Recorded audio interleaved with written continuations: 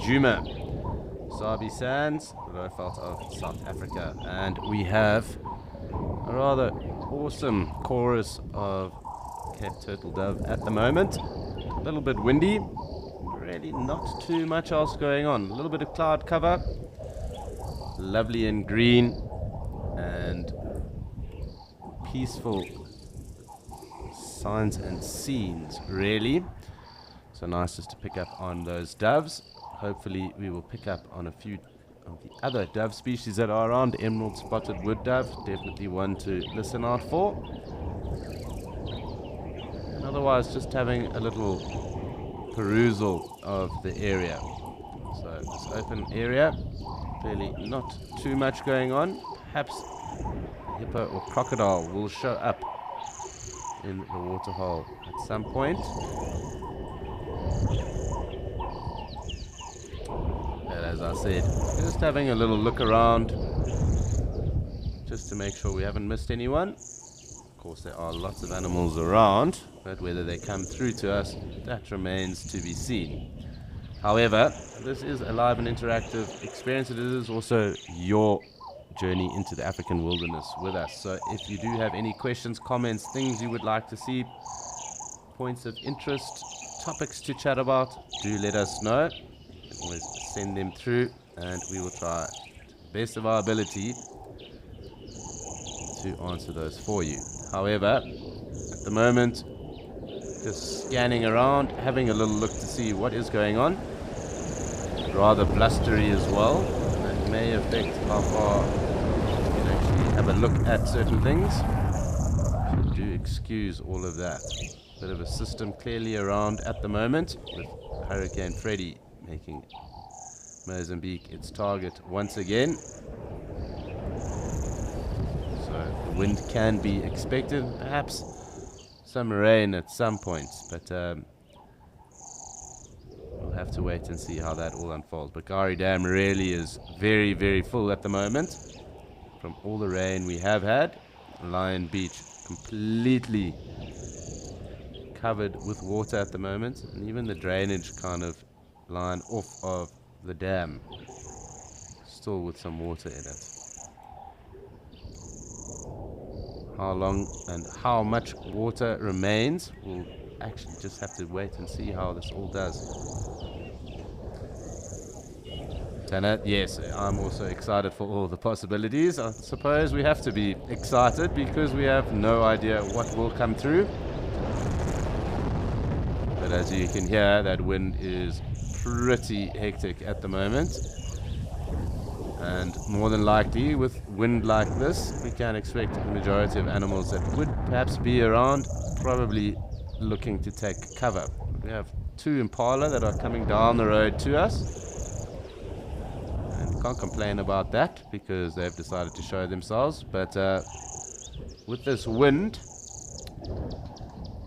they will probably move off and kind of shelter if they can. But at least we do have two impala and these two young rams.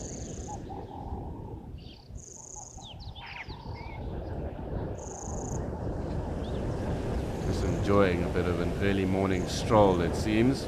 It is quite windy, so do excuse the camera shake through all of this wind that has come through. But these two rams, definitely the focus for now, and we'll make sure that we do find anything else that is in the area.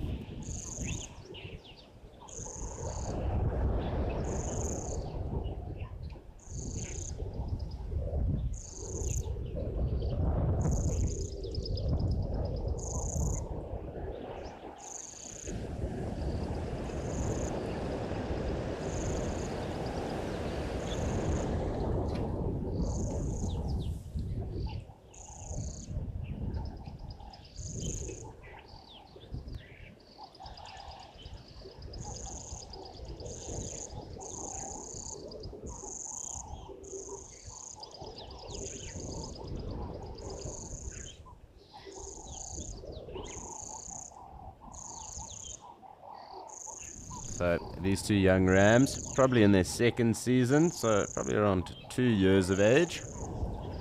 a little way off before they may start to compete in the annual rut. That'll probably start in the next 3 months or so.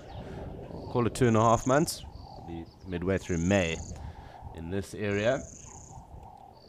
But these two young rams will only be jostling between themselves for that.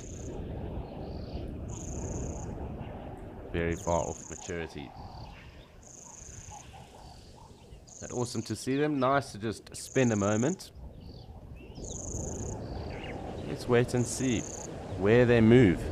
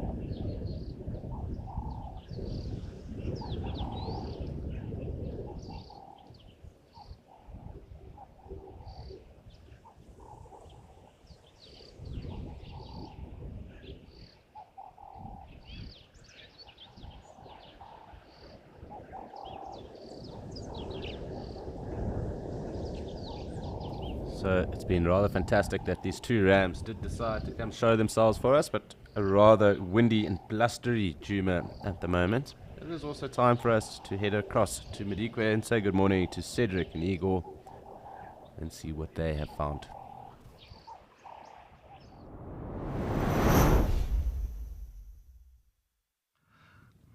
Yes, well, thanks for joining us on our escape to nature as we are sitting here at Atlo Dam. As you can see, this one elephant with his trunk, it's just lazing around this pan. Look at that. What a morning for this elephant, just enjoying this water here. He doesn't even have to do much. He's like, now that's what I call that's what I call a perfect morning for an elephant, lying down next to a waterhole, stretching and reaching into the little pan there, a little bit of water that's situated there, and trying to grab and drink some. Now, the little one behind him is also causing a little bit of, I'm going to say, excitement now and again. Oh, he's also going to go lie down now. Oh my word, they're all enjoying a bit of a lie down here. We'll see what he's going to do. Maybe put his trunk over the other one. Let's see. Oh, that is so sweet. Almost reminds me of lions when they do lie down. There's always that contact between one another. So that is very, very sweet and all that.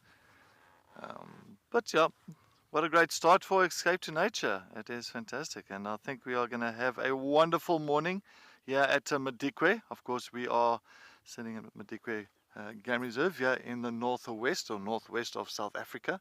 But yes, I think we are going to have a fantastic. The weather is perfect as well this morning. But anyway, good morning, everybody. My name is Cedric Dold, and behind the camera, we've got Igor.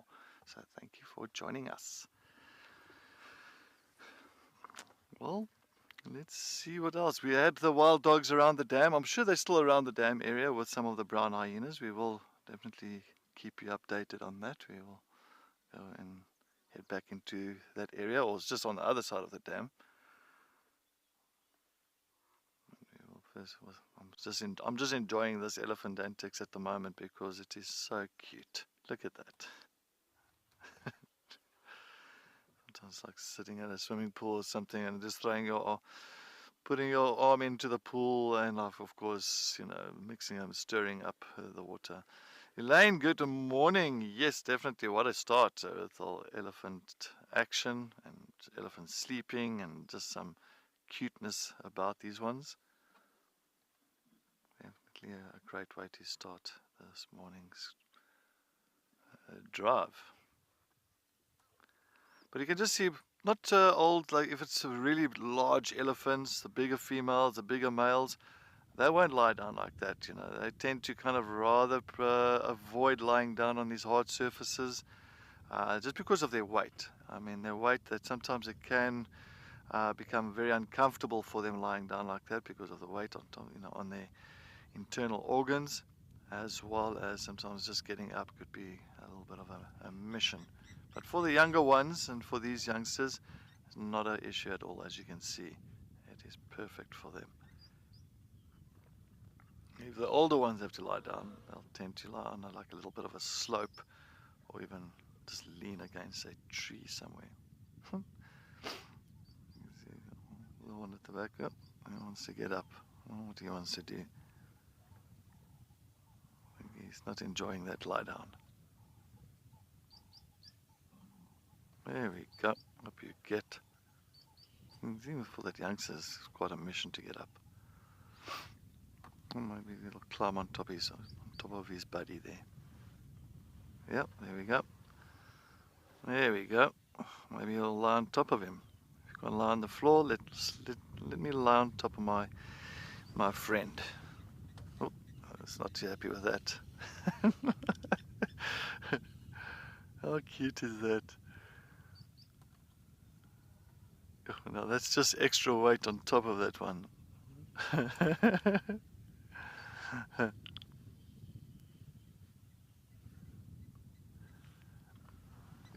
So actually, to go with Sandra's question there again, I just heard something about calves.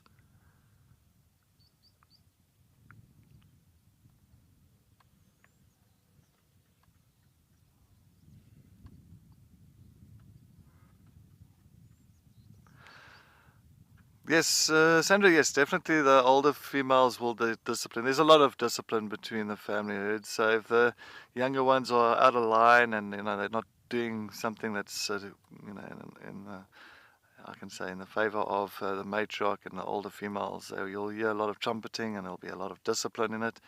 So yes, definitely. And that's what I love about elephants. It's a lot of that, like a learning curve behind the youngsters, you know, from the older ones, and getting taught how to behave and what is right and what is wrong.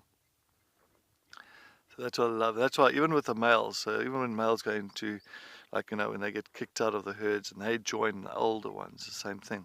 So just kind of learn on how to do things once they start getting older. Look at that little one. It's so sweet. Maybe like a few months old maybe.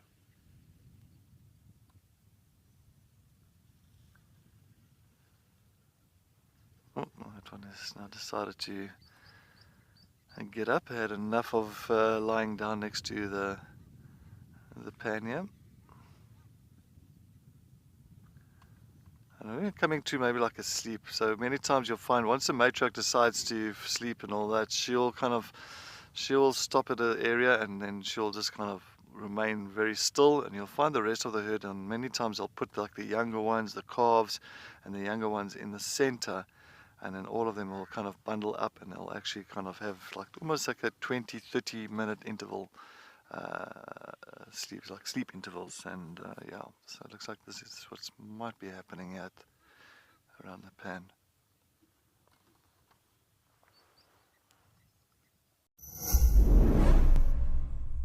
We hope that when you watch Wild Earth, you will fall in love with nature. We know that our explorers share a passion for nature and want to make a difference. Wild Earth Schools is back. Sign up to be an explorer, and your subscription will help us reach the future conservationists of our planet. Invest in something that truly matters, encouraging children to care for our beautiful wild Earth. Wild Earth Explorers, make a difference.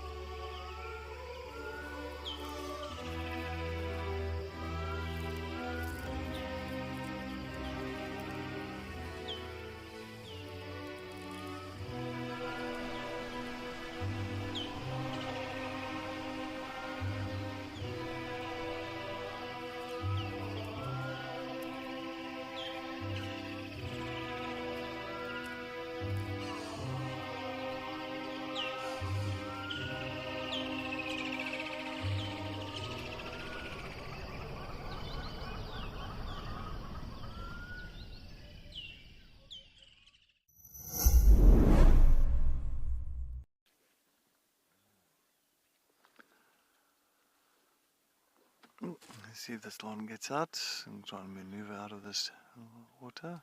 Come on, you can do it. That's it. On the knees.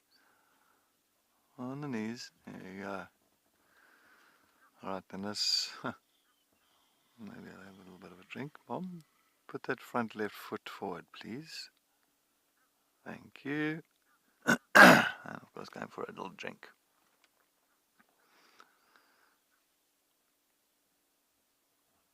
And females are so patient with these youngsters. Really incredible. Oh, it's not happy with that one. Maybe I'll try go the other side. Let's try that one.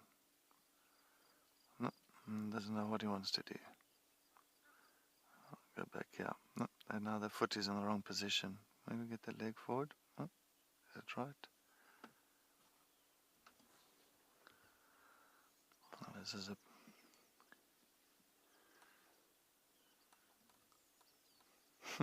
almost looks like he's got a little smile on his face. He's very happy.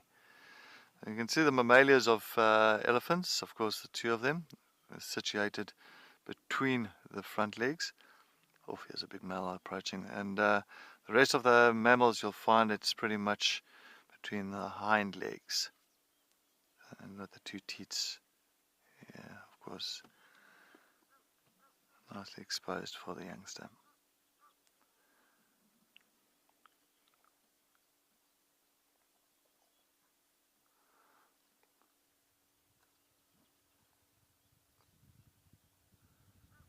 You see a big male now coming.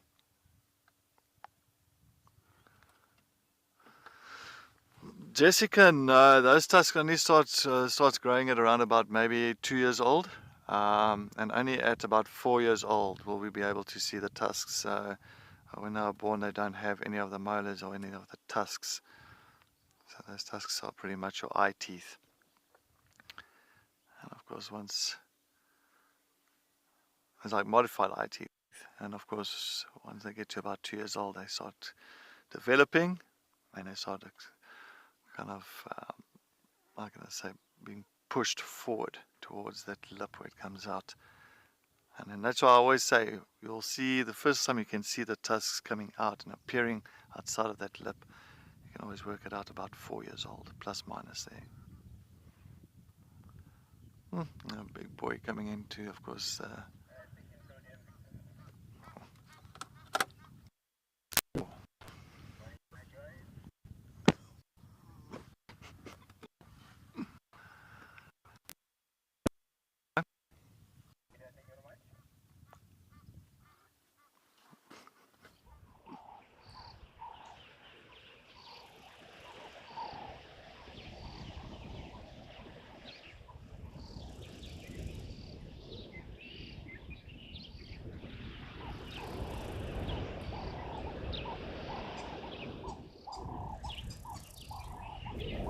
We are back in Djuma, and we will be back with Cedric and the Eddies momentarily. However, still windy, and we still have our Impala Ram, one of them that has hung around for us, at least for the moment.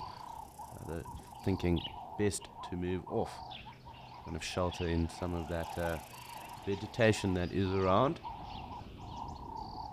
But is right here, actually. You can just see its tail. I'm going to just move on to the two of them.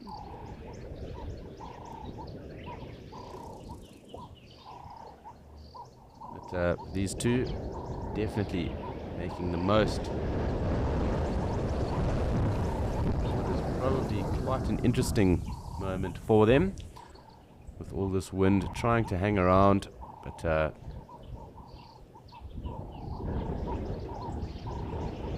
I would think that getting into some form of camouflage or vegetation, hiding away from the wind, is probably a good idea, just because the wind will also mask a number of other things, so perhaps smell, perhaps the sound of other predators that may be around. and may obstruct them. So hanging in a darker place, looking into or onto an open area probably suit them best. But who knows? We'll just have to wait and see. We'll probably just have to watch them, see what they get up to. They have kind of stuck towards this kind of green belt that is here off the open area at Gari Dam. So just interesting to watch. As I said, very windy, so do excuse the camera shakes. Is exactly what will be happening with it blowing around like this. However, these two impalas quite happy to ruminate and enjoying a very peaceful Monday morning.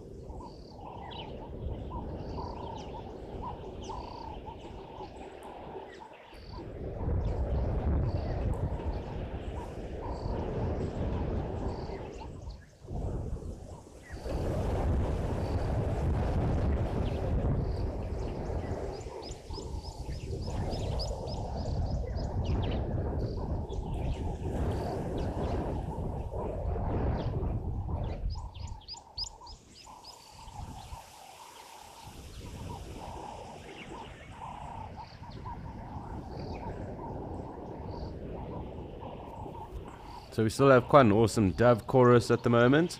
There's Cape Turtle doves, green Cameroptera as well. Definitely Birchall starlings about, and just waiting to hear what else may be around at these two impala. Definitely enjoying a rather relaxing start to Monday morning.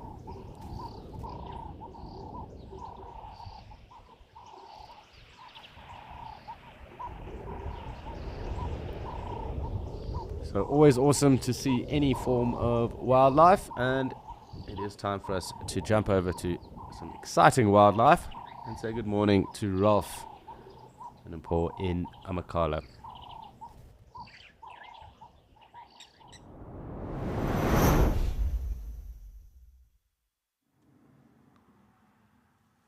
Thank you, Alex. Hello, good morning and welcome to Escape to Nature. We're coming to you live from the Amakhala Game Reserve down in the Eastern Cape, not too far from where Nick is on Keriga.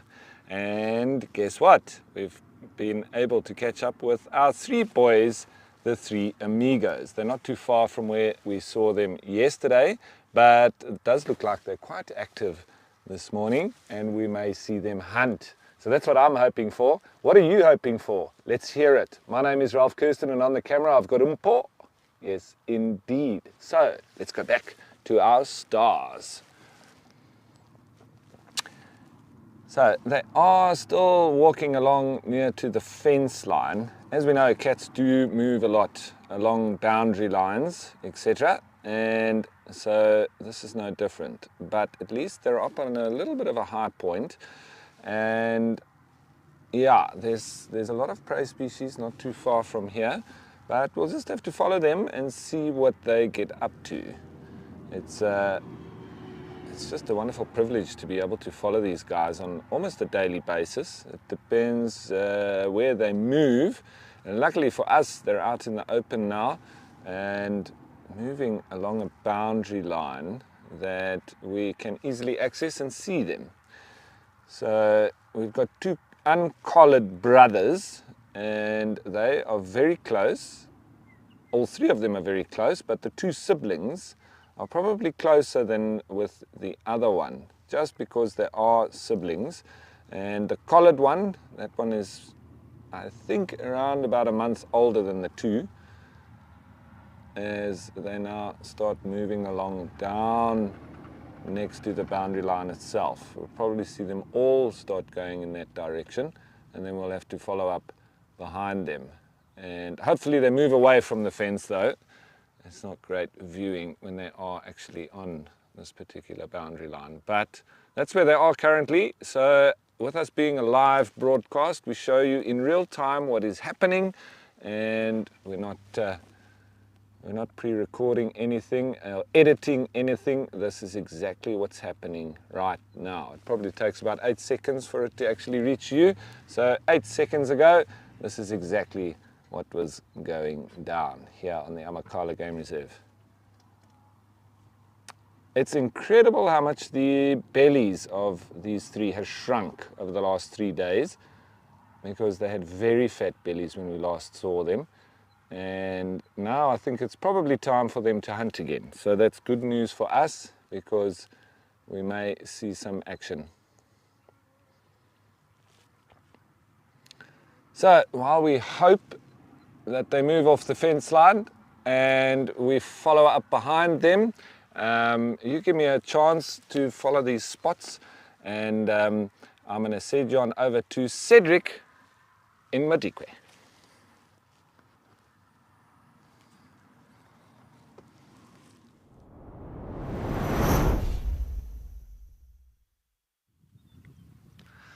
Yeah, it looks like this this elephant bull is just pushing his way into this area. Of course, what he's trying to go for now there is a part of this clean borehole water that's coming out from where that rock is in front of him. So that's what pretty much fills this pan or this dam. And of course, elephants love clean water. That is, they are a sucker to clean water. So of course you can see all of their trunks are going into that little section, exactly where the pipe is. And of course this male is trying to boss himself into that position where he can at least get his trunk there. But it looks like all these youngsters are next to him and around him. He's taking an opportunity before he even can get to it.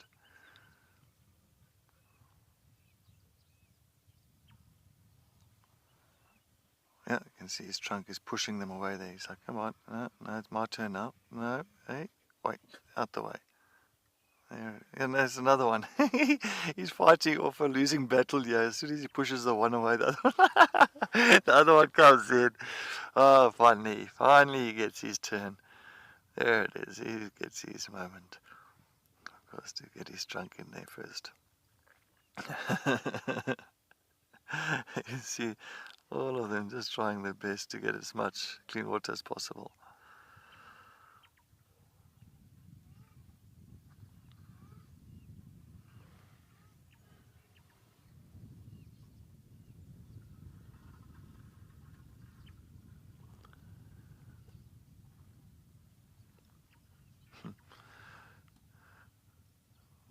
Yeah, no, it's quite, I think elephants are always so entertaining. You can really watch them day in and day out, and just to see exactly what they're up to, especially the younger ones.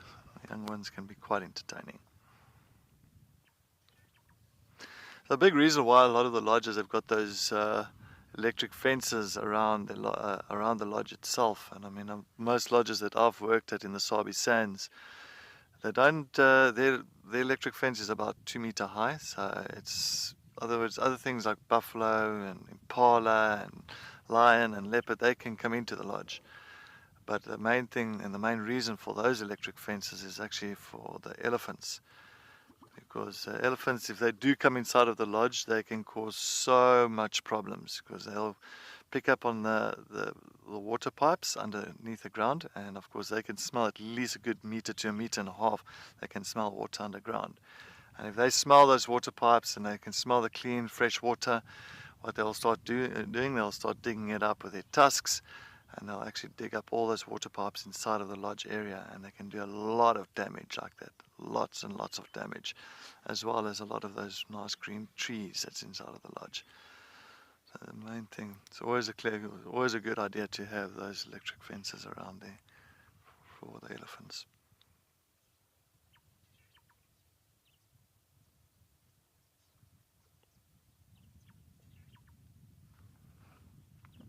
And the two young males are trying. The one's trying his luck there. The other one's not allowing him. Nope. So, nope.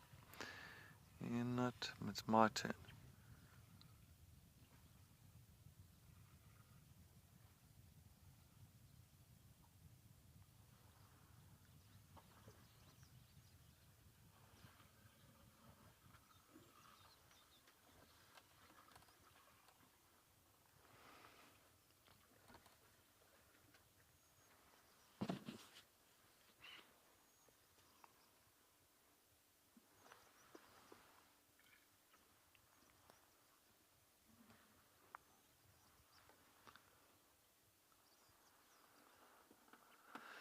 Well, most of the other herd has disappeared as soon as this big male came into frame.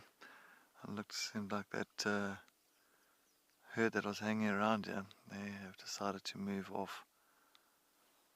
I think they don't want to get pestered by males around this area.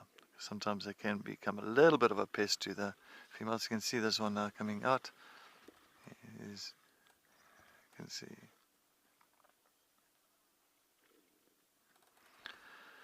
Marissa, yes, Marissa, I've actually had quite a few encounters with elephants, especially on foot, on bushwalks, and on tracking animals. I've had numerous, and I said not even that. Even some of the lodges we used to do things called bush clearing and bush packing, and just maintenance on the roads of the lodges. And sometimes during the daytime, like now, we would be doing it, and next moment, of course, we're out the vehicle, trying to clear, the branches from the roads, and sometimes we go, we bump into elephants on foot, and that's not once, it's many a time. Oh, there's more elephants coming behind us now. With a little one, oh, he has all floppy ears. This little one is, we saw him the other day. He's got 2 floppy ears. You'll see him now. He's going to come into frame now. They're all making their way towards the pan. Oh, look at that. Of course, something to do with his cartilage in the ears, of course. Definitely not properly developed cartilage in the ears, and you'll see him now. There he is. He is so cute with those floppy ears. You can see there's definitely no cartilage there. It's definitely missing. So it is just flopping around. Because this male elephant is not allowing anyone to come and drink. The female wants to come and drink, but it's like, nope. Oh, here comes one tusker, didn't we? I think we saw this one tusker. I think it might be the same one. No, he's going to move on. Let's see what he does. Another male coming in. Oh, he's going to maybe chase this other male around.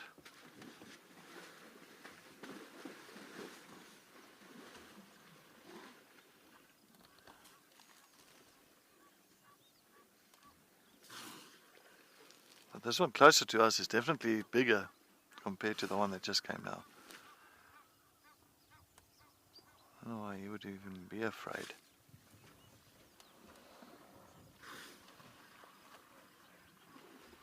It's almost like a pecking order that happens here at these water pipes.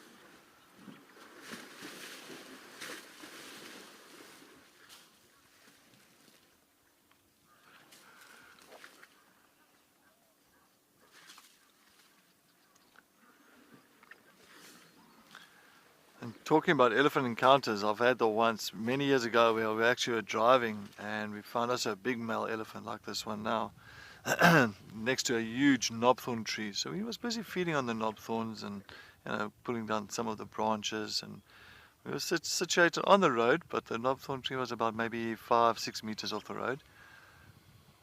And of course the male decided to go on the other side of the tree, and just by some chance he just pushed that tree directly towards the vehicle. And of course my tracker, it just told me to reverse like suddenly. So I reversed and that tree fell practically maybe about 2 meters in front of my tracker. So yeah, that was a very close encounter with a tree. These two elephants are not friendly with each other. This one doesn't want him around. The one on the right is smaller.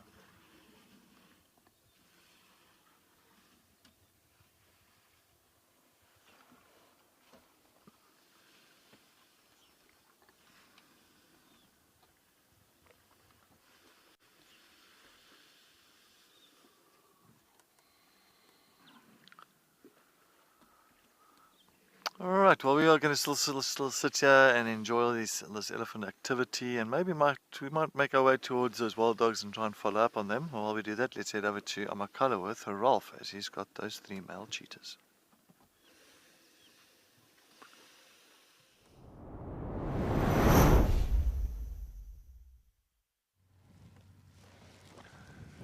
Well, our 3 guys have just walked off the fence line, and they've gone under a little sweet thorn, a very small one.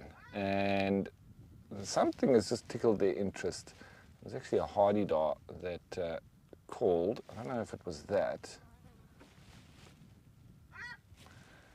but definitely something off to the west that they've taken interest in. I'm just wondering today, because it's going to be pretty hot today, we do know that it's going to head into the 30s. This shade that they're under isn't going to last long as that sun gets up. So they may move to look for better shade, which will probably be in the thicket, which will be moving a little bit further to the south from where we are. But anyway, for now, we've got a lovely view on them, and it's just a perfect pose, especially when all 3 of them are sitting up like that and focusing on something off in the distance.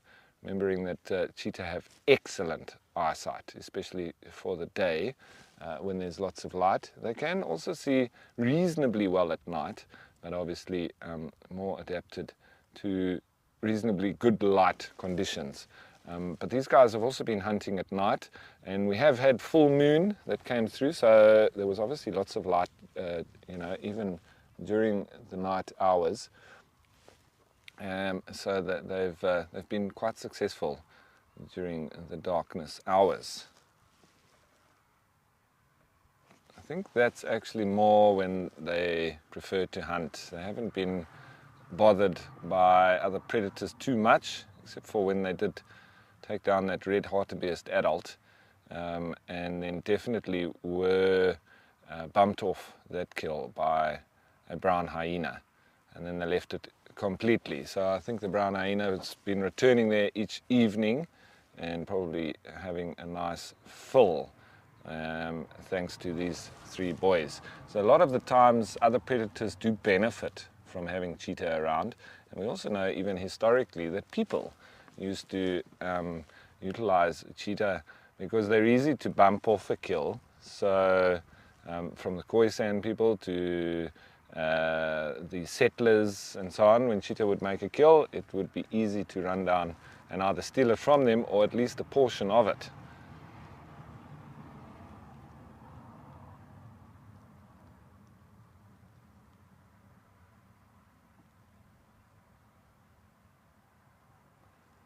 Ingwe Nkala, the crying leopard. It's a lovely name. I really like that reference from the isiXhosa people, the way that they call a cheetah. Reference to those lovely black marks coming down from the eyes.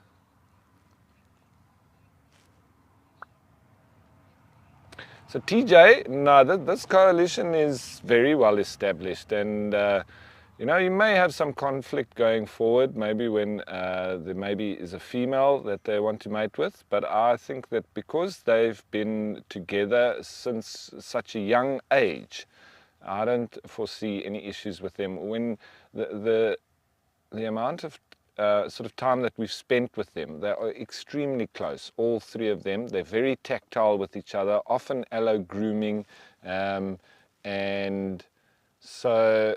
they play a lot, and it all just reestablishes that bond.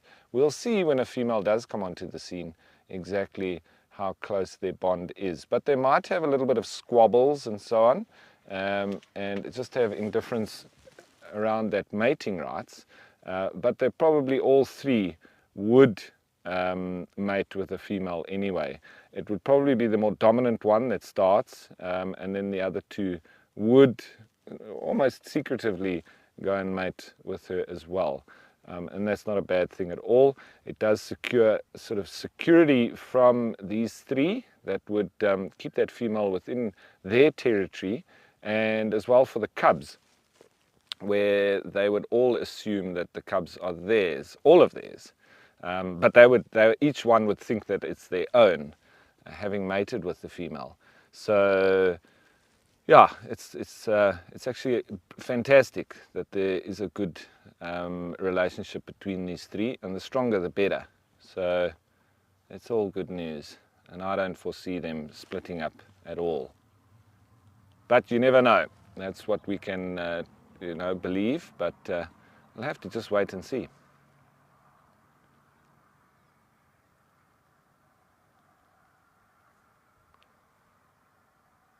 And it's just lovely to be able to follow them on their daily activities, their movements, and experience with them. They're a little bit of a window into their lives.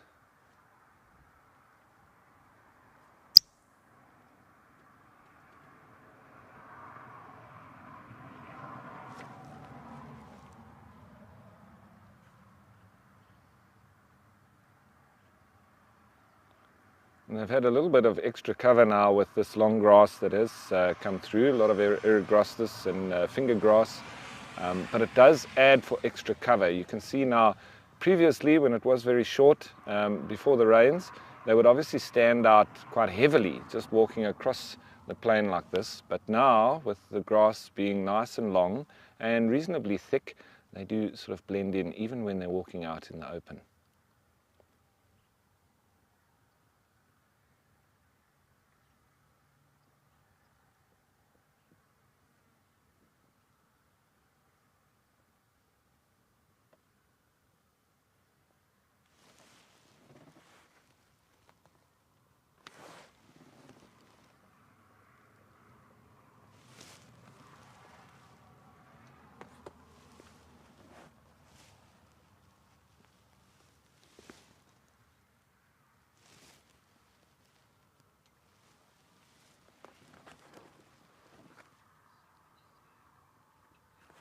So Joy, they do absolutely walk with a lot of swag.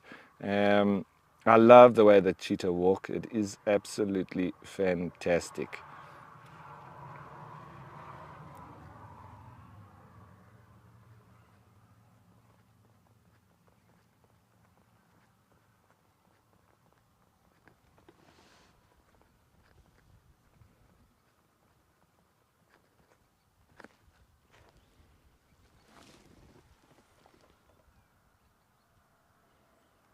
Just going down on there, patrolling.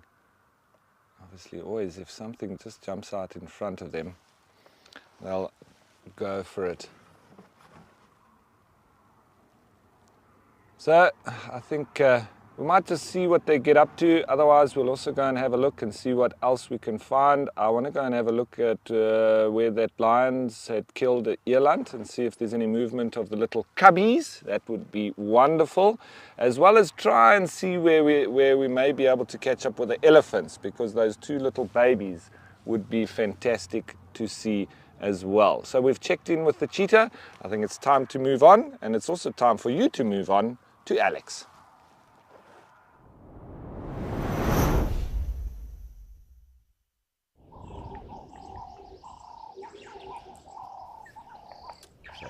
Back again with our impala here in Djuma. Still very windy, but these two have decided to hang about for us, so no complaints with that. Nice to just watch them go about their morning. A little bit of ruminating, a little bit of grazing going on right now, but otherwise rather peaceful scenes. And who can complain with that on a Monday morning? Still the dove chorus going on, and the Birchall starlings coming out as well. So with the wind, probably less bird vocalizations than could be expected at this time of the day, just because conservation of energy is obviously a high priority. And why try and make yourself heard if the wind is only going to muffle that sound? So probably a little bit of foraging, perhaps also a little bit of sheltering away from all of this wind. But for now, these two impala rams, although young, are very much enjoying a rather peaceful morning start.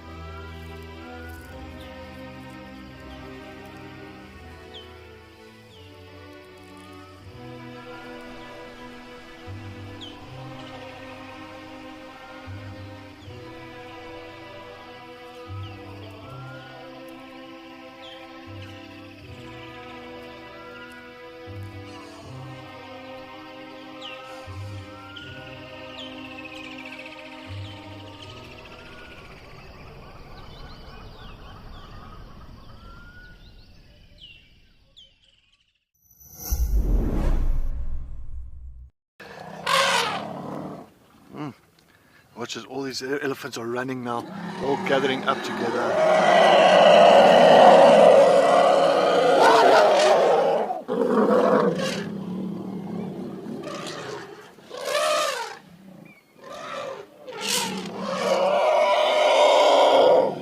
Wow.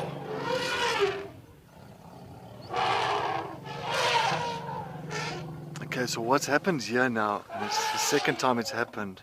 What's happened here is as soon as the wild dogs are on the other side there under a bush, and the wild dogs were making that typical wild dog noise, that high squealing between one another, of course the communication between wild dogs.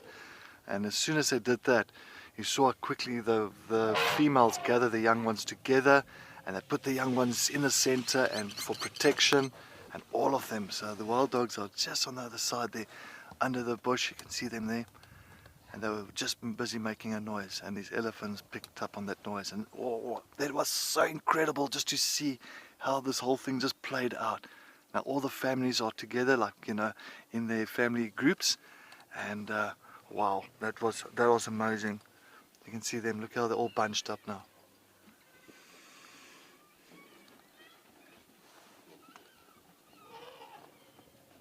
And you can still hear the wild dogs. You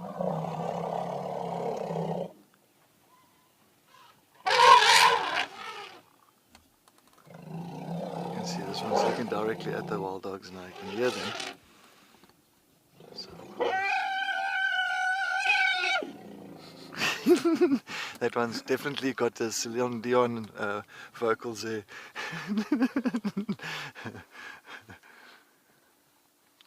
That was incredible. Watch how they all keep still now. Watch it. They're not moving. None of them are moving. What they're doing now, they're just listening. Watch that. They're not moving. It looks like it's a freeze frame. But we're not. It is still live.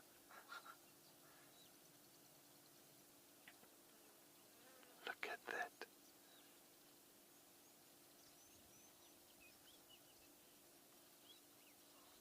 So what they're busy doing now, they're just kind of working out exactly any other audio from those wild dogs. They're working out that, of course, communications between each other. And of course you got this one male still just drinking.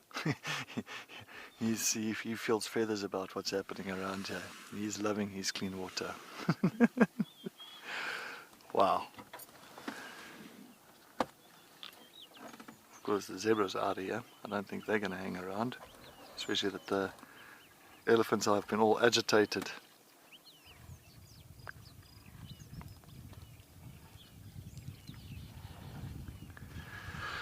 Terry, yes, it is incredible, just the rumbling and the trumpeting and everything, and it's just, and what's more incredible about it is how quickly they gather into their family herds, into their groups, like a roll call.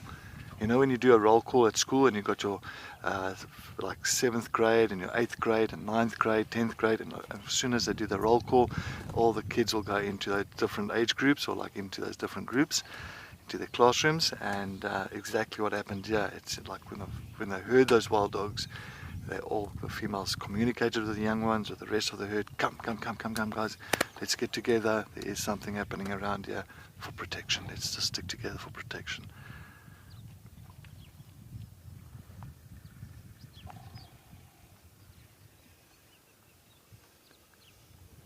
That's why I love elephants so much. It's just that bond, just that family unit, it's that family connection. It's so high.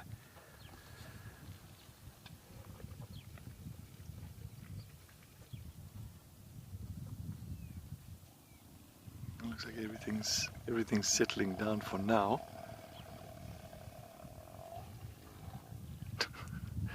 Everything's settling down for now. Looks like they're all just going for, of course, now their drink.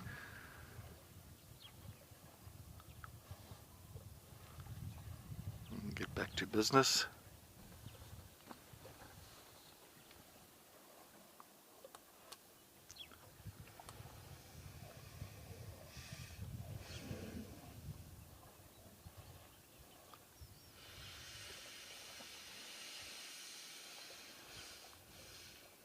And they don't feel threatened by the wild dogs. It's just, you know, they're just for safety reasons for that youngsters, just to kind of let them feel secure when those things do happen, or when like lions call or the wild dogs are like kind of doing that high-pitched vocals of theirs. It's just to kind of make sure that the young calves in those family herds are feeling nice and secure, and that they stick together as a unit. Fortunately though, we can't see the wild dogs now again. They just went under the bush, so. And I'm just a little bit afraid getting onto the dam wall to where those wild dogs are, because with all this elephant activity now around Clode Dam, I don't want to be put in a position where I do not have an escape area if anything does go down. So I'm just, where we situated now is definitely the best spot.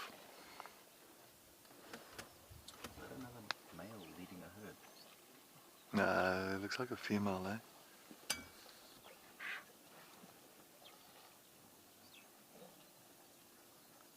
And it was strange, the other day we saw a male leading a herd. It was very interesting. And that's a female. You can see her big teats. A nice big girl. Oh, look at this herd coming past us here on the left, Igor. Once again, Clode Dam is living up to its name. So Clo means elephant in the local language here in this area. And I wonder why they called it Clode Dam. Now we know.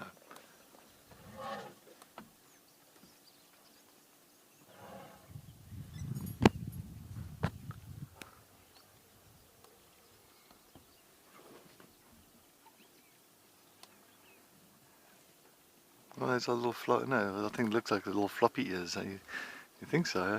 Yeah, there you go. Which one? It is, yeah. Yeah, it is. The little one beyond mom. Yeah, it is a little floppy ears. So we call it floppy ears because there's a little one that's going to be in this herd that's following mom. It looks like maybe the matriarch's calf. And that little calf has got no cartilage in its ears, both ears. So it's got like these little floppy ears. Oh, trunk is itchy. It looks very cute. And we were trying to think of a character, like one of the characters of, I don't know, like one of the characters of a cartoon. And then, of course, I thought, asking Igor, I was like, it reminds me of something. And Igor says, yeah, like, you know, like Dumbo.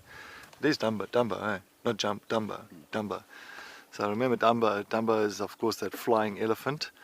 And I'm sure he had floppy ears, and just before he could fly, his ears would like kind of straighten out and he would take off.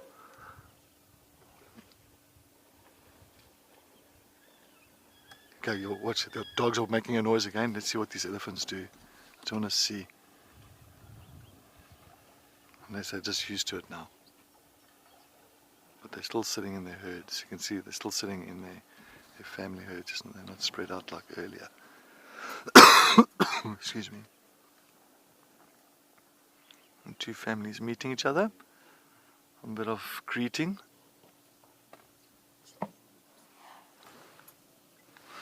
Oh, we can actually see the dogs now, the wild dogs. Alright, let's see if we can take a look at them. There's a big elephant that's also approaching us. He's not happy. You can see he's like, okay. And he's coming towards us with... Don't worry, we're just sitting here, my boy. We're just sitting here.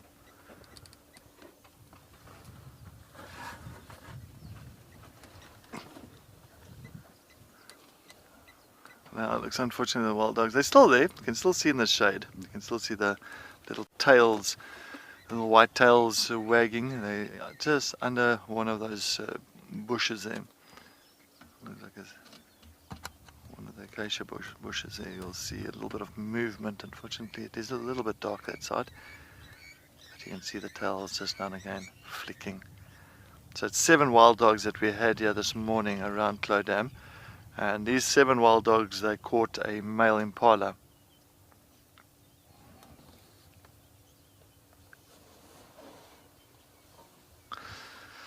Faith, yes, definitely. The sighting is just a gift that keeps giving. I think Faith, Clodagh to me has been my, well, I can say my go-to place. I mean, it's the place of elephants, the place of wild dogs. Brown hyenas this morning. Brown hyenas taking the kill from the wild dogs. 2 brown hyenas were fighting over the kill, actually, and it was fantastic. So everything at Clodagh this morning. So yes, definitely it's a place where if you just want to sit at a dam and enjoy sightings, this is the place to come to.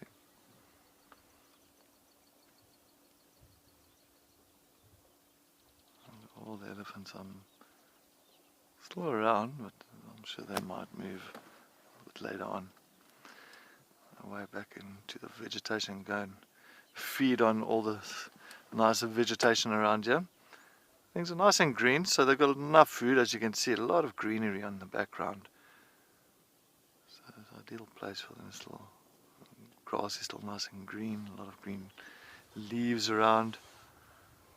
They definitely don't have a lack of food.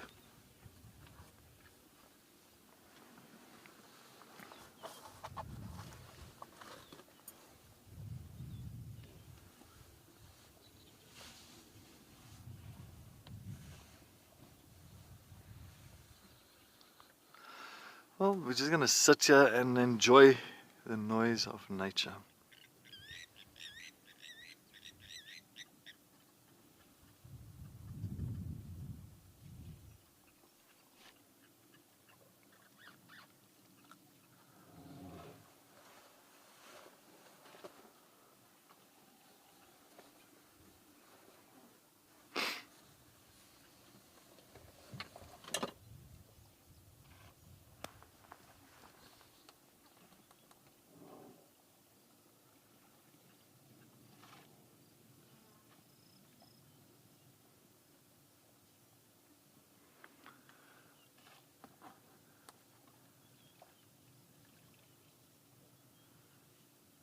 almost like a gathering of elephants down this one side, all together, maybe 2 or 3 different families here now.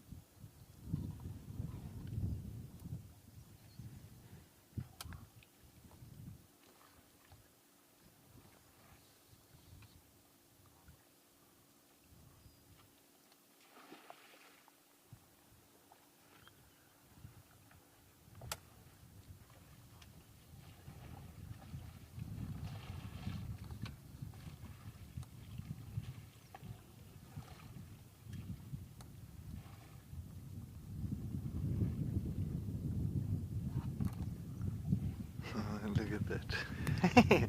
You can see he's put his entire face in the water. And half his face is just wet. Oh, how sweet.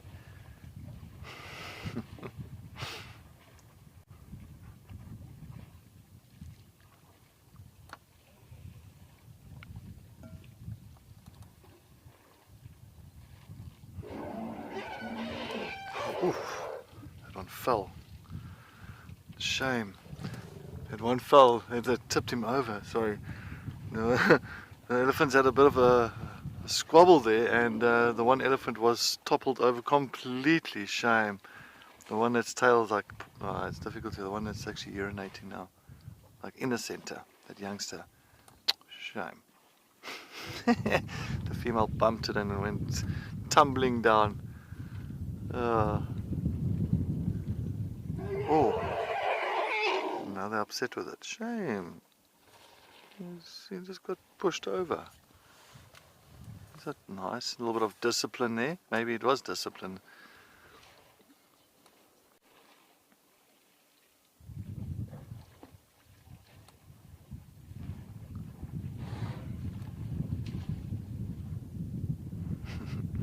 And that one is enjoying. These little ones are enjoying the sand. They're enjoying it so much. It's easy for the youngsters like that size just to kind of lie down and actually roll around and lie on the side and, you know, do what they need to do. Compared to the older ones, of course, the body is just too big. So it's nice for these youngsters to just flop over and play around in the sand.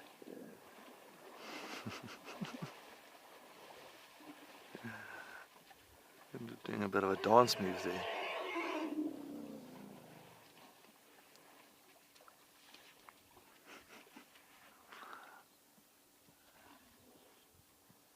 Alright, now you're photobobbing. Come on, move on. Where's he looking at the youngster?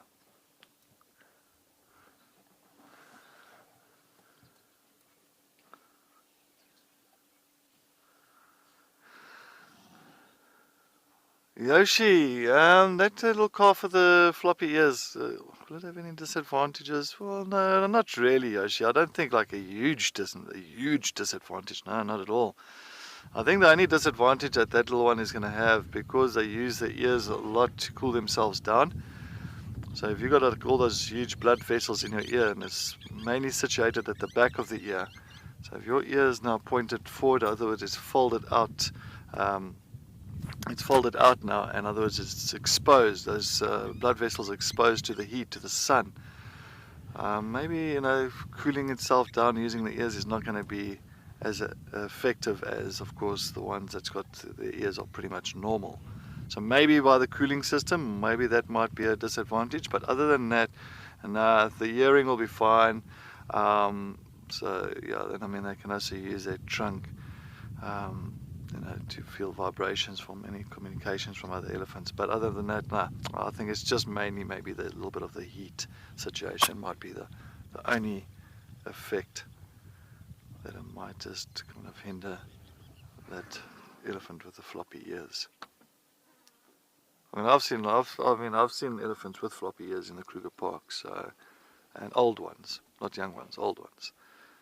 and it was not like injuries that's just recently happened. It looks like it was one of those situations where they were also born that way. And one, you enjoyed that one. You enjoyed your dust bath. Enjoyed your little bit of shake and bake there on the sand.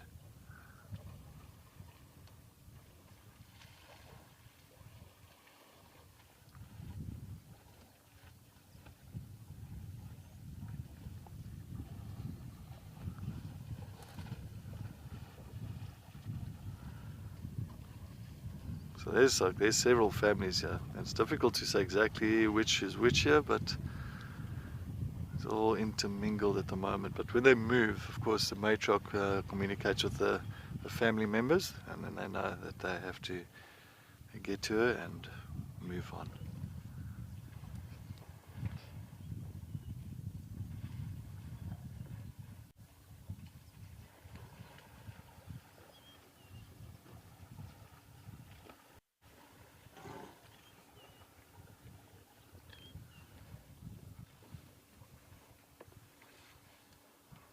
Watching this male to the left, I'll give you an eye here.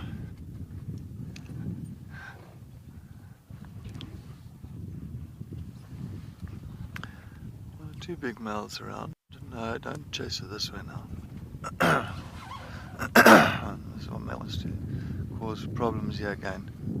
And this is one of the one tusk. Looks like he's always like in charge of the waterhole. He's the one that's pushing all the other males around. And other males. Hello. Yes. What is he doing? Sorry about the pole. I do apologize. We do have a sunroof on.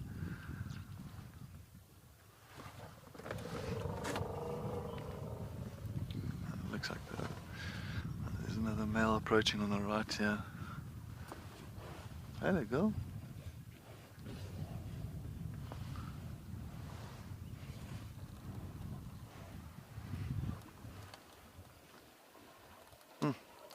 And he's in must, eh?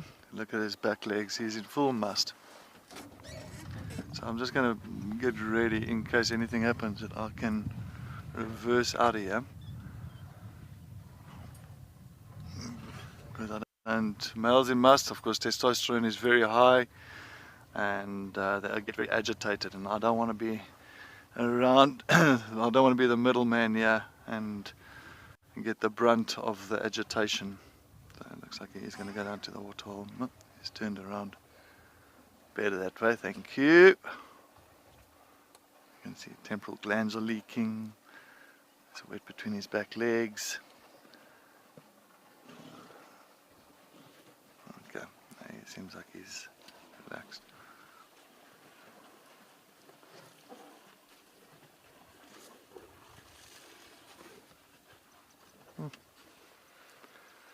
Well, we are surrounded, so I guess we can't go anywhere.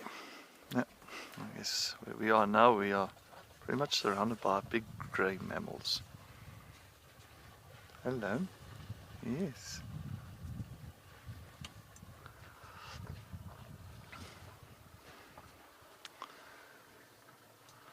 Darcy Miller, floppy ears is adorable. I fully agree. The floppy ears is like the cutest little one out of them. I'm trying to look for floppy ears again. Yeah, I think he's down that side, but yeah, he's still around. We'll try and get him just now back into frame, Darcy Miller. I think I fully agree with you. And what a sighting! Sorry, I'm going to get my head out the way there. Look at them, all lined up here in front of us. I'm just watching this guy. Sorry, I just want to keep an eye on that male. That's that guy there. So he's the one that's in must, and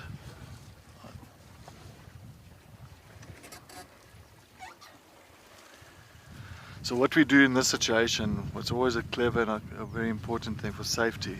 If anything happens, my foot is on the clutch, on first gear, I just have to turn the key and I'm off.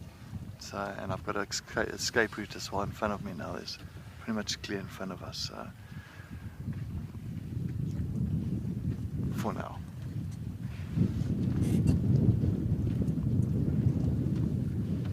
Okay.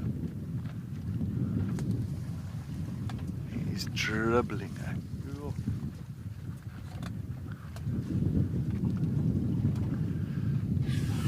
from home. We can't go anywhere now. Just stay still. Just stay still. He's right behind the vehicle.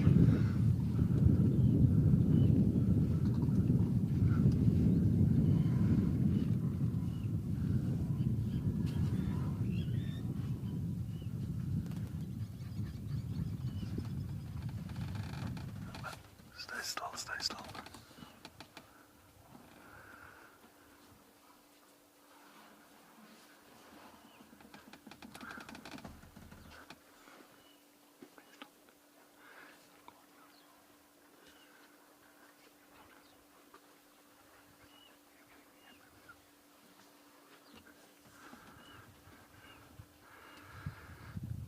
Yeah, I think we're fine for now. I'm not going to say too much now. He's turning towards the vehicle.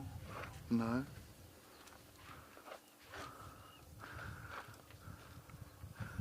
Stay away from us, please, my boy. We're not doing anything to you. I'm not doing anything to you.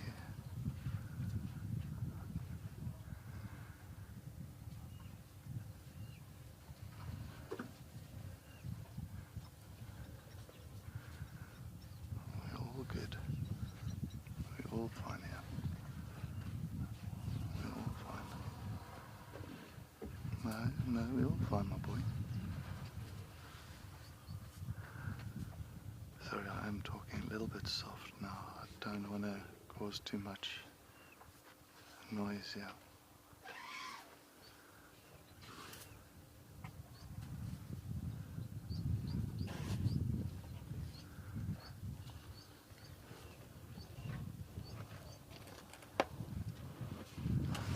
Okay, maybe taxi.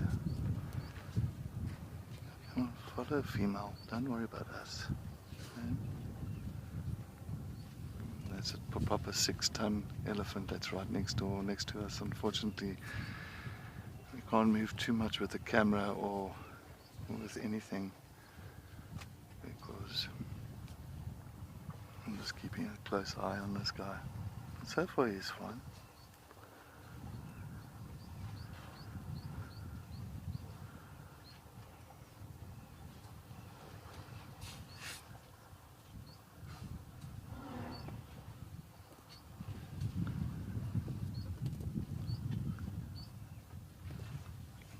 Putting his trunk on the ground, just listening out for other elephants.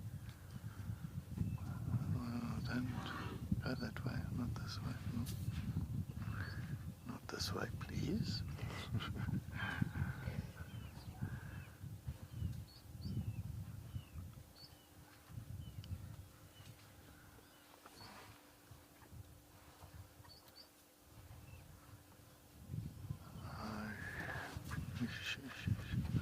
Come on, go behind us. Come on, go past, go past, go past, go past.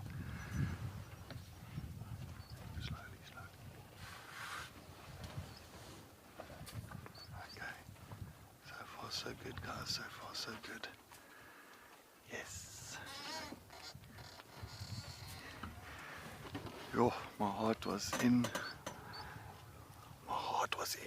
my throat. Like, it just shows you I've been doing this for so long, and no matter how long you do this for, it's still nerve-wracking. You gotta just keep it. Even eagles like yeah, but you just have to that's the main thing, just to remain silent and just be very still at what you do. I think like a double, actually quadruple shot of espresso will be an ideal thing now to calm the nerves down.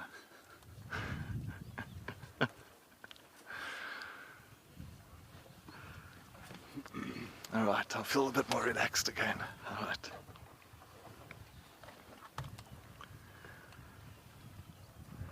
Martin, yes, definitely. That was like, it was right next to us. I mean, it's a big Malian mast, and you've got all these females that's on the other side of us. We're like surrounded. So where do you go?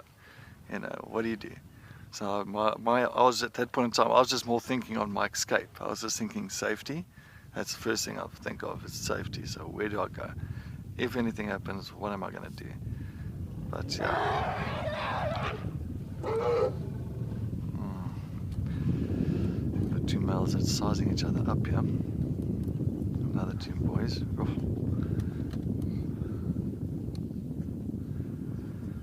So if you ever come to South Africa, if you ever want to look at elephant behavior and interaction, come to Madikwe, come to Clodam, and you will see all sorts. Got a young one that's busy shouting there in the back end.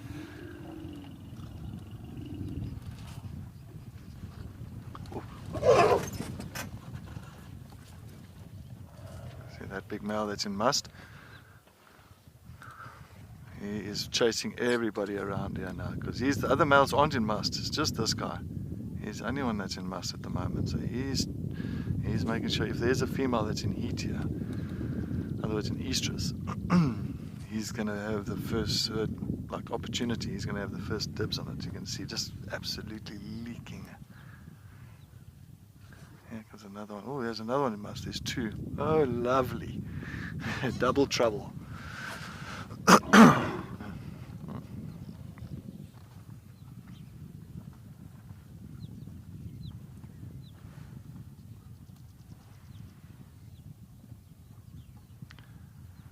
Looks like they're going to take their argument into the bushes. That's a good thing.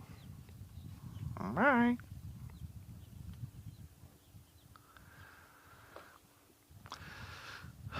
Helena, yes, I've had that many a time with guests as well, like with elephants coming up to the vehicle. You can imagine being a guest, that it's your first time that you're in Africa, your first time that you see an elephant like live next to you, you smell it, you kind of practically almost can touch it.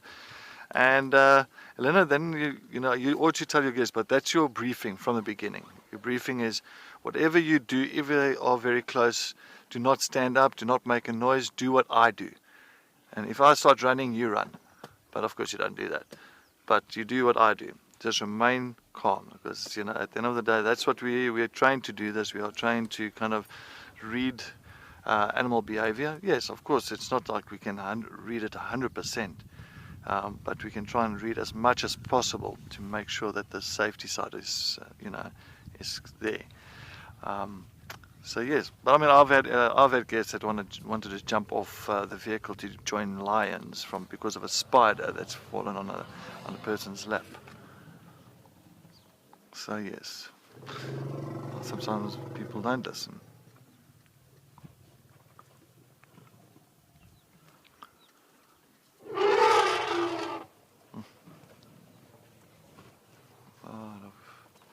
Communication between herds at the moment. I think these males have just kind of upset a few of these females here. It's like they want to...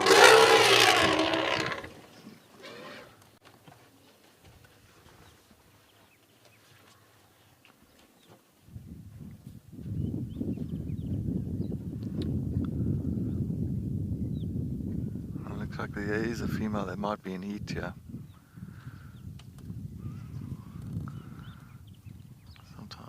Just turning to like a pinkish color between her legs. So that's one of the indications of a female that might be in estrus.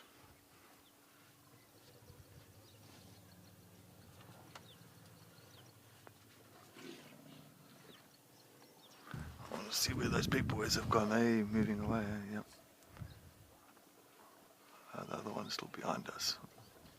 The big one is still behind us. You can't see it. That's fine.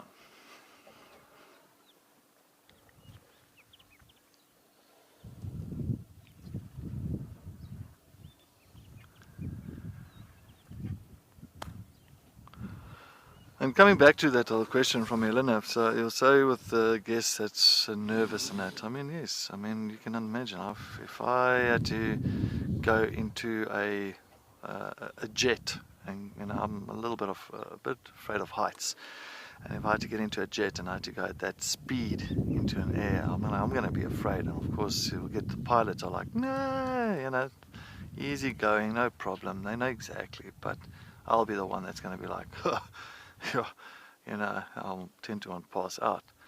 And I mean, I've had guests like that as well, yeah, on my vehicle, practically almost, you know, in tears, almost like not passing out, but like in tears because of nerves.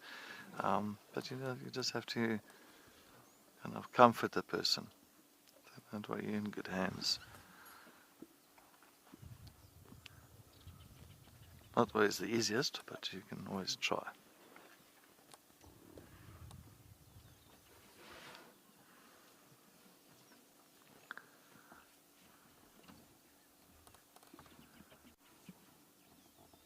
That little one, he just wants to play with mom's trunk. He's like, oh, cute. Like one day, mom, I'm going to be just as big as that male. One day.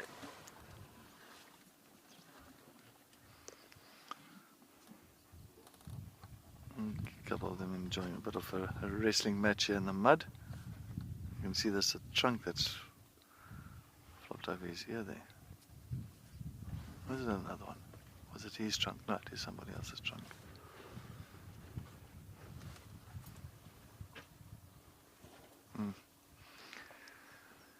Yeah, they can, yeah.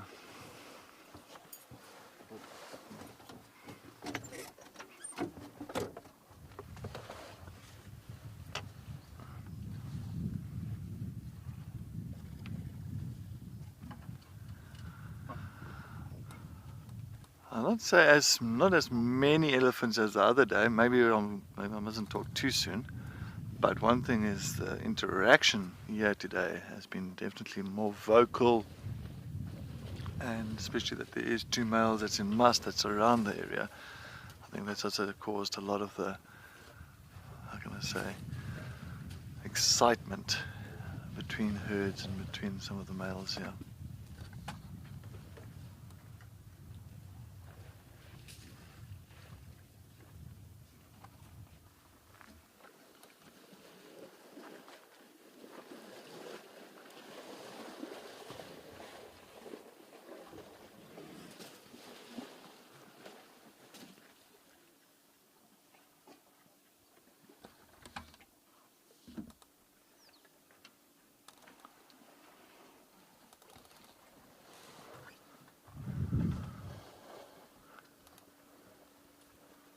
See that one male is just pushing the other one again away. So the one with those big white tusks is that one that came next to us now. So because he's still making sure that no other males is coming close to any of the females here.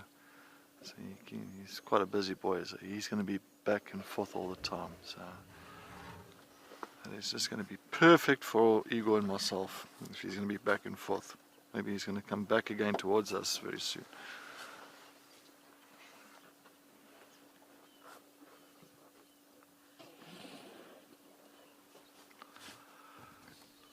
Aaron, there's different herds here. I mean, some of the herds have been here and they've already left. Some have come here. They're just, you know, resting a little bit all together, just having a little bit of a, almost I can say, a quick nap with, you know, not moving away too far from the water areas. So yes, they'll they'll stick around for half an hour, and not do too much. This is like kind of their resting time, drink and rest now. That's why you'll see some of the herds will just stand and do nothing, flapping the ears and maybe just using the trunk and swaying the trunks from side to side, but doing other than that nothing else. And that's a typical kind of time when elephants will come for a bit of a break and a bit of a rest.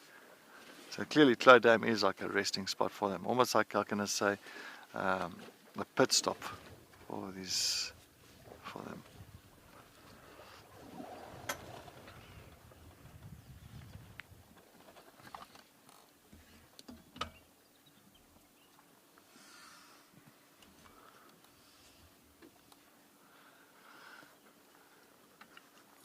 A bit of greeting between like 2 females there.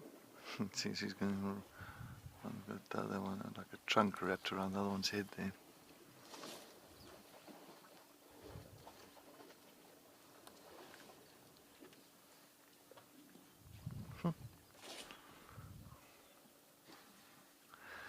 And this big male that you see there is also in a mouse. You can see between his back legs. That's very wet. Temporal glands is leaking.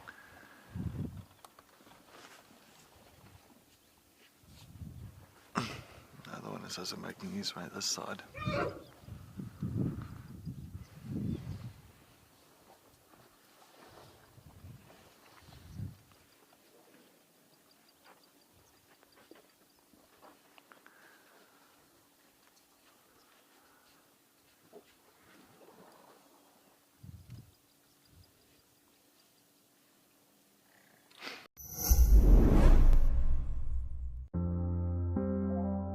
In a world full of upheaval, we all need a quiet and safe place. A place where anxiety and stress don't exist. A place where life carries on. Slip away into a brand new show exclusively on Wild Earth. Just nature.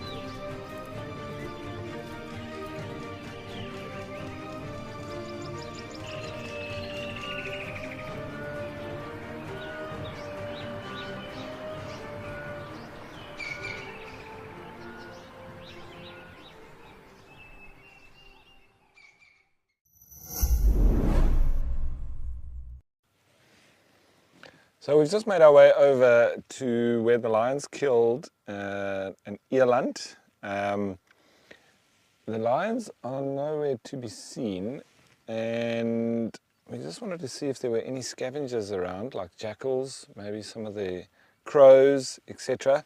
And there's nothing much happening for now. I can hear some crows around, they're calling, so there are a few in the vicinity, but none feeding on the carcass for now. And there was the question yesterday about when a carcass like this would start to smell, and it has begun. So we've had a bit of wafting. It's not completely rotten, but we can start to smell that it's heading that way. It's kind of like when you've had meat in the fridge for a little bit long, and then you open the fridge and you start to get a little bit of a funky smell. So that funky smell has begun on this carcass, and today it is very hot. It's already in the 30s. So I think that from today onwards, it's going to just get stronger and stronger. And there are some organs left there, mainly the stomach, I think. So everything that is now left on this carcass is going to start rotting, and today it's going to be accelerated because of the heat. So yes, if anybody's watching from yesterday that asked those questions, I can confirm that indeed the smell has definitely turned from a nice butcher's smell yesterday, fresh meat, into not so fresh meat anymore. And if we come back here tomorrow, I'm pretty sure it's going to be pretty vile.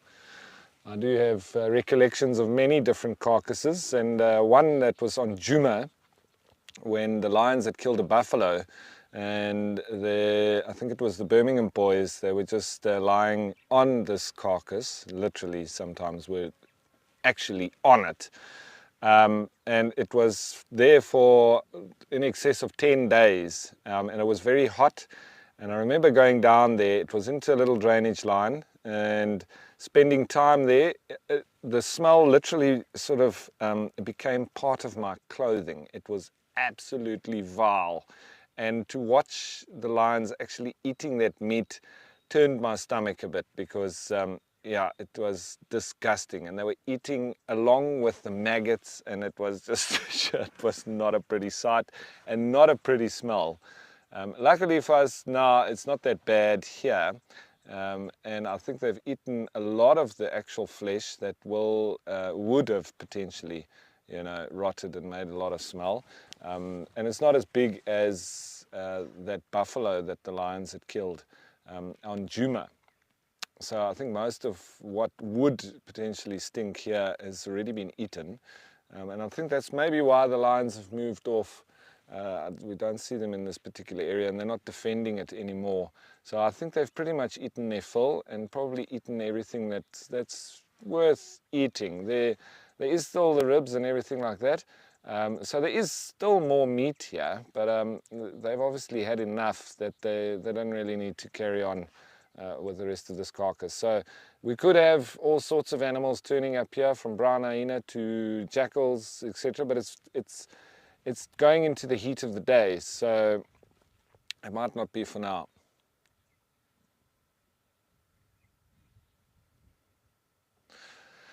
Oliver, thanks for your question.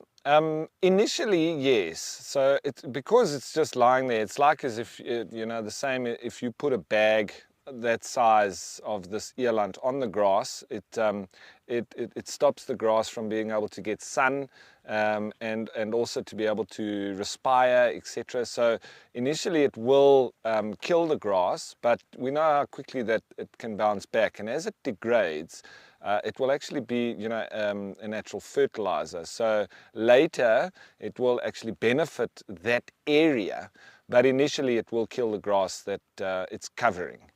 So a little bit of a short-term problem, but a long-term gain for that particular area, because it will become part of the soil. The microorganisms will start degrading it as well. It's a process that, you know, there's been a lot of time lapses with cameras put onto carcasses like this. And initially it's all the big, you know, the mammals and so on that will feed on it. Then the birds come down and feed on it. And then later, when it's just the skin and the bones left, and little bits of meat, you'll find that you will have all sorts of insects and microorganisms that start to feed on it. And eventually it all sort of disappears.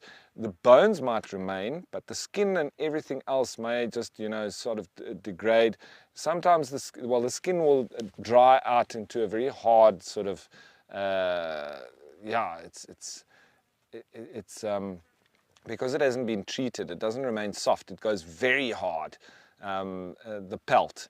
But all the meat and everything that is able to degrade will be sorted out by the microorganisms, and that will then also become part of the soil in that surrounding area. So it's actually fascinating to watch, but it does take some time. And the quicker the mammals and the birds and everything else sort of gets off the major part of it, then the microorganisms do the rest. So yeah, this definitely all becomes part of the earth once more, and then those bones will also be scattered slowly but surely. You'll have hyenas, jackals, birds pulling in to, you know, chew on it. You might have some of the warthogs even having a go. Giraffe can come in and take a piece of bone for their high calcium requirements. Yeah, so bush pigs might come in and feed here also at night. A lot will happen on carcasses like this in the hours of darkness when we're not around. And that's when sort of camera traps and things do work nicely, because then you'll see those animals coming in and feeding and dispersing of all the bones and the pelt and the hooves and whatnot. So, you know, in a couple of months' time, you'll probably find that there might be a bone or two left right where it is now. But if you had to look around in the area, you'll probably find bones scattered all over the place. And it's from a myriad of different animals that will come in and grab a piece and then head off with it. And that's how it sort of disperses and scatters from there.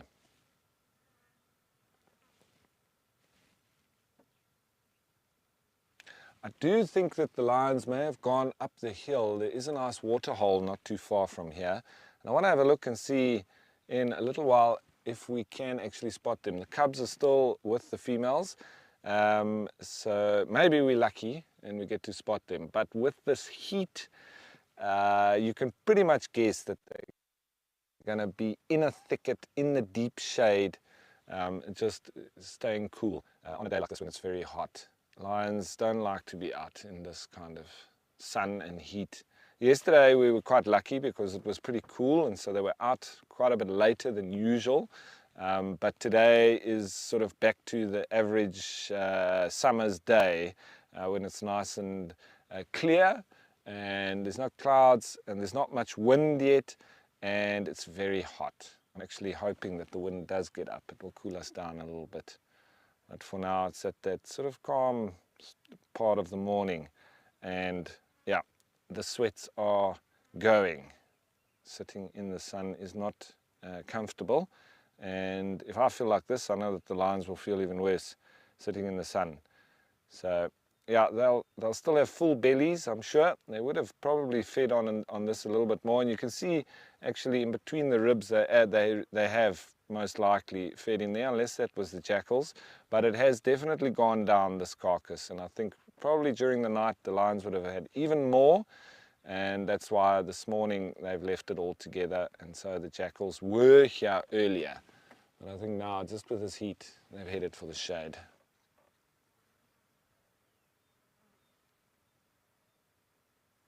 There's our little breeze starting. Come on. Can definitely pick up and cool us off a bit.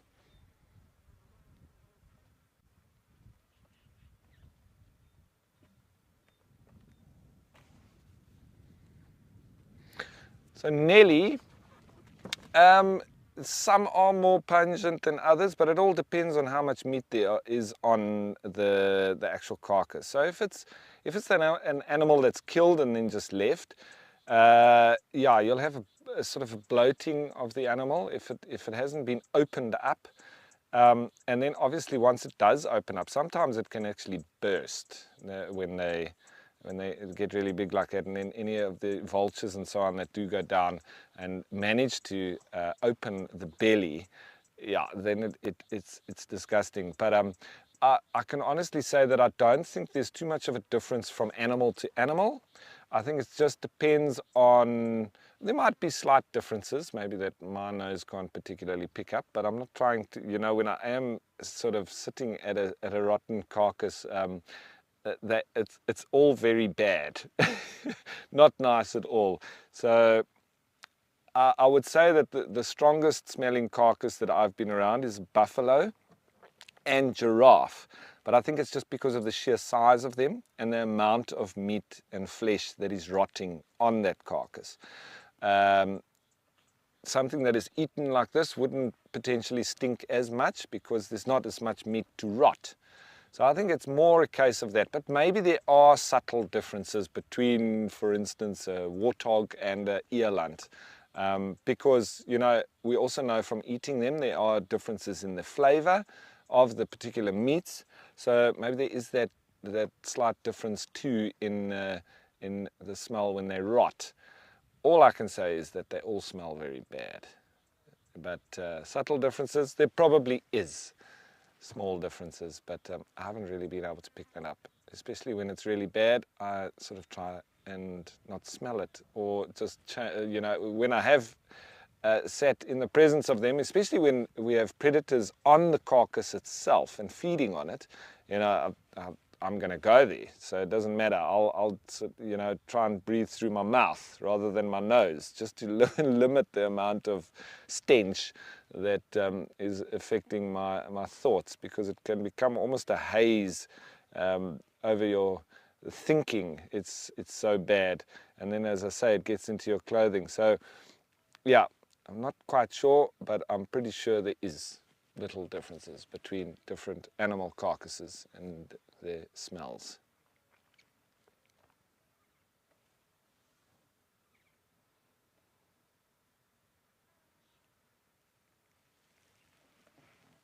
Had some Namakwa doves flying over. It's nice. There's about 6 of them.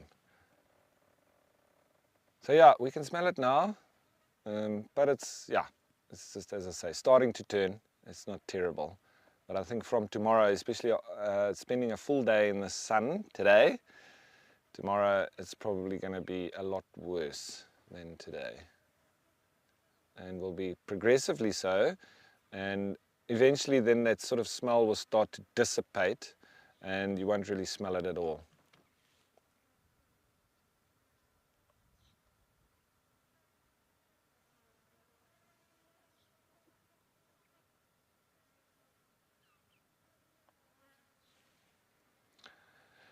So yeah, this is a pretty dead sighting.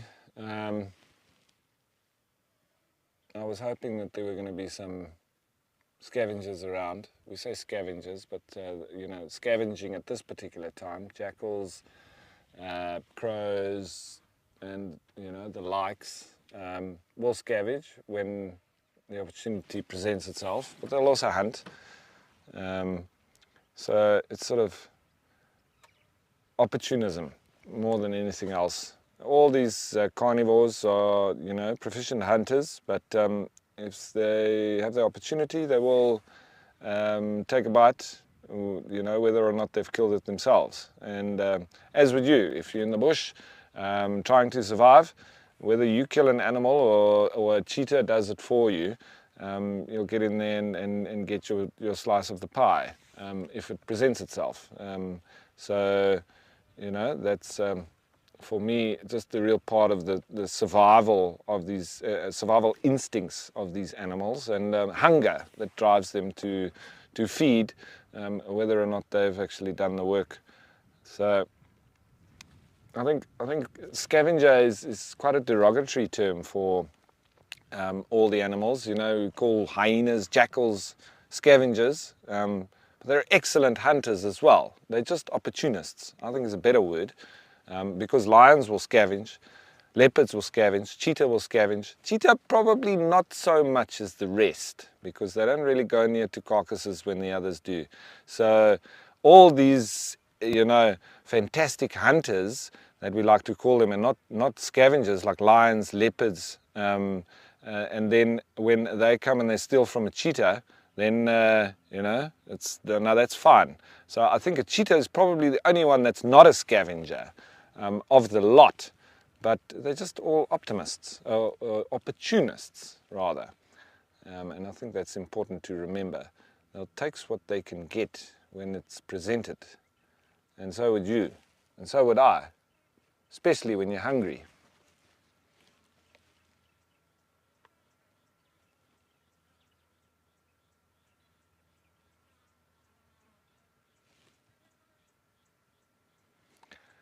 Although I must say, I don't know if I would be too keen on getting into a rotting carcass, but you know, hunger does strange things to people, and you can never say never, because if you haven't eaten for 2 weeks, you'll be surprised what you will eat. And that could go to insects and to birds and to potentially rotting meat. And I tell you what, you probably enjoy it after not having anything to eat for a considerable amount of time. So we can always say, I'll never do that. Wait until you're pressed and you're very hungry and you haven't eaten, and then we'll talk again.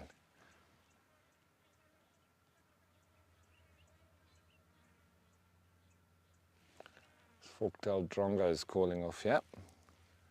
And the flies obviously going to come in. There'll be lots of maggots that will begin to also devour this carcass.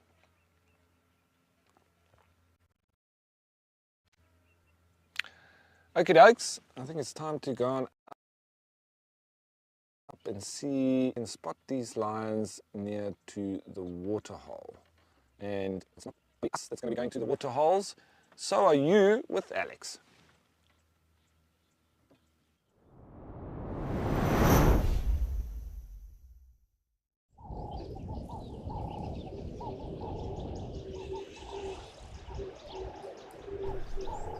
A rather windy set of circumstances for us at the moment.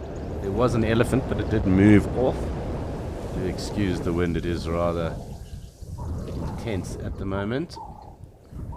Just having a little pan and scan around to see what else is here. No hippo at the moment. I haven't seen any crocodile either. I was hoping to find one of the little water monitors that were around. There was a baby water monitor that was here. In fact, is the second largest reptile in the Sabi Sands, in Greater Kruger. That is being behind the Nile crocodile. Of course, a relative of that water monitor is the Komodo dragon. The Komodo dragon being the biggest of that monitor subspecies or species. Of course, all of them having rather intense bite with those proteins that are found in the saliva, and those proteins, at least from a bite, leading to a number of complications, and in particular with Komodo dragons across on Komodo Island, leading to the death of many things. They are rather impressive and generally rather cool to see. You definitely do not want to be on the tail end of that reptile though. Those tails can whip and lash.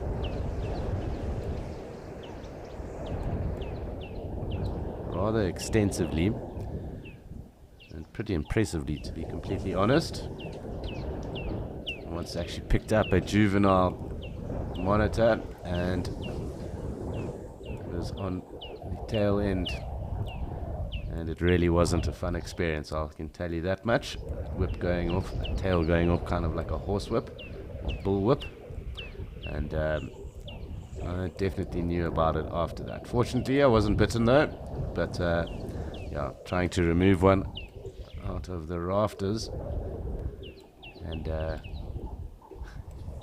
those claws, the mouth, and of course that tail, and that tail lashing me pretty extensively a couple of years ago, and definitely not something I wish to repeat, I'll tell you that much. But fortunately that monitor got away and was then just released into the bush, and what I'm told didn't go back into the rafters of that little room or hut.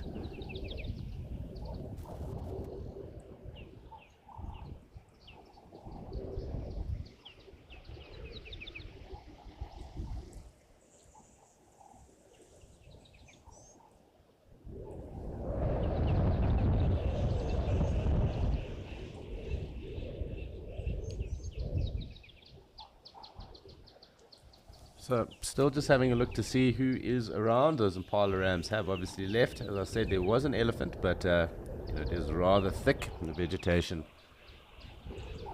pretty much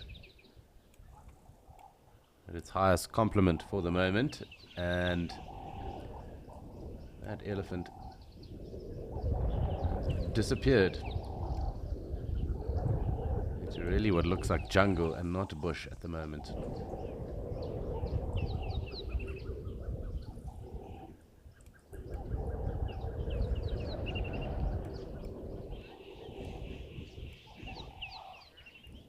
Hi Edna, and there are a number of birds that are calling at the moment. There's a Cape turtle dove that I can hear right now. Birch or starlings as well. with it being rather windy, it's kind of tough to pick up on a lot of other bird vocals. It will also keep quiet with this wind as well. See, calling does mean that you have to consume or utilize quite a bit of energy. So when it is quite blustery like this, it's not necessarily the case that a lot of birds will actually call. They generally tend to go quiet, much like the animals also, staying in the thickets then and out of the wind. It seems to kind of almost be swirling around as well. So it's just one of those moments. But the doves, and those Cape turtle doves, as I've mentioned, definitely being the most vocal. The Birchall starlings are about. They are also calling. A number of smaller birds as well that are also giving us quite a cool little vocal.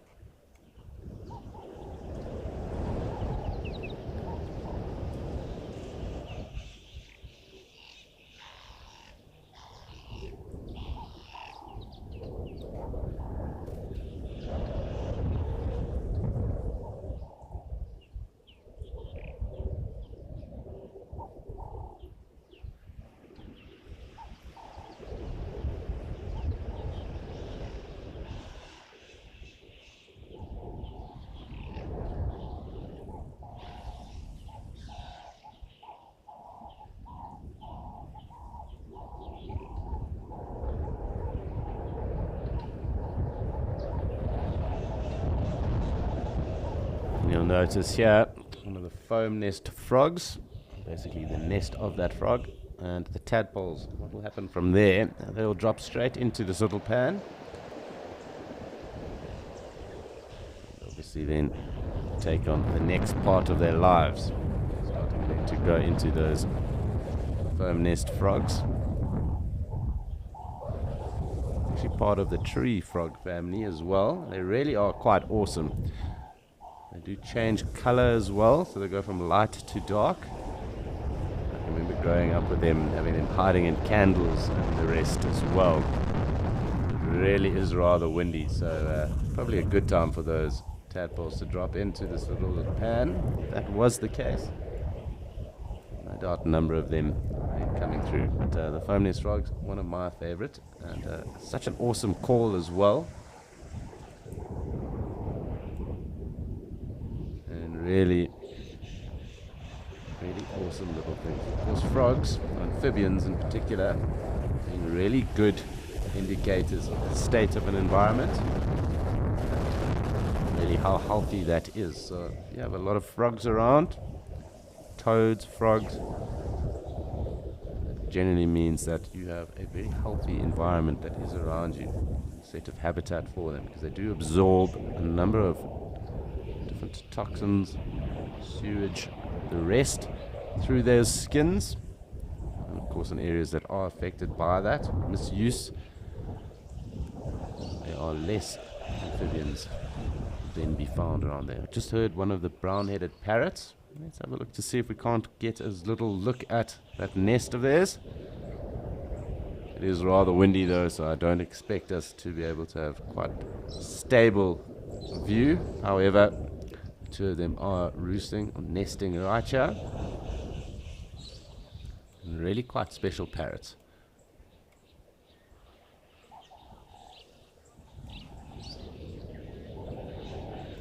Hi Aaron, thank you very much for that question.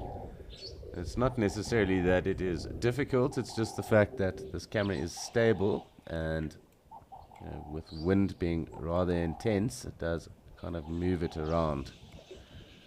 So when we do pan or zoom, it does mean that that focal view then does bounce around quite substantially because of that. And here is the brown-headed parrot.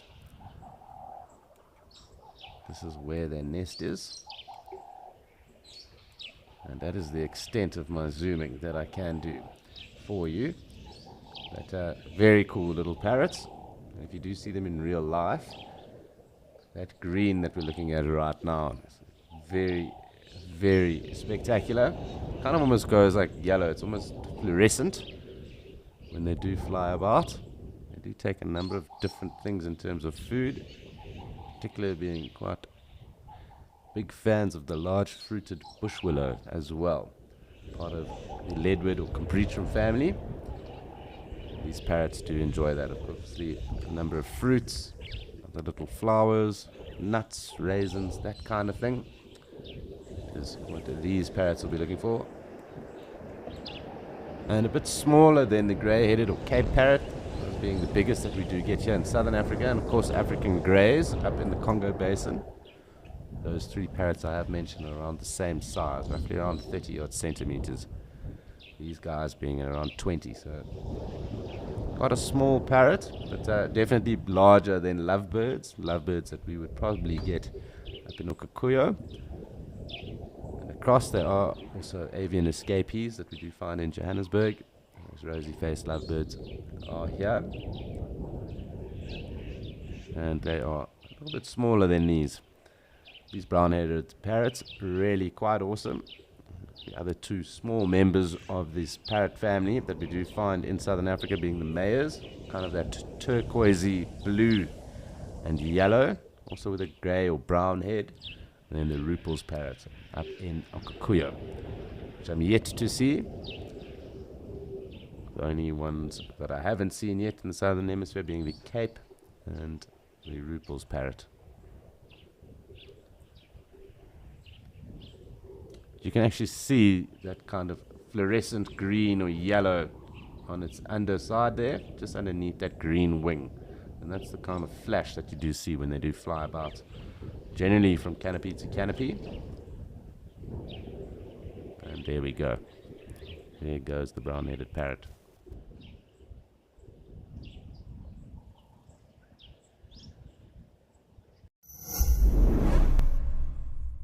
Did you know that explorers are watching ad-free right now?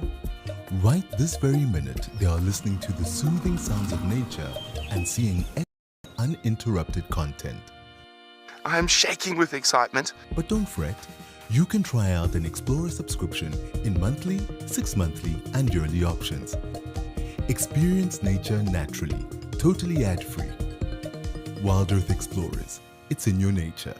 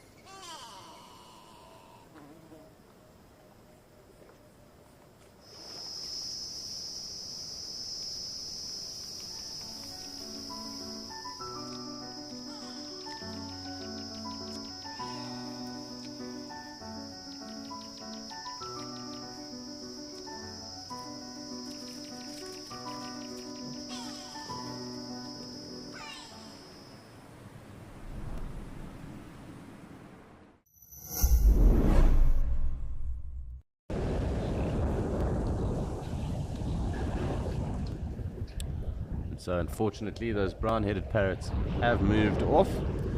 The wind is rather intense, and that really is the extent of what is around Djuma at the moment.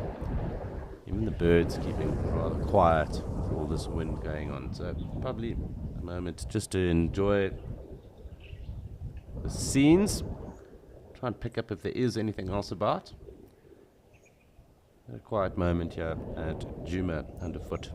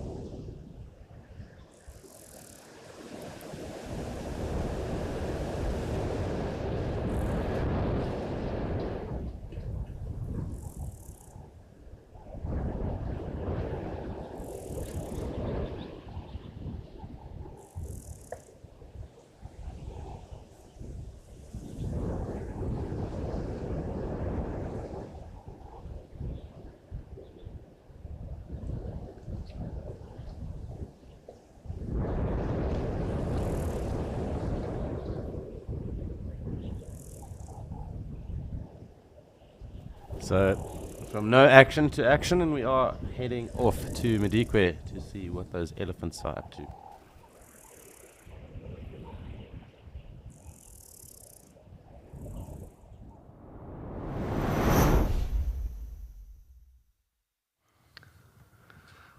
Yes, well, things have settled down a bit here at Tlo Dam. Most of the elephants have moved on, and you can see we've still got at least this the one that's enjoying the dam itself and having a bit of a swim, and definitely making use of this water for the morning. It is starting to warm up a little bit, so there's a lot of the clouds have slowly but surely started to disappear. So of course, I think that's why this young male has decided to kind of have a bit of a pool party by himself. There was a second one in there, but he's disappeared. He's moved on. Pretty much just leaving this one guy by himself. Excuse me. And one of the nice things for elephants, how many times you do see them, they love the water and they get so excited when they get into the water. And the big thing as well is it takes why they love the water so much, it takes a lot of weight off their legs. You can see, got the legs in the air. You can imagine walking most of the day, being a 6-ton male elephant and walking on those feet the entire day. I mean, I can imagine it can't be too pleasant. So being in the water like that takes all the weight off the legs, and then of course more just kind of floating around. Much better and much easier for them. But definitely this one is absolutely enjoying it. So there's no hippos or there's no crocodile in there. Not that I know about crocodiles, but definitely no hippos here.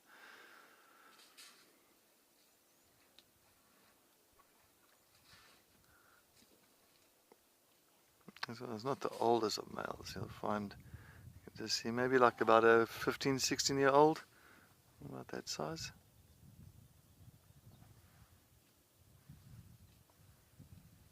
And sometimes they'll start lagging behind the rest of the herd, and eventually peeling off from that herd.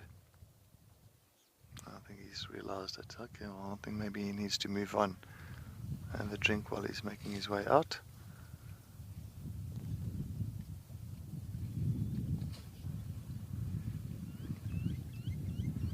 You can see those tusks are nice and white now, nice and clean.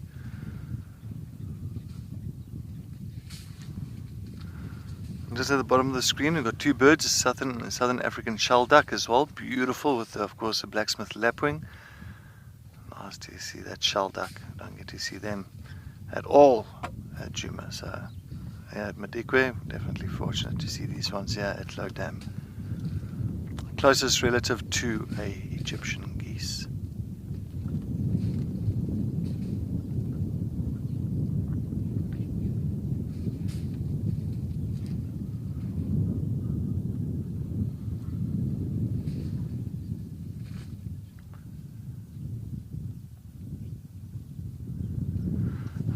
I think it would be so deep there, but you can see quite shallow. Well, maybe there's a little bit of a deeper spot there. Yeah.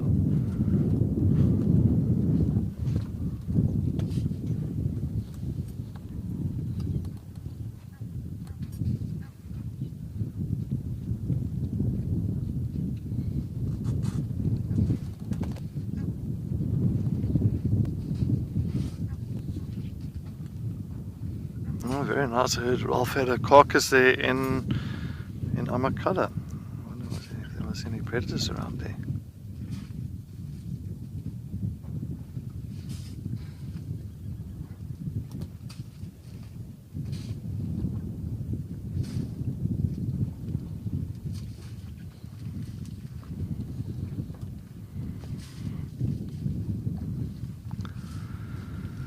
Yonate or Ronate? Yonate?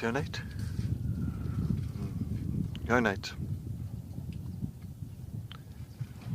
How many individuals? Well, sometimes it can be just two. Oh, Ronate. Ronate, well, it can be two individuals in a herd, in a family herd. It can be up to 100. So it all varies. There's no set amount. Oh, that one is chasing the Egyptian geese. Yep, there you go. Let's see his water, get away. I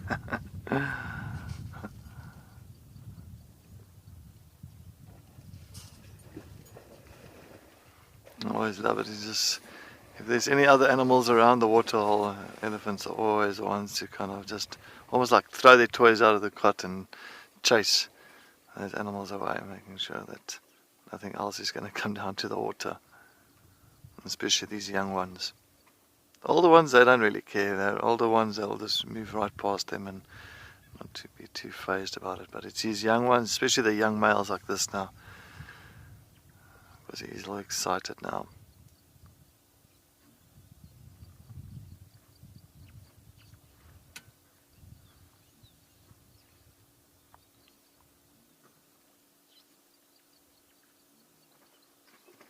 He's pretty much moving off. Looks like maybe the wild dogs might be making their way here. I see them actually moving towards us.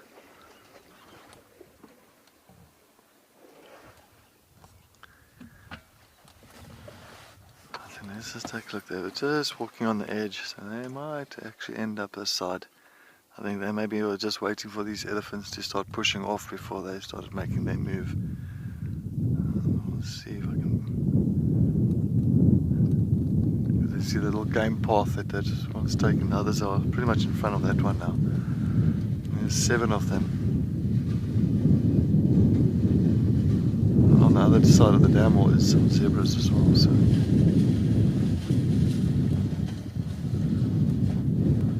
You hear a lot of splashing. There is just behind us. I'm going to show now, but there's one animal just splashing away here.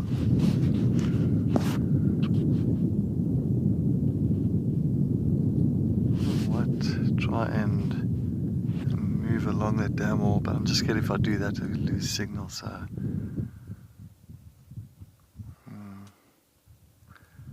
of course they're taking cover in the shade, because as I said, they did have a male impala kill this morning, so it was definitely a substantial amount of food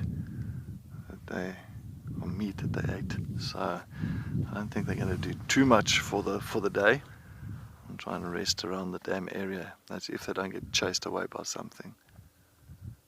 Maybe elephants or buffalo. You never know.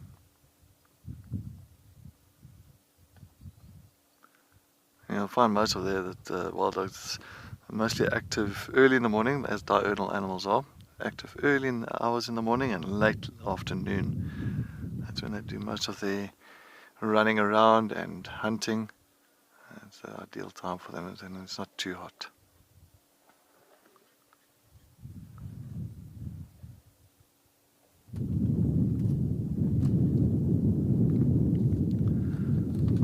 That one is also going to go back and lie down in the shade.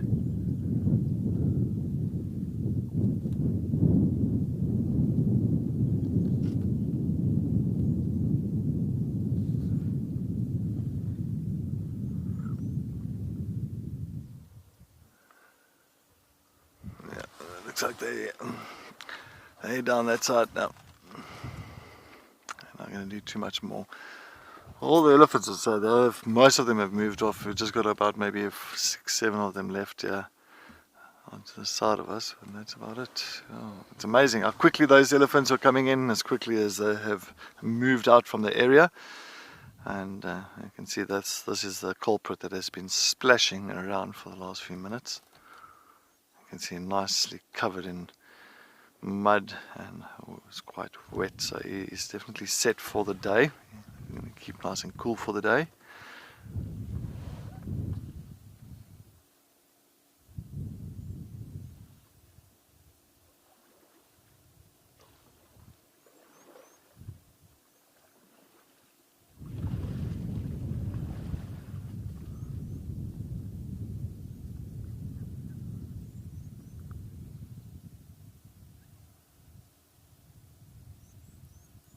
And it's amazing how that trunk works. It like expands and contracts, and so it's like back and forth all the time. And it's pretty much, it's like like elastic band. That's why they call it a fibroelastic muscle. So it works like elastic band, so it can really stretch out and come back and forth all the time. A very important apparatus for the elephant. Leaning the trunk on the ground, sometimes doing that just to feel any communication anywhere further out, because they do have very sensitive trunks, so with vibration and communication from other elephants, they can pick up exactly where and who is busy communicating.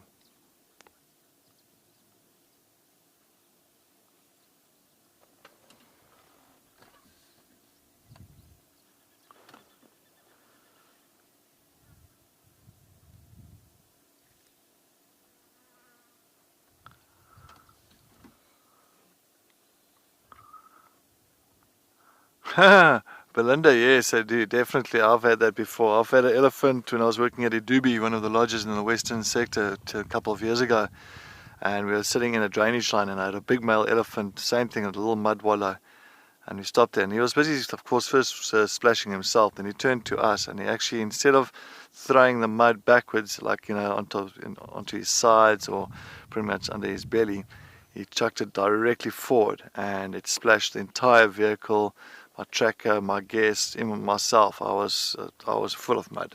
So yes, I have had that before, and they do that. So sometimes they even use a branch. Sometimes they'll actually even chuck a branch at you. So that does happen for sure.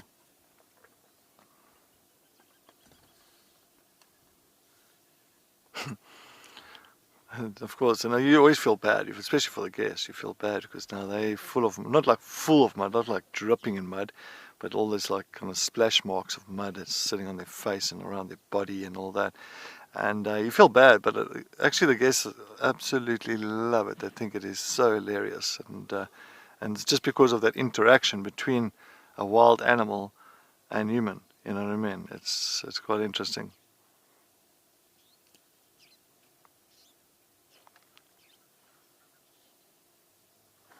Baboons there.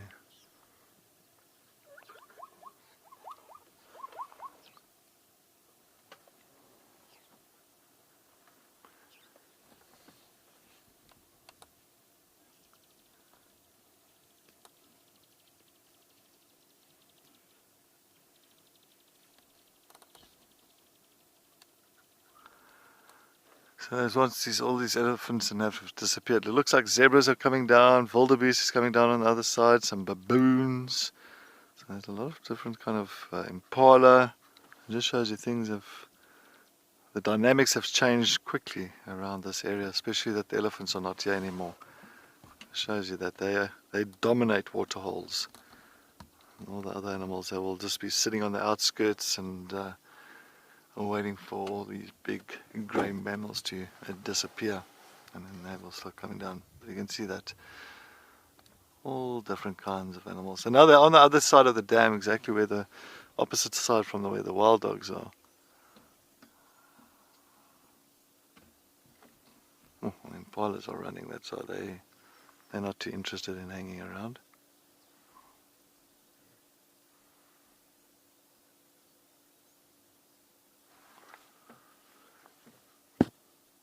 Of course, a nice big male of wildebeest is coming up to a whole lot of baboons. It's busy having a drink.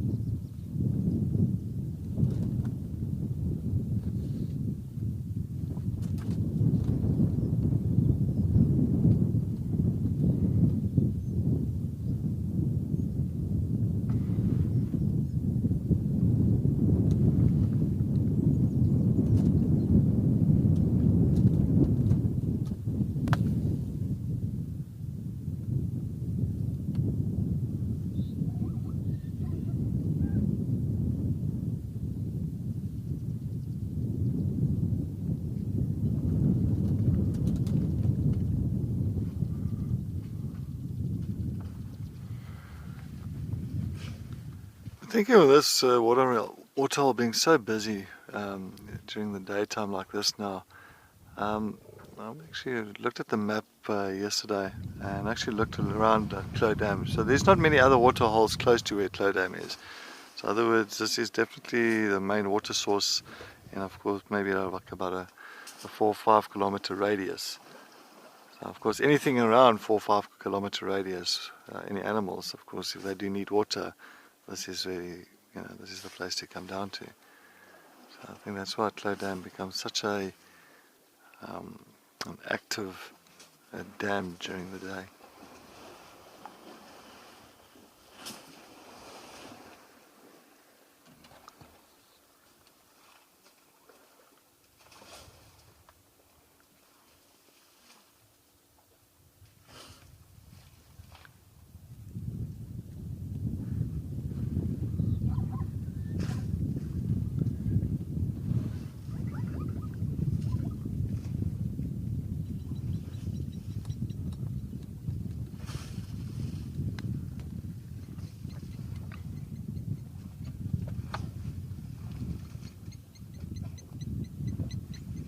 I think it's just all the safety with all these animals just being together, very important, especially the baboons. I mean, baboons have got phenomenal eyesight, and so if there is any dangers like pretty much lurking around there, they'll quickly pick up on that, and they'll warn everything around the side that there is a predator nearby. So I think the wildebeest only got the zebra and of course impala that were there now. So it's just typical safety numbers.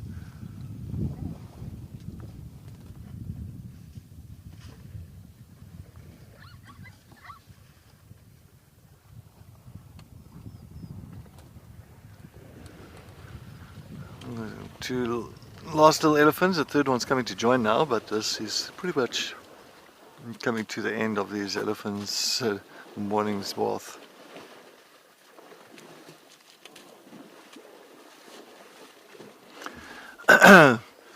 Bush bunny is baboons aggressive to other animals. Well, bush bunny, there's been cases of baboons killing leopard cubs, even lion cubs. So, but mainly leopard cubs, they don't like each other because they are pretty much sharing treetops and all that, and they can, leopards really kind of irritate baboons. So if a baboon comes across a leopard cub, of course, mom not being present, that baboon is going to take that opportunity, especially the alpha male or the beta male, and they'll take that opportunity to try and kill those cubs.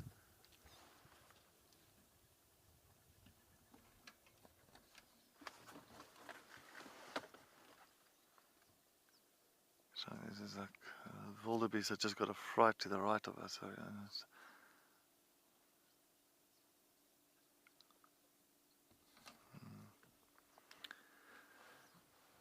he's disappeared. Wildebeest just came down and he ran off again. But other than that, with the baboons, yeah, well, humans have had plenty of encounters with baboons. I mean, they can become really aggressive with youngsters, with ladies, especially if you're carrying food, anything to do with food.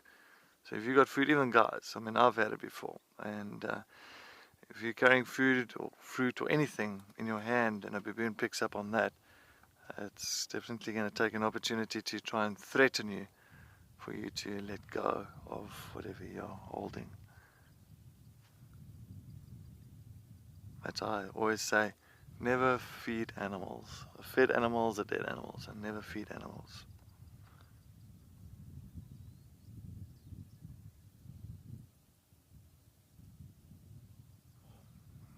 You're just foraging around there. Little berries and seeds.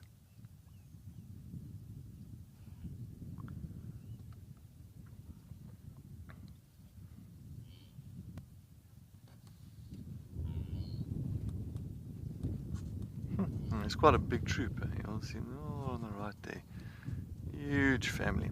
Of course, mainly dominated by an alpha male.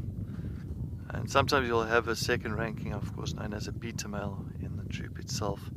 So sometimes you'll find that the alpha male and the beta male will be able to copulate with the female that's in heat.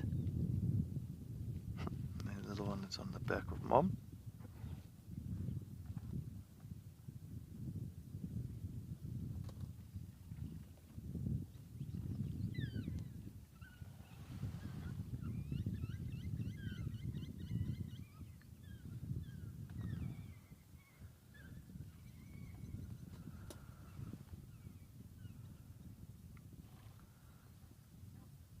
Just can see them baboons looking back. Just had some vocals from the wild dogs again. That's a little bit further on, but as the elephants have disappeared, I might take an opportunity to go and try and see if we can see those wild dogs shortly. Unfortunately, I'm not going to move now, just in case the signal dips, so I will head into that direction once we can get an opportunity.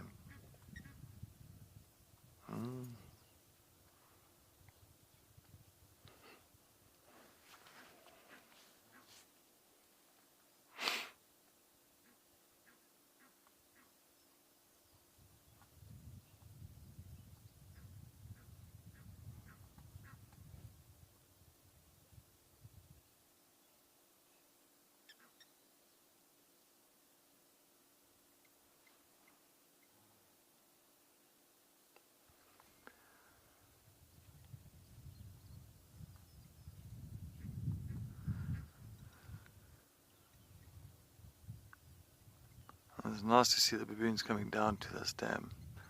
There's a hill, I can see like a hill in the background, so like I always say, like this area here doesn't have those huge trees, and I think the baboons tend to rather use these rocky outcrops and little kind of lofted areas as their roosting place, as their resting place.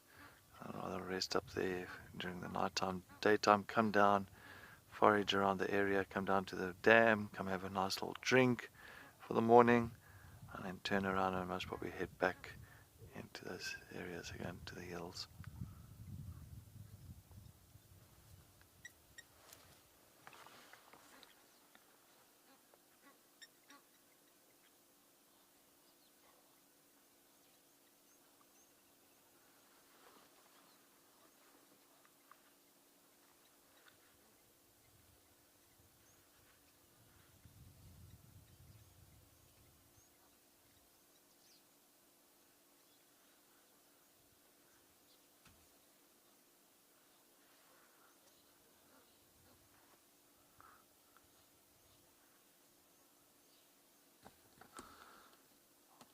Sheila, it's mainly a lot of allo grooming. So a lot of that kind of thing where they'll actually go from one to another and actually pick off all the ticks and fleas and go through their little, like their hair, and making sure that they're nice and clean. So they help each other like that. So sometimes you'll see they'll actually even lift up their arms and look under their arms, each other's arms and on their backs and everywhere.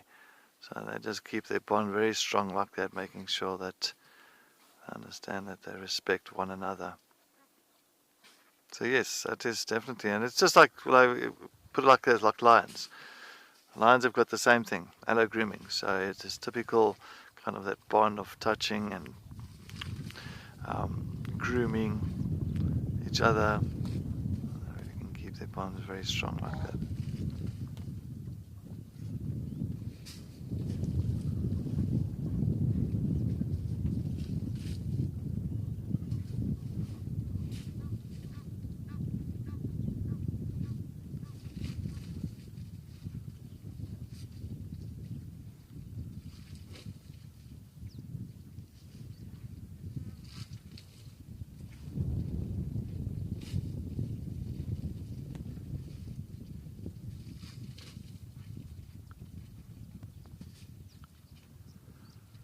Alright, well, we're going to just take a look what else is happening around this side. While we do that, let's head over to Alex as he's taking a look on the Djuma Dam Cam.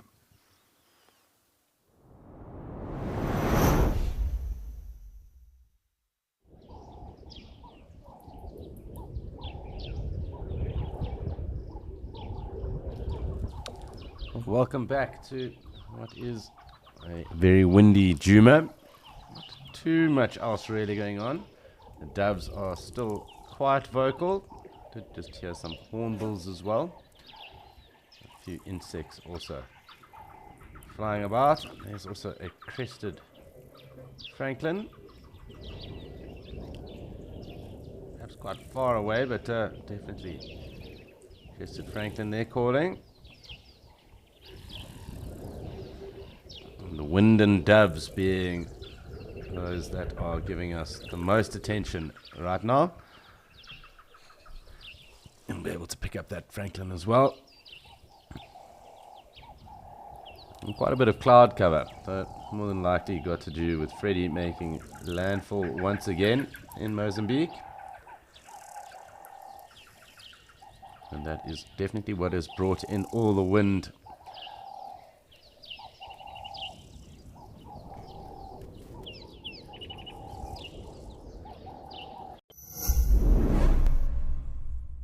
Wild Earth's mission is an expensive one, but we know that our live experience is important to so many people that cannot afford to pay for it.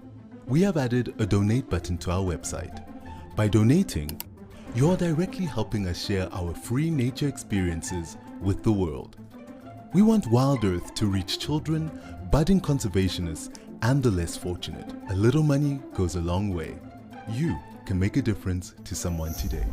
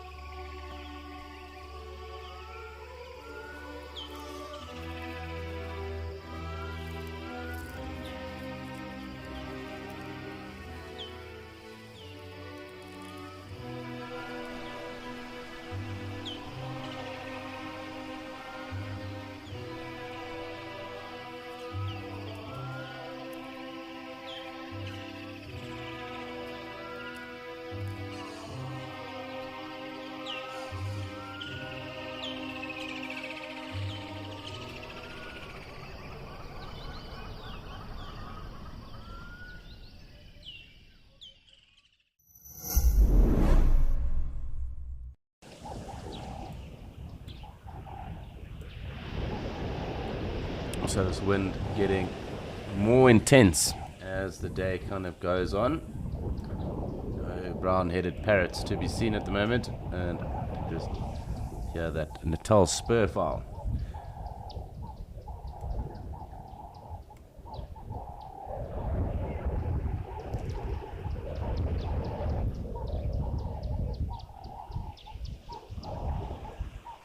It has been quite an awesome escape to nature this Monday morning. You are here with myself, Alex, in Djuma, and we have been down in Amakhala with Rolf, his carcass, and across in Madikwe with Cedric, his elephants, baboons, zebra, and wildebeest.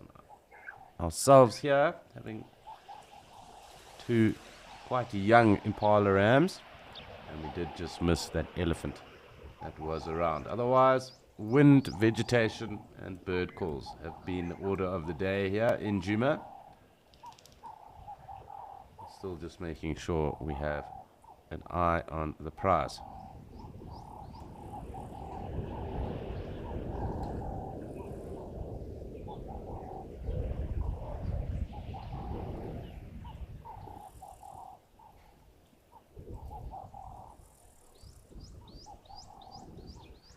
So just going to hang back here for the moment.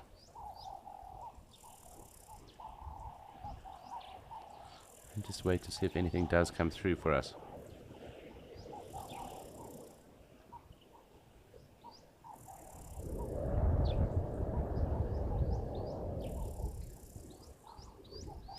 So for those of you who have tuned in and perhaps are wondering where we are with regards to Ukukuyo and the happenings of Etosha, we unfortunately had some technical issues and we are working on it. And we will hopefully be across there as soon as possible. However, this is the case for now, and we are currently just enjoying a rather serene Gari Dam.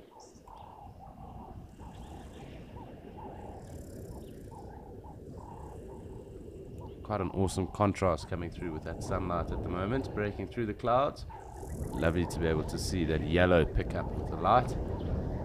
So the green that is highlighted then at the same time. Unfortunately, as I did allude to earlier, wind and vegetation, the theme of the day here at Gari Dam.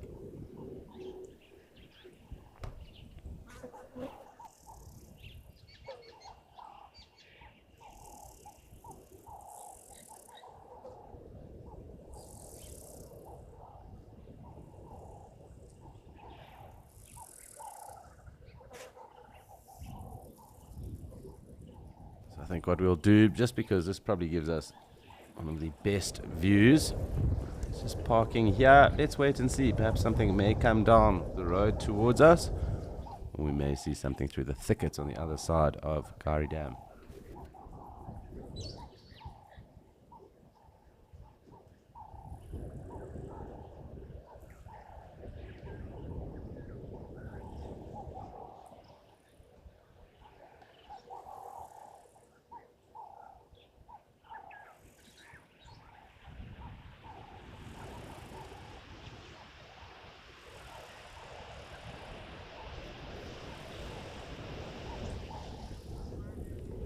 So if you would have heard just there through all the wind that's coming through the vegetation, rattling all those leaves, branches, grass and the like, it was that brown-headed parrot that was calling, but quite far off in the distance.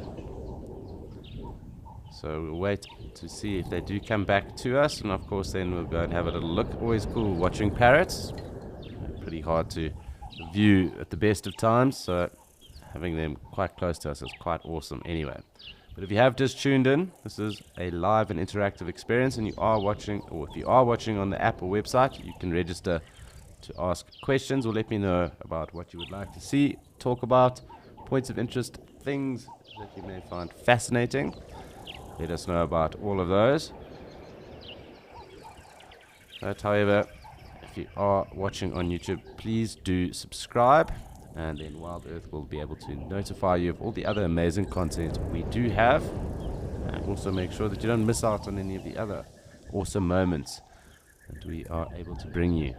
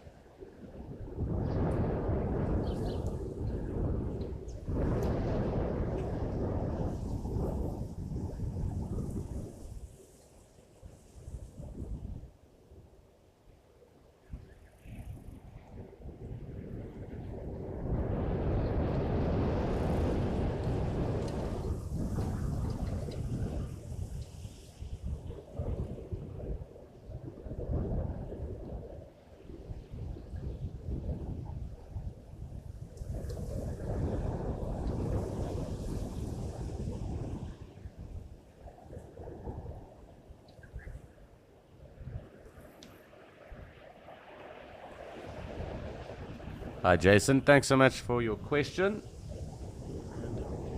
I think it really does come down to what you're hoping, aiming to see.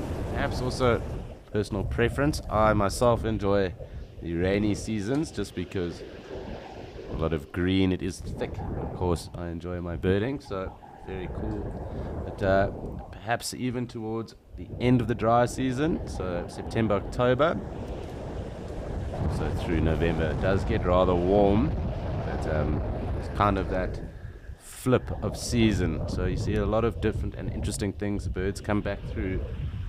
There's of course all the blooming that does also go on. Kind of that cycle of life that begins again. So we'll just have to wait and see, really.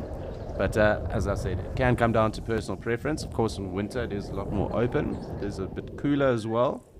There isn't as much daylight either. And of course, the migratory birds aren't around. But it really does depend on you. For me, as I said, I really thoroughly enjoy the rainy season, but actually any season in the bush is really quite spectacular. And there's always interesting things to see or find out, or even note when you are in the bush. So as I said, perhaps personal preference, and also, you know, when your personal timeline allows you to be able to come and visit. But an interesting time of the year, being kind of lead off from spring into rainy season. It's quite an awesome time to be in the bush.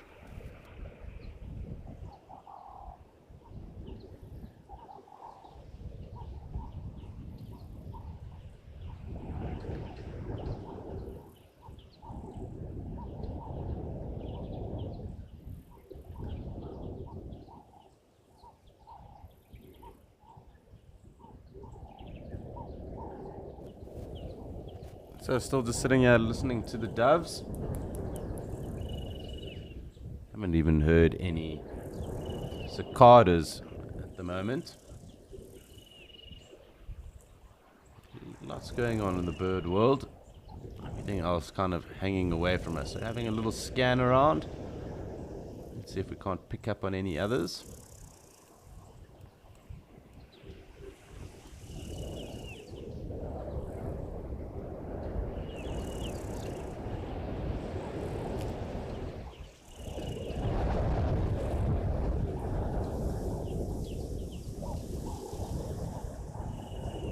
Doesn't seem to be the case at the moment.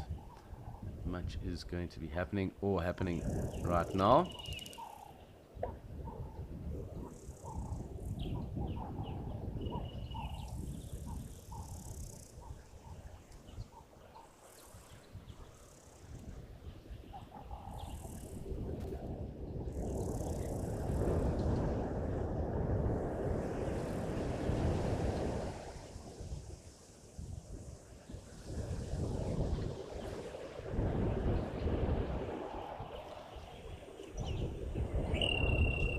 Did just sound also like there was a brew in the area. Very cool little bird as well. The wind may be quite tough to pick out.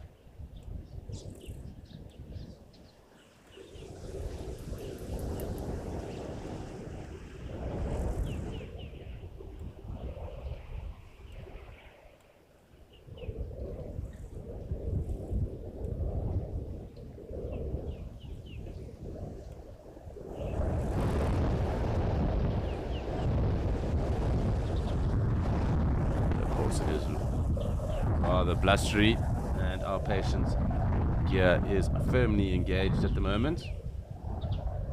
Clutch is out, and we are trundling on. However, not too much is trundling towards us, so we're just going to have to sit back, enjoy, hopefully pick out some nice bird audio, and wait to see if anything does come and join us.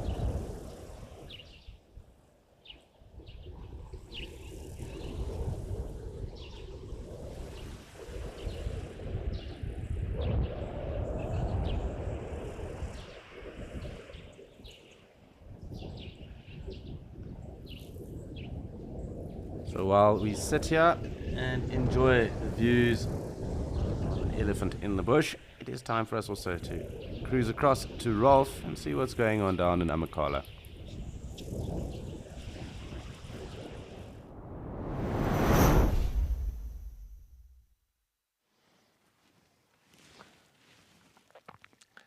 So we've just been wandering around seeing what we can find, and we've happened upon a little troop of vervet monkeys, and I think they might be coming down for a drink. And here we've got a warthog that's also joined in the fray. So I think he's wondering maybe he should go down for a wallow. I think that's what he wants to do, but he's spotted us now, and so he might be a little bit more nervous to do so. But the monkeys are going up there into the shade, some of them relaxing around, and it's just a nice little sighting. These are vervet monkeys, or the blow-up as they call them in Afrikaans. And in French this would be considered singe, but I always used to sort of have a discussion with my French guests, because when they say singe, I think it literally means like apes, because I used to then argue with them, because if singe is a monkey, then what is a baboon? And they used to say it's also singe. But then I used to say to them, okay, but a monkey's a monkey and a baboon's a baboon, they are different. So we got to the point where singe is a monkey and a babouin is a baboon. So yeah, just interesting to note that when we had international guests, and especially French or Spanish, singe, I think is sort of a broader term for the apes, whereas and monkeys, whereas babouin would be particular for baboons. And baboons more terrestrial, whereas monkeys are more arboreal or tree dwellers. You don't often find them more than a few hundred meters away from trees, and in so doing they sort of limit the potential for predation. And there's lots of them now coming through, I think all probably going for a little drink on that side. Some of them are just coming down. This I think is the Hlosi troop. They used to stay in the tree next to where we stayed at the lodge itself, and they sort of go on a cycle every day. They roost up in the trees next to the lodge and at night, and then in the morning, first thing, then they head out to go and forage. They have a drink at the Hlosi waterhole, and then they sort of do a big circuit, foraging through the grasslands and through the trees as they go along, and then drink at different spots. But they never go too far away from their roosting site, which is at the Hlosi lodge. But so this particular troop, I think, is between 30 and 40 strong. There's obviously quite a few dominant males.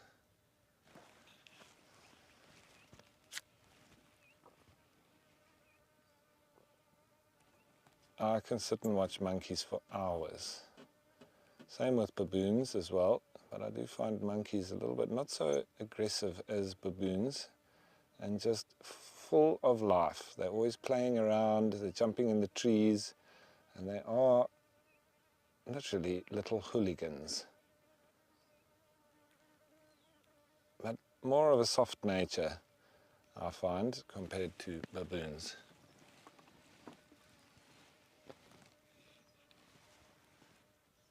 But still very naughty. And they very often come into the lodges, and they do have an inkling for going for the coffee stations. I think they like the sugar. There's lots of little babies as well. That's nice to see. Always fun.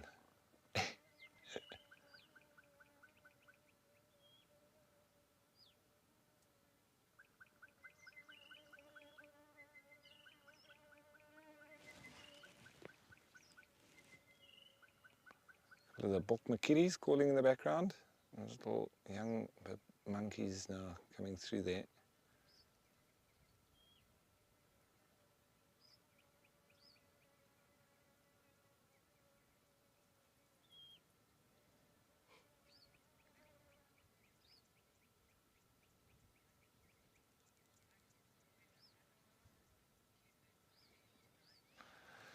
So Kevin, who's 9, thanks for your question. I haven't seen monkeys going on the backs of other animals, but I have seen baboons jump on bush pigs and warthogs and ride them like a little horse, but not monkeys. I think they're a little bit more shy, but it's not very often that you get to see that kind of thing. And as I say, I've seen it once or twice with baboons, but I think they're not as scared as monkeys are of other animals, and they take more chances.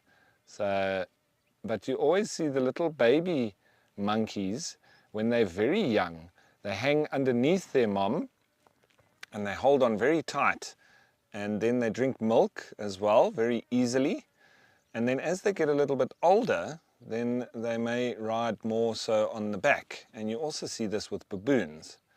So, but monkeys they leave their mom a little bit earlier than baboons, and they're very good at jumping in through the trees. So you don't see monkeys as much on the ground as you would see baboons. So it's nice to see them here where they are actually all on the ground.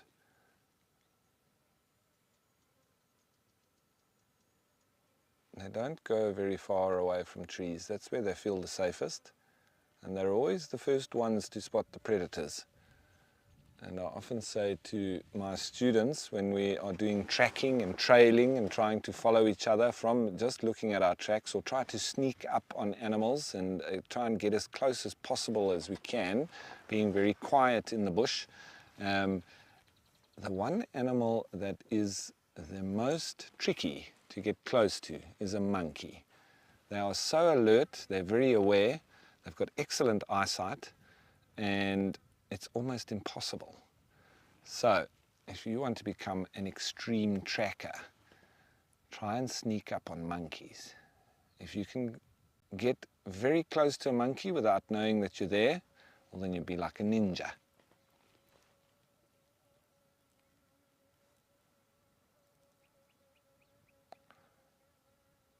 Looks like there's one down there with his whole foot.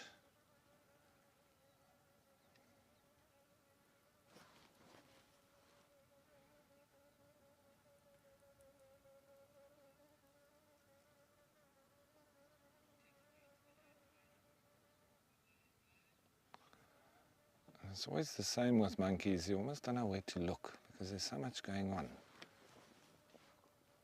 There's a lot going on here.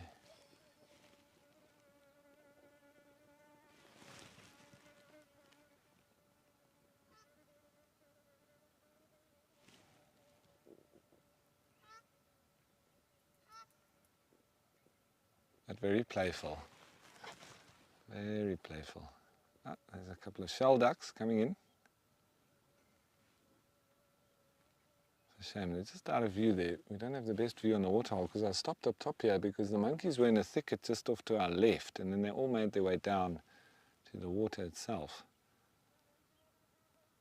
But we can still see them nicely there on the opposite bank.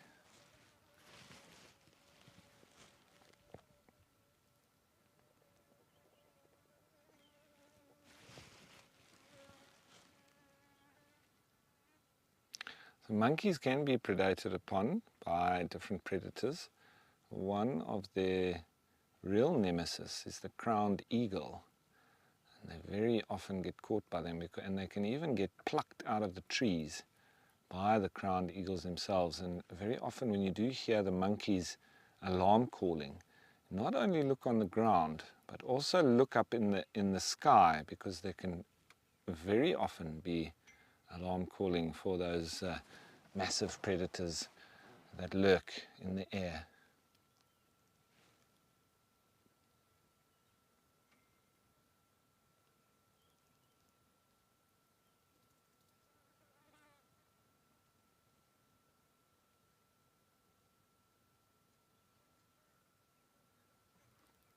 They don't quite have the same swagger as baboons when they walk on the ground. Baboons have got a real swagger to them, but the monkeys are a little bit more playful than baboons are.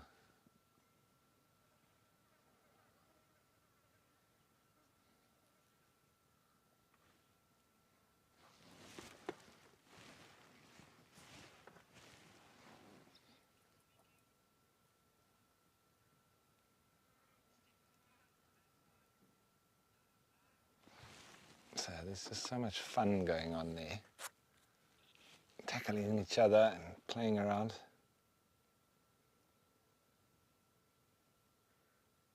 It's like a jungle gym, and every day is a fun day. They've obviously been feeding for the better part of the morning, so they're heading off a little bit into the shade. Some of them have had a drink, and now the youngsters in particular are having some leisure.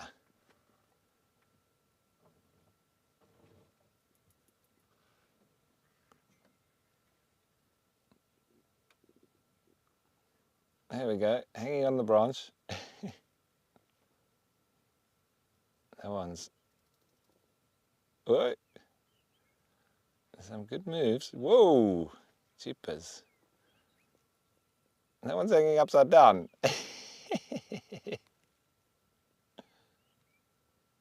A little spectator at the bottom there. Yo, that's crazy. They're like gymnasts. And the tail really like another appendage, so they are able to hang out off the tail as well. These guys are really having lots of fun. See why I like watching monkeys?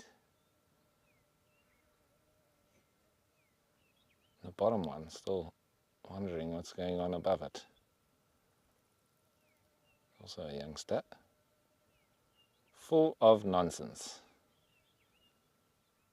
There's a big male coming down for a drink as well.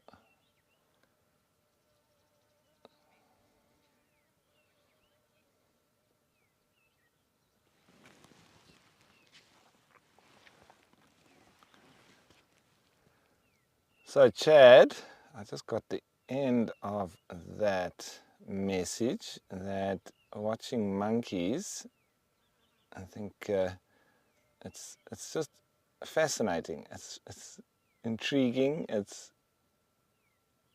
full of comedy.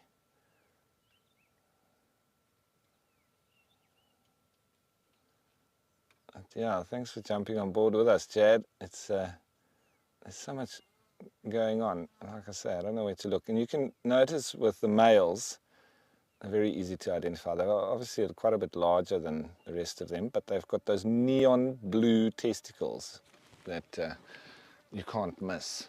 It's like a spotlight.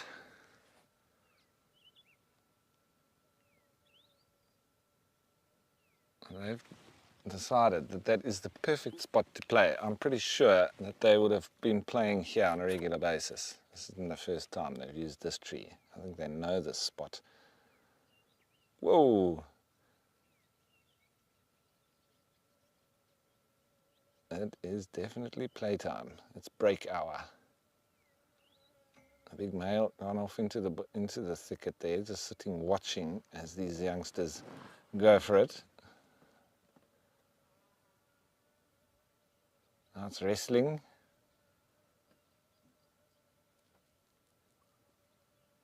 Grappling.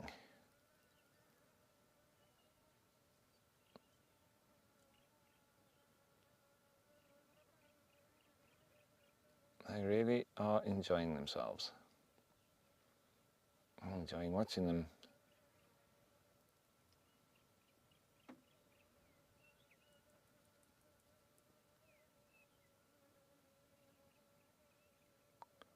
They're extremely agile.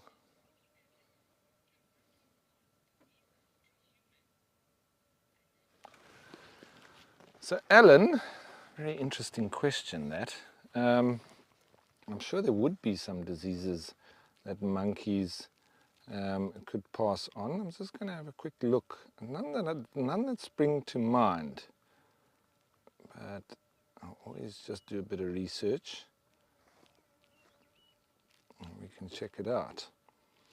So there are in fact some risks from monkeys, and if you had to be bitten by a monkey, you do risk having serious infections from the wound, and they say herpes B virus as well as rabies. So those are the ones that you'd have to be careful of. rabies, obviously quite prevalent at certain times. And they say if you're bitten by or scratched by a monkey, the wound should be thoroughly cleaned with soap and water, which is given, but maybe you also need to go for something like tetanus, and maybe even, immediately for the potential of rabies, because we do know that once past a certain period with rabies, there is no cure. So it will result in death. So you do not want to get rabies. And if you do, you need to seek immediate medical attention.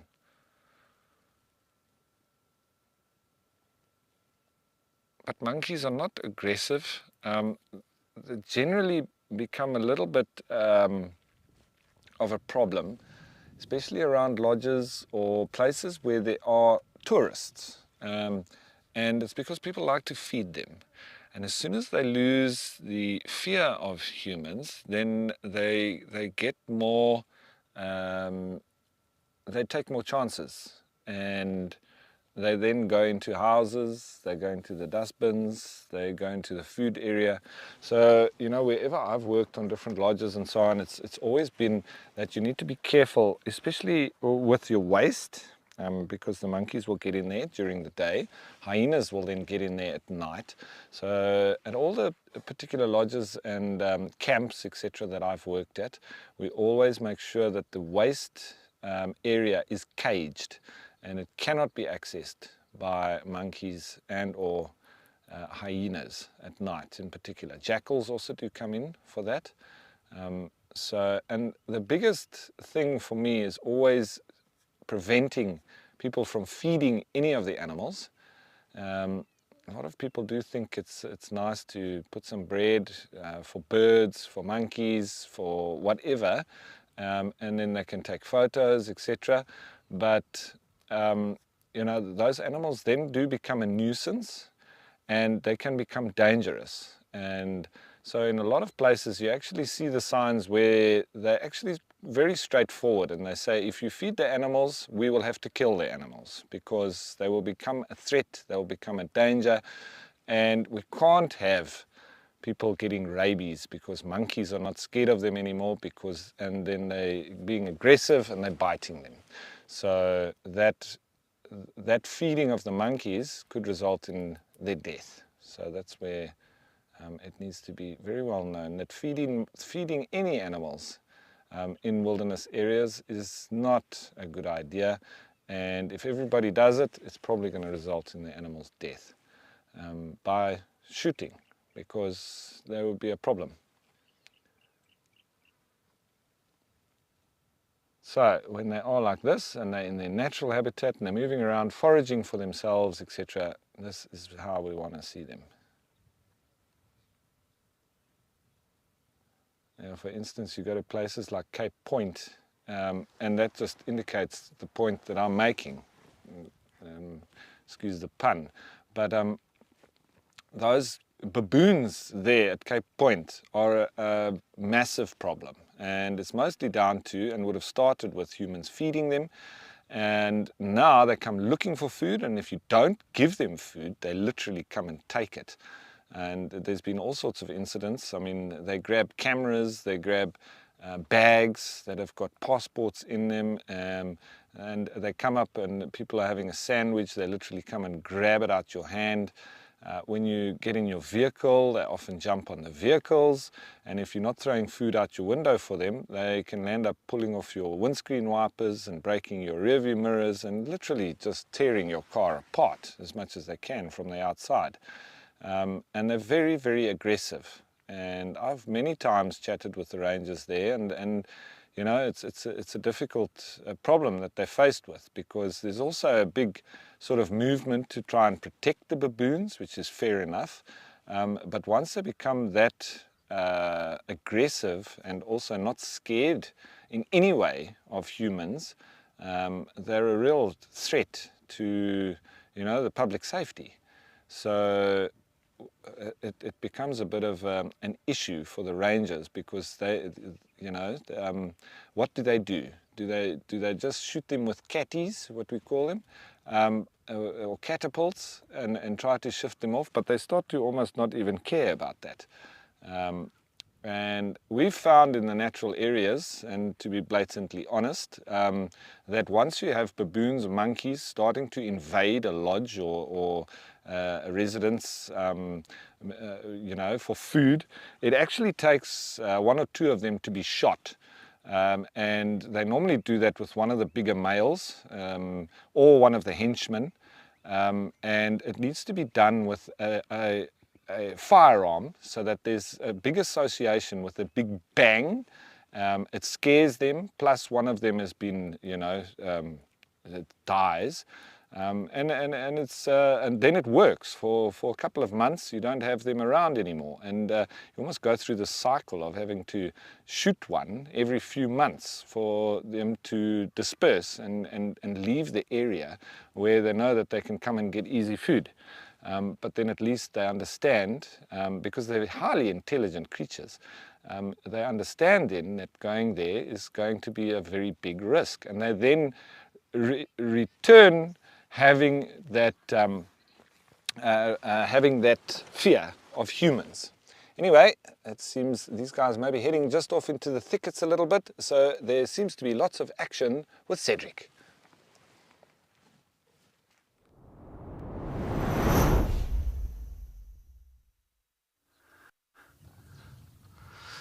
Yeah, well, thanks, Ralph. Nice to have all monkeys around. But yes, so we are still here at Clodagh. We've got these wild dogs again. This pack of 7 that made a beautiful kill this morning. I'm not saying beautiful, actually, just like for them. It was a substantial amount of food for them. It was a big male impala. And they have fed, and they're just still resting around the dam area. And you can see this one has got a collar around the neck. Once again, there is a lot of course, especially with the wild dogs, there's a lot of research and programs that do go into it, and to make sure that the numbers are still right, and just to see their movements and how far and what distance they cover, and especially in a reserve of 80,000 hectares. It's a large reserve. It's a large reserve. 80,000 hectares it's big. I mean, we haven't even touched sides here yet. So the whole thing is just to kind of see their movements and what grounds they do cover at Madikwe. This one's got a floppy right ear. You can see the one on the left ear is perfectly normal, but the right ear is very much floppy. So we had a young elephant earlier, a little calf that had 2 floppy ears, and now we've got one of the wild dogs that's got 1 floppy ear. So a lot of floppy ears today. But look, it looks like it is a male just by the size. And there was a female. We just saw the female now get up, and she just went into a little bit of a thicker area of this bush where it's pretty much situated behind him. And definitely it seems like it looks like she had milk. It seems like her teeth were very, very swollen, and she was producing milk and lactating. So I'm not too sure. I just got to find out how, because I know the wild dog's denning time should be around about May time. That's when they start denning. That's when the female's almost ready to give birth to the pups and all that, and that's May. And so I'm not too sure about these ones. We'll find out more about them and get more information on the wild dogs here in Madikwe. And usually when they do den now, from about May time, so from about May, June, once they start denning, like I'm not the ones in the Greater Kruger Park, once they start denning, they become really territorial over that area. So wherever that den site is, could it be a termite mound or a hole in the ground or something like that, then you'll find that they will stick to that certain territory, or that area around that den site, maybe like 3-4 kilometer radius. They'll go hunt, and then they'll come back to that den site again. And only after from about September, October, that's when, of course, the pups are old enough, usually about maybe 4 or 5 months, and then of course they will be big enough to start moving around with the adults, and then they'll leave the den site And once they leave the den site with the adults, and then of course they don't have that set area anymore, so they don't have like a set territory. Then they'll move throughout. Then they've got like a home range. Home range meaning they go from one area to another area without having a set area that they will remain in. And then of course those pups will get old with them, and then of course they will join the rest of the pack.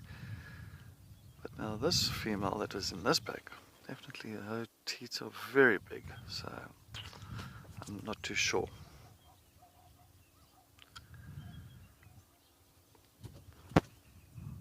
And all of a sudden the flies have decided to come back in vengeance.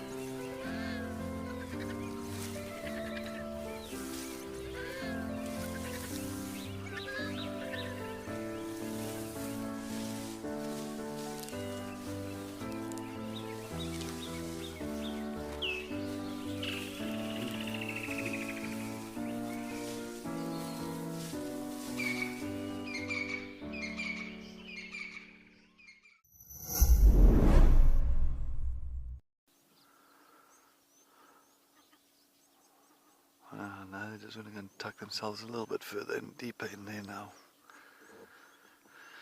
So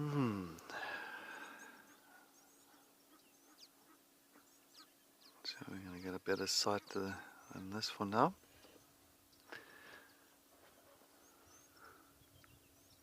I love those little white tails as well, typical for with the wild dogs. So many times when they do go on their hunts, and just to kind of pinpoint and follow each other, there's that white tail, it's like a follow me sign, and on top of that as well they use that as almost like a white flag. So if one of them or two or three of them have made a kill and they're busy feeding, and the others have to kind of locate on their position with that kill, so what the ones that's busy feeding, they'll actually lift up their tail like a flag, like a white flag, and saying, yeah, we are here, we are here, and then of course the others will come in and join them in the feast. So very important for those little white tails, and they're very fluffy. And it's amazing. I mean, the rest of the body is typical, that brown, black, a bit of that kind of copper look to it as well. One or two places. Honey badger, yes, definitely. I fully agree, honey badger. I think it is an older dog, this one. I think that's why it's got a collar. I think this is the one that's pretty much maybe like an alpha male. So one that is running there. There is one on the dam wall at the moment. Let's see if we can get this one on the dam wall. Exactly where that one is now, that's where they made the kill this morning. Oh, that's moving away. It might come back again. No, that's moving away. Just going to try and reverse a little bit here. Just going to try and reverse a slight bit just to see if we can get another better shot on this one on the dam. Oh.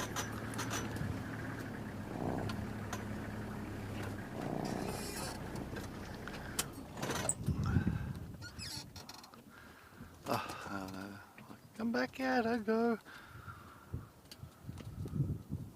Oh, what it's looking at the bottom.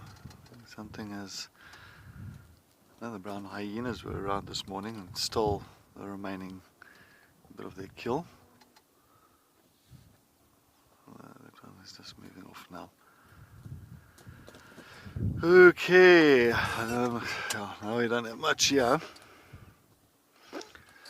Well, we still got the elephants on this side. Well, we're going to take a look at the elephants while we wait for these, see if we can get maybe another position for those wild dogs. For now, we'll just enjoy the elephants that's busy, of course, enjoying that little bit of a mud bath and the nice clean water there.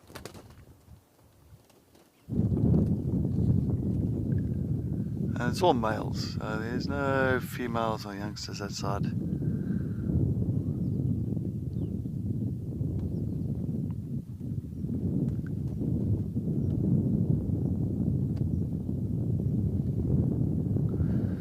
Once again, of course, the zebra in the background is just waiting for their turn while these elephants are busy enjoying their mud bath. And there's, of course, spraying their body full of nice sand and mud and water, because now it's getting midday, and this is pretty much almost like the hottest time of the day. It's a perfect way just to keep cool. Even though the youngsters are on the left hand side there. So there's a small herd that's part of a few of those males there.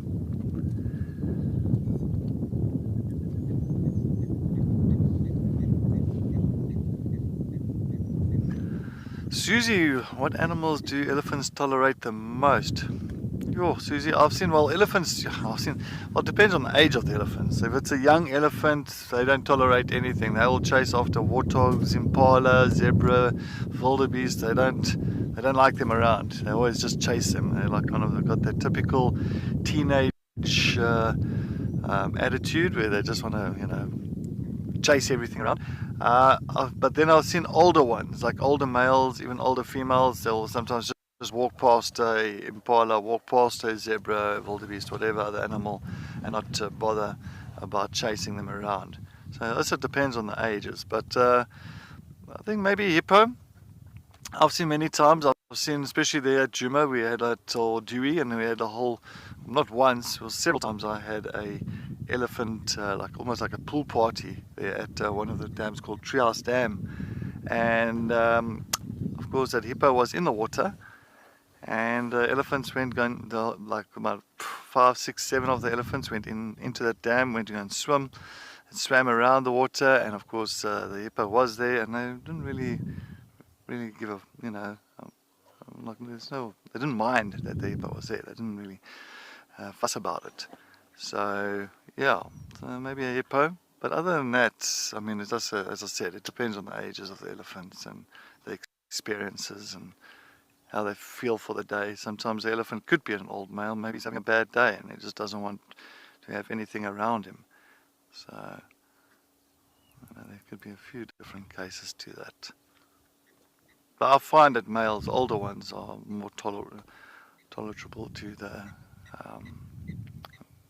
other animals around the dams and that.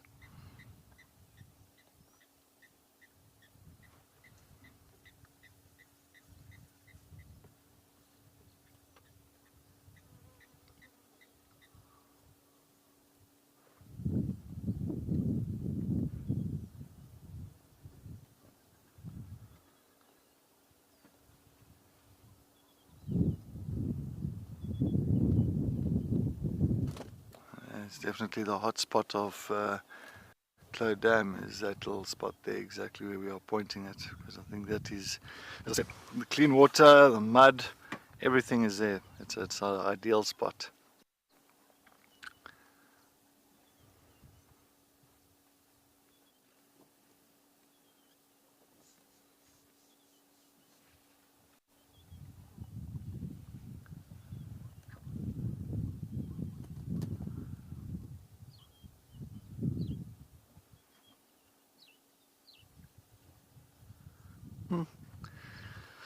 I'm trying to take a look. There is water coming out there, but it seems like the elephants, they actually suck the water out of that pipe before it even reaches the surface. We can see a little bit of that water actually streaming out a bit there.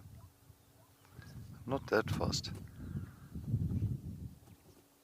Oh, a bit of a disagreement on. Whoop. Yeah. That one is not allowing the other one to even put its trunk close to there.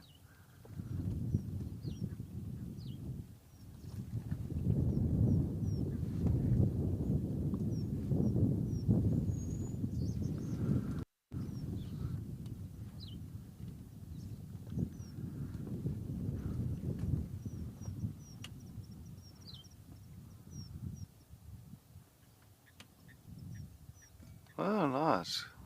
We got a little bit of Nile monitor here.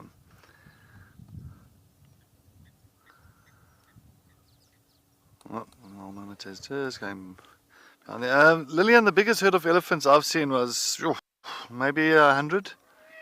Difficult to say, maybe close to 100. It's a big herd, a very big family. Not once, a few times I've seen big herds there in the Kruger Park.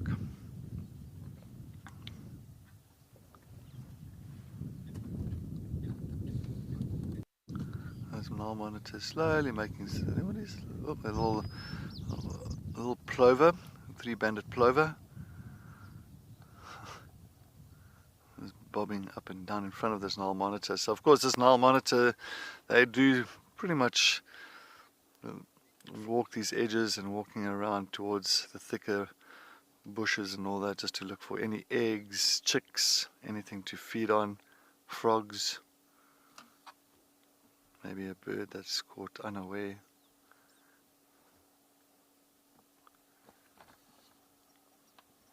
I just love that swagger, that walk of a Nile monitor. Very thick tail, muscular tail. Stunning, stunning reptile.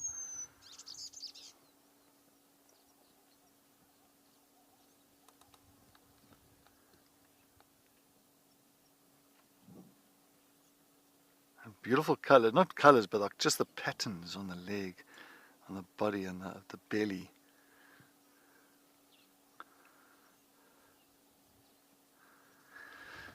Lexi, yes, now I've seen a monitor hunt quite a few times, many times, Lexi.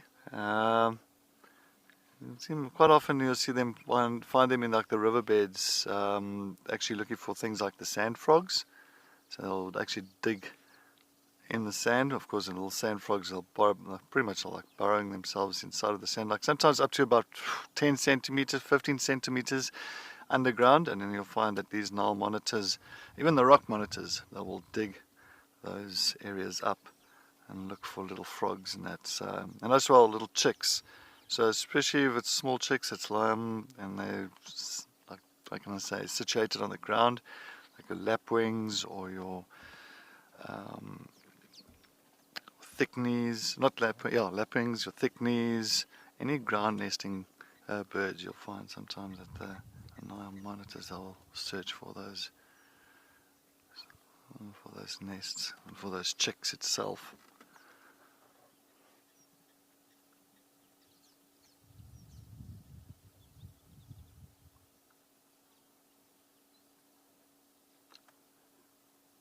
But it's a perfect place for them. This area here, perfect. A lot of bird life here. The sun as well is very sharp, and they are ectothermic, so they do gather their heat from the sun, and they have to warm up their bodies to get a little bit more mobility to do that hunting. So I think this is an ideal spot for a Nile monitor.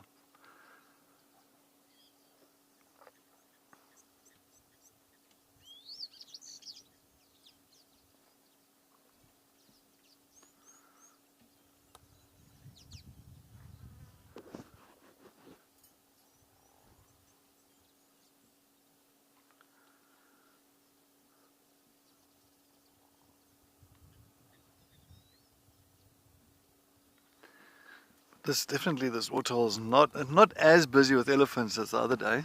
It was, well, we did have a lot of interaction, which was fantastic early on. But definitely it has slowed down with a lot of those big herds coming back and forth.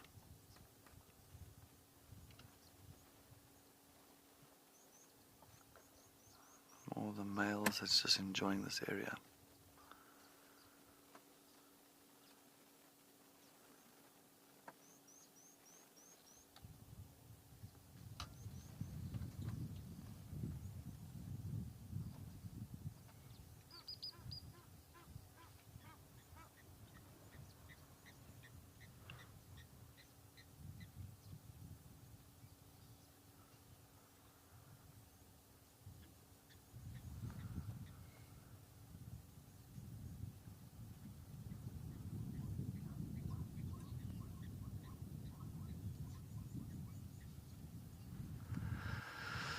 Yeah, I would love to show you the dogs, the wild dogs here, but it's so difficult, as I say. The positioning here, they've just kind of tucked themselves away into these bushes.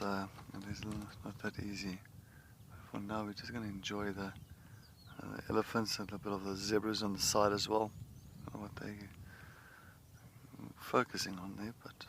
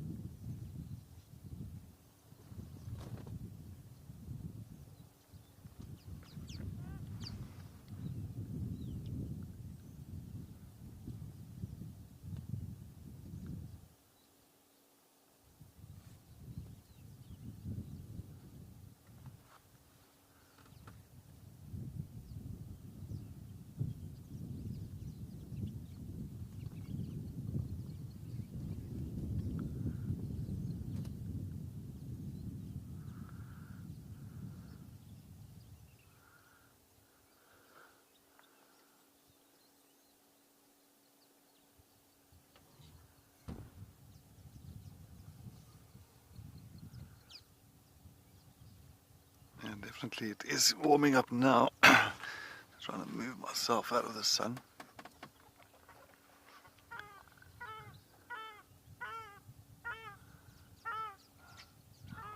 It looks like I've got a little wood sandpiper here. You remember where that Nile monitor was? Just on the side, yeah. A little sandpiper. Almost like a break dance, you'll see now.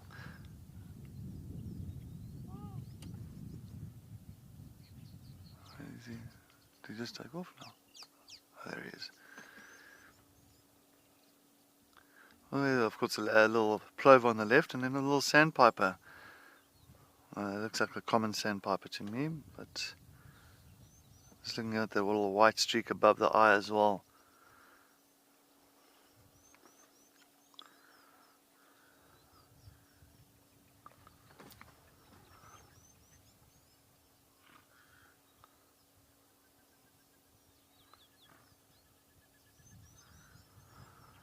Well, if you have just joined us on Escape to Nature, well, very good morning or afternoon or good evening, wherever you are watching from. Of course, my name is Cedric Dold, and I am the naturalist here at Madikwe, and behind the camera I've got Igor. And yes, we've had a fantastic morning so far, of course, on Escape to Nature, the Tamakala. We had the cheetah, and we had, of course, the baboons, or some baboons, monkeys, baboons. I'm not getting too much answer there. And of course, here at Madikwe, we had, of course, the wild dogs, and we had loads of elephants as well around the site. But yes, if you are watching, this is a live and interactive show. So if you're watching from our Wild Earth app or Wild Earth website, make sure that you do register with us, please, so you can send any comments and questions through. And if you are pretty much watching from our YouTube channel, make sure that you do subscribe, and you will get all the latest content on all the Wild Earth shows.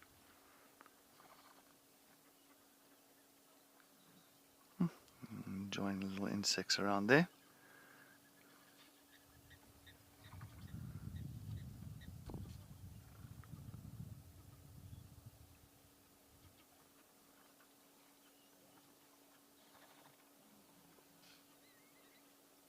catching all the little water arthropods. And sometimes you'll find like little larvas or the plover. Well, the plover, same thing. Those are water arthropods. So that little three-banded plover that we saw earlier, the one that's pretty much buried there between the sticks. Of course, the three-banded plover, same thing. Just like the sandpiper, as well. The little three-banded plover would go along, eat all the little insects, all the little water insects, and flies and mosquitoes or anything that's around and surrounding the water areas. It'll try and grab and feed on. So they are insectivorous.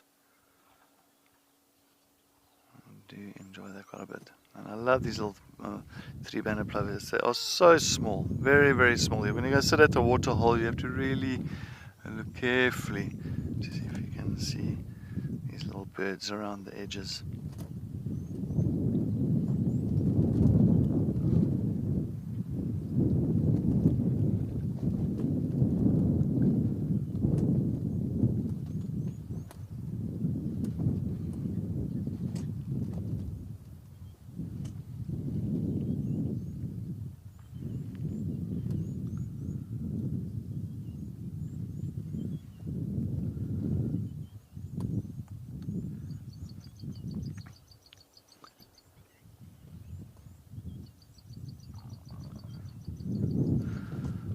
Oh, Maxine, can plovers swim on the surface of the water? No, Maxine, I think the plovers and the lapwings.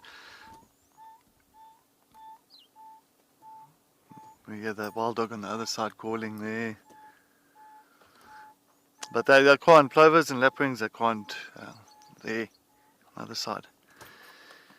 Plovers and lapwings, they cannot swim. They're not like ducks and geese where they can swim on the surface of the water, because they don't really go through web feet.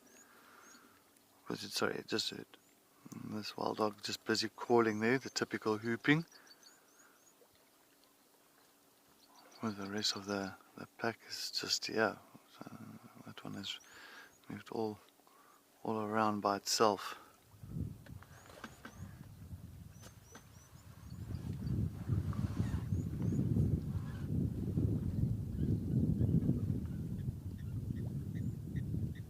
Actually, do you hear them a bit further on? Maybe they all actually just left this area. So I don't see any under this tree anymore. See, I think they might have all gone behind the dam wall. Interesting. Maybe they went to go and look for a different area to go and enjoy the shade. Maybe the dam is a little bit too busy when it comes to elephants and the bigger animals. So maybe they just went to go and move. But I'm trying to see if I can't see the others. I just heard them calling at the background now.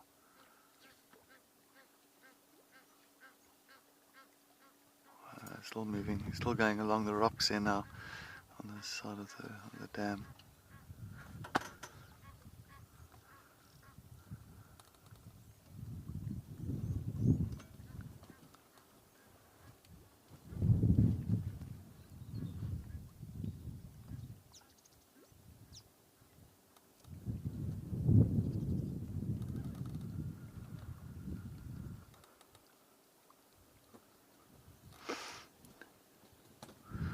Yeah, it's getting into the water, just cooling down as it is hot. Nice, perfect little swim for him.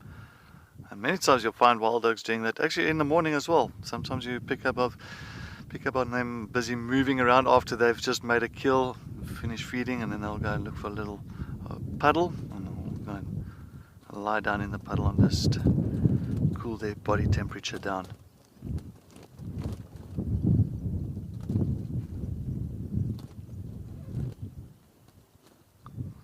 Thanks, Alex. So you enjoy the wild dog cooling himself down. Also, I think it's a nice idea. I think the wild dog's got a good idea, and jumping into a little bit of a water area and cooling itself down. I feel like I can do that myself. Anyways.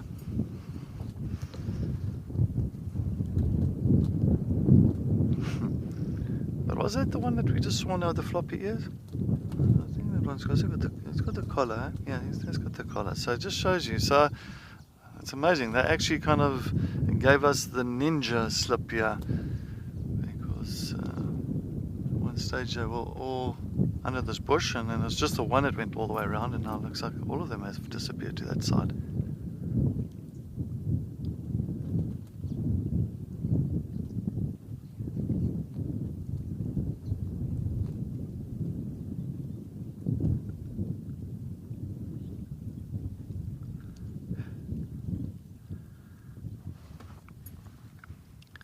Frikkie. Yes, there was a video that somebody posted just recently with a whole pack of wild dogs crossing a river that was flowing quite a bit, and of course the dogs paddled across, typical doggy paddle. So if you know, like any dog that goes into a swimming pool, and that's the same thing. So they just do that, the typical doggy paddle, but it won't be for long. You must remember that's not they're not built to swim all the time. So a very short distance for a short period of time, and then that's it. But they're not the biggest fans of swimming around from one side to the other side, not at all. But yes, they do all they can swim around if they need to.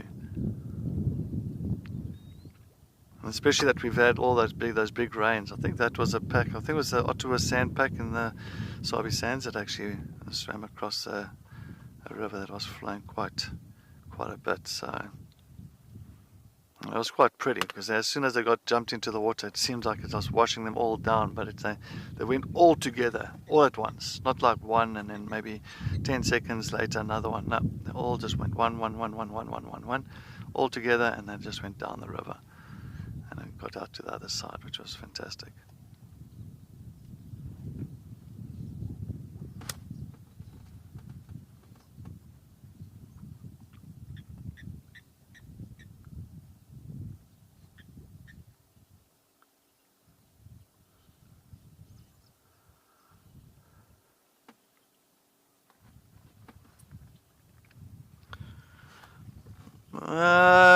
The largest wild dog pack I've seen, Lenny, sure, Lenny, it's like, I think it was at 33, 34, 35, something like that.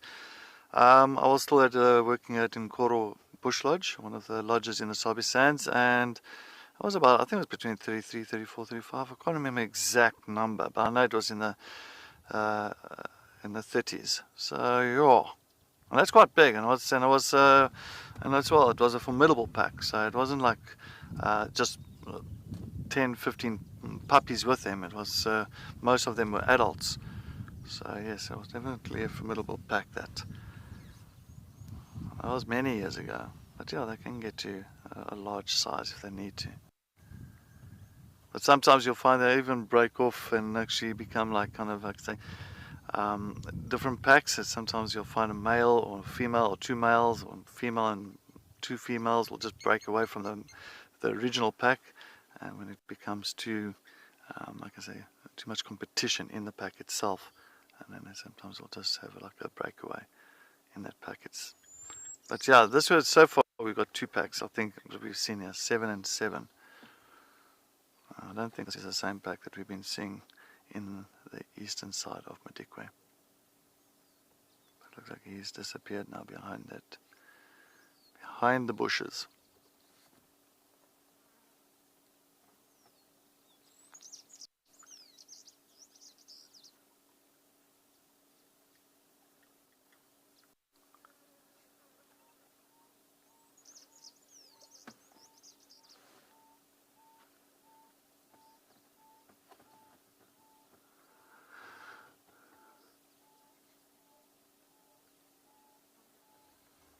Just heard the other one, busy alarm call, not alarm call, but contact calling now, straight ahead of us.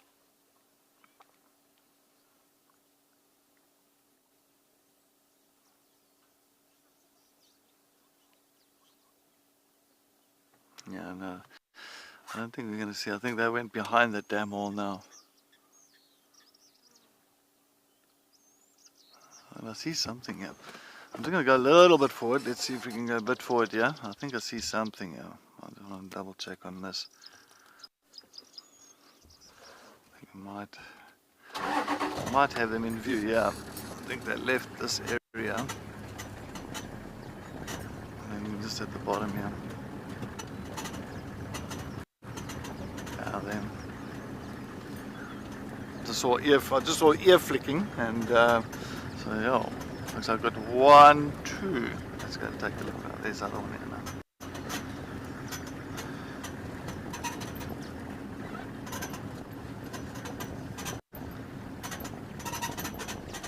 Okay, we're just going to go off the dam wall.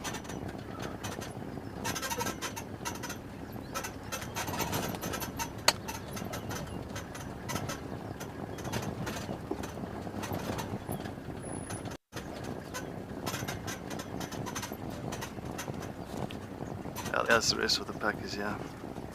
That's in front of us. Hello. They kind of almost gave us a bit of a ninja there, but yeah, looks like they just decided to come rather down and rest under some of these bushes.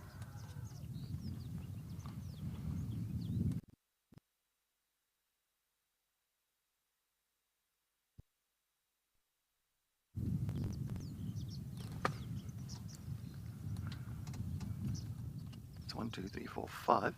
Another one that was on the dam wall that was calling now, 6, and I think the 7th one might be around here somewhere as well.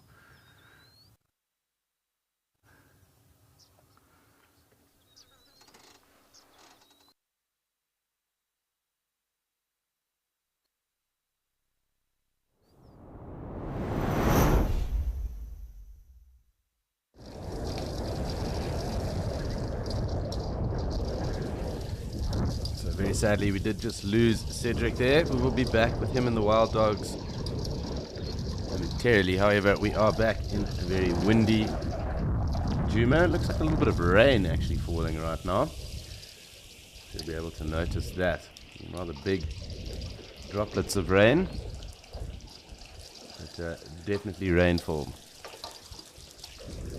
Actually, what a cool scene, to be honest. Nice to actually hear the pitter-patter, but also see it.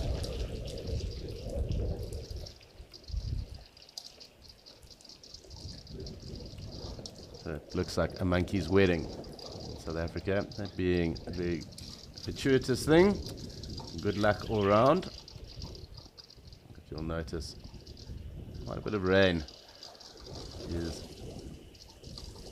now on the way. So let's just see, with all that wind and the rain, I'm not too sure too much is going to be going on. Just have to wait and see if anyone does come through, pop out into the clearing.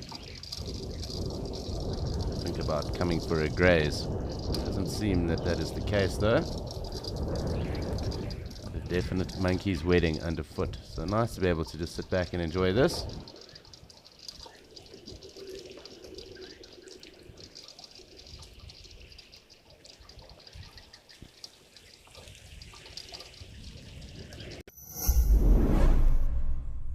We hope that when you watch Wild Earth, you will fall in love with nature.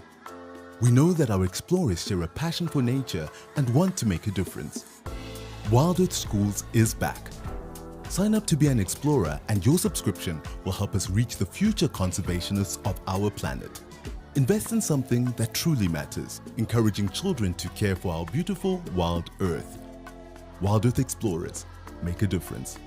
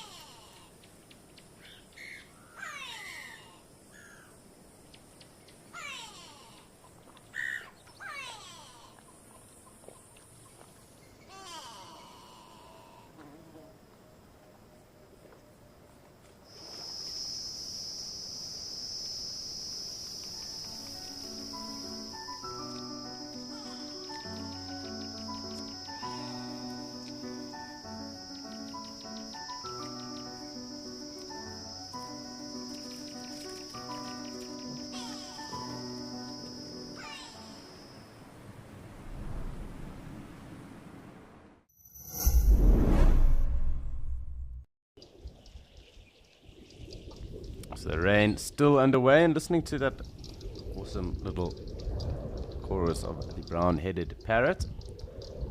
Nice little squawk going on from it. Still the odd raindrop that is falling, but a monkey's wedding underway right now. A little bit of sun coming through the clouds. Otherwise, not too much else going on other than the wind. A very peaceful day here at Gari Dam.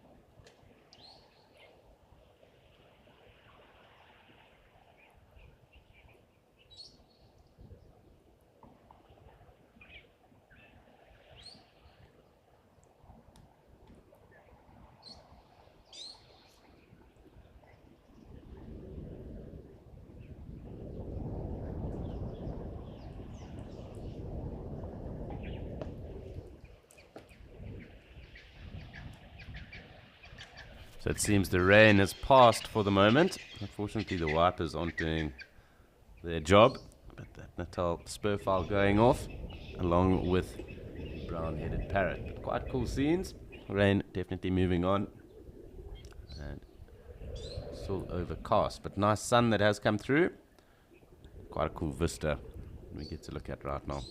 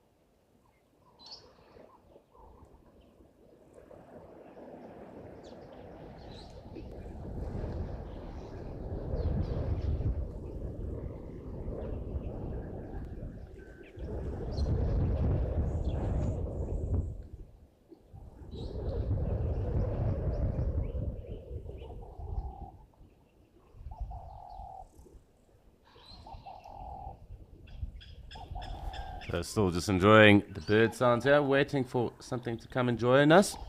And it's also time for us to head across to Amakhala and see what's going on that side.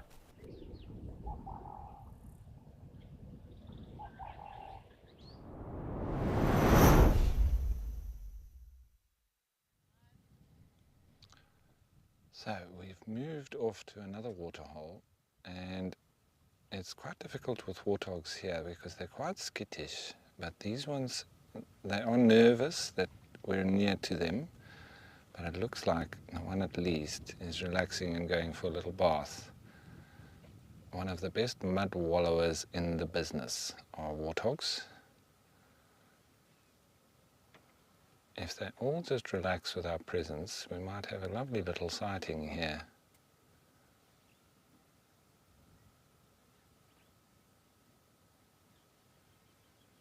So the warthogs, rhinos, buffalo are all the best in the business at wallowing in the mud.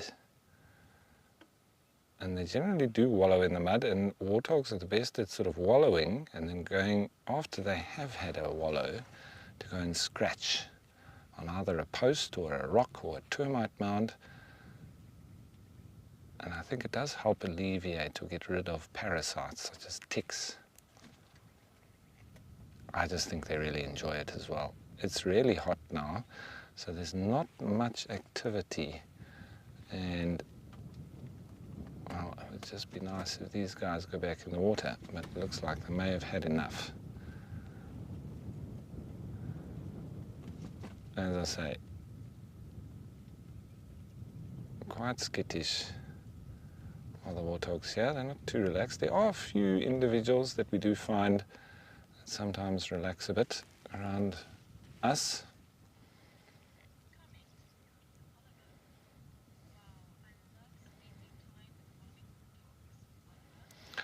Oliver, it is one of my favorite things too. We were watching the monkeys earlier. That's one of my favorite things. But wallowing warthogs is just like those monkeys playing in the tree. You can really see the enjoyment that warthogs get from wallowing in the mud. But it looks like we may have got the tail end of it. Let's just see. They may still calm down and want to come back. But they are concerned with us.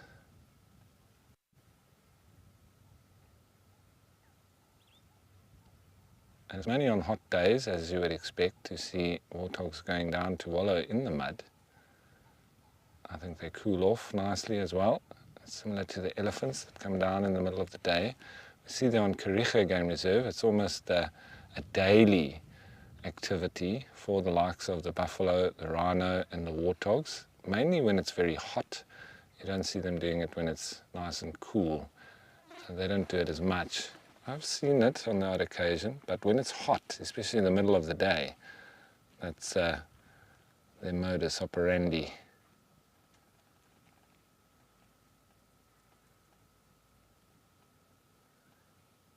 So they'll probably go look for shade now, and also potentially a nice scratching post. That one's headed off into the shade of that thicket. And I'm pretty sure this one looking back at us still wants to go down.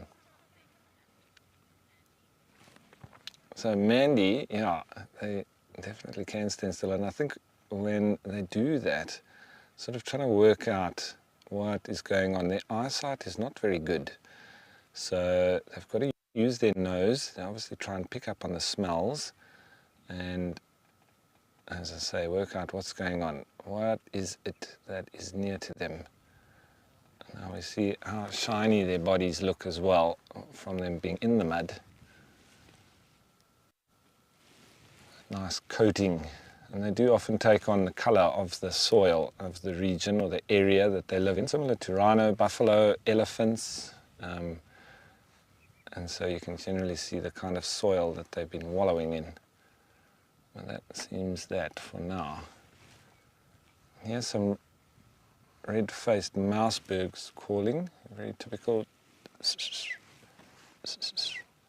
Also cooperative breeders moving in family units.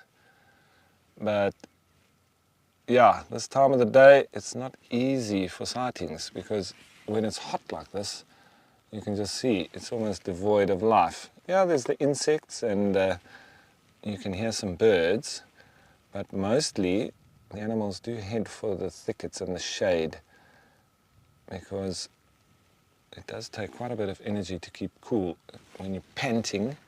And the likes of warthog, they alleviate that stress by going and wallowing in a nice cool pond, like we just saw there. So they're now heading off into the shade with a bit of a breeze coming through. It'll help them to thermoregulate. And that's it. Now the wind feels like it's swirling a little bit, but I think it's mostly coming in from the west, and that's generally when we do have these hot periods. But it can also mean that there may be some thunder showers on the way, because when it gets really hot like that, it sort of builds that pressure, and eventually we may get some respite with some rain.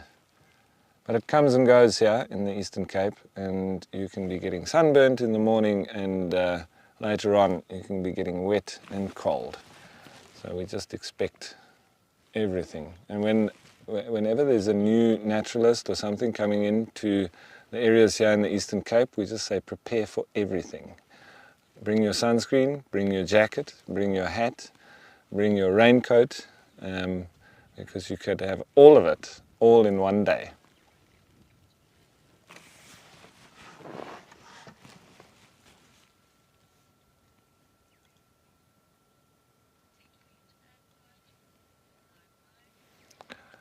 So we can just sit and listen a bit to the sounds of the bush, although it's a little bit scarce because it's in the heat of the day.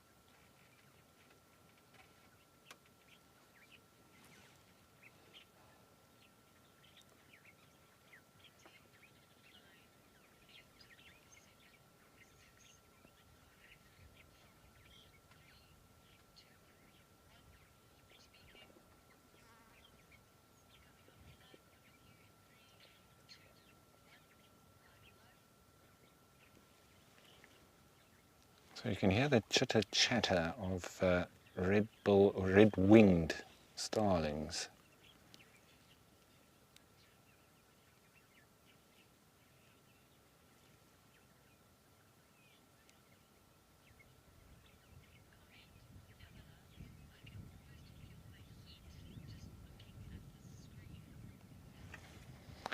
Yeah, Pamela, well, if you can feel it, we're feeling it. I get pretty sunburnt on these days. But you lather up with a sunscreen and drink lots of water, keep the hat on. Luckily, we do have a sort of a canvas roof over us because of the prevalence of rain here in the Eastern Cape. So we do, the vehicles are covered to try and help with that. But sitting in the front seat here, it doesn't really cover me too much. But I get that farmer tan where it's normally on my right hand side, or more like a truck driver tan. My right arm and my right leg, very, very sunburnt. Not so much on the left, so it's a little bit off balance. I almost need to burn the other side and to even it up a bit. Where we're sitting right now as well, I can smell a hyena pasting, a brown hyena pasting. And what they do is they sort of straddle a piece of grass, and then they've got a very dexterous anus that then deposits the little pasting onto that piece of grass, and I can smell it very strong now. It's rather pungent. Anyway, I think we're going to try and see at another waterhole if there's any other animals coming down. And while we just translocate ourselves, I'm going to translocate you to Djuma.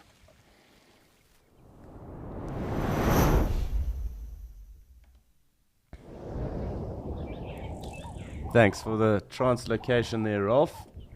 And yes, we are back in Djuma. It has been a rather windy and quiet Djuma. We did just have some rain. The birds have been keeping us company for the entire day today. Did have those brown-headed parrots. I'm going to try and see if they aren't around.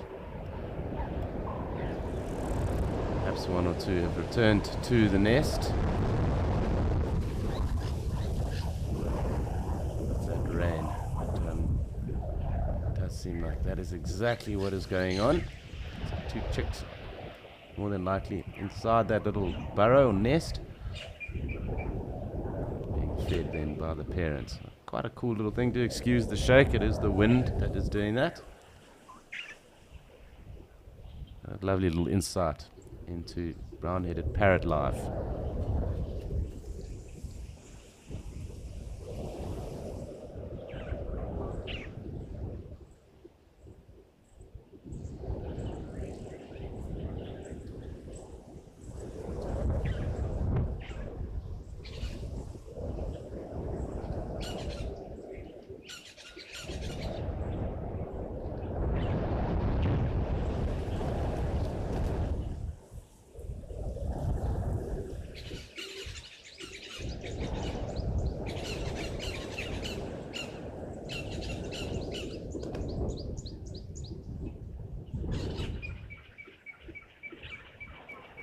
So quite cool just being able to watch this, and you'll see how that parrot is able to kind of almost hang upside down. They are non-passerines, meaning that they kind of have two toes forward and then almost one back, two back at times as well, being able to move their feet. Kind of the distinguishing factor between passerines and non-passerines. The amount of toes and the way that they are spread or sprayed. Splayed even. Of course, parrots are adept climbers as well as flyers, and that is exactly why you see it kind of hanging like that, almost like a rock climber doing its thing, or a boulderer, those that do that. Really quite fantastic to watch. Going into the hole right now, more than likely feeding some chicks.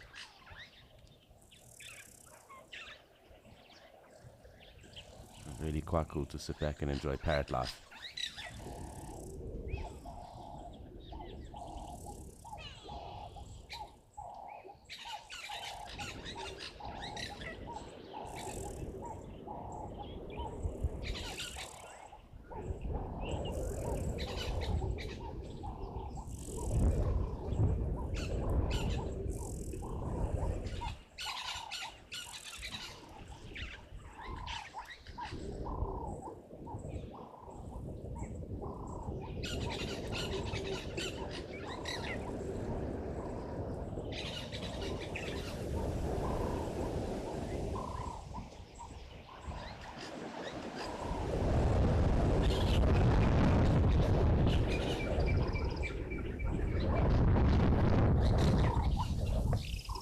Hi Justin, thanks very much for your question there. And more than likely, these parrots have taken over an old other barbet woodpecker hole that was here. So they kind of find these crevices and then they'll use them, obviously, in regards to the rearing of their young. Let me just move up a little bit so we can get a bit of this adult. It is quite windy, so please do bear with us. Are really at the extent of our zooming reach for the moment. Really quite special. So they would have taken over a cavity that had been used before, so either through barbet or woodpecker, perhaps even woodhoopoo, and then using that cavity to rear their young.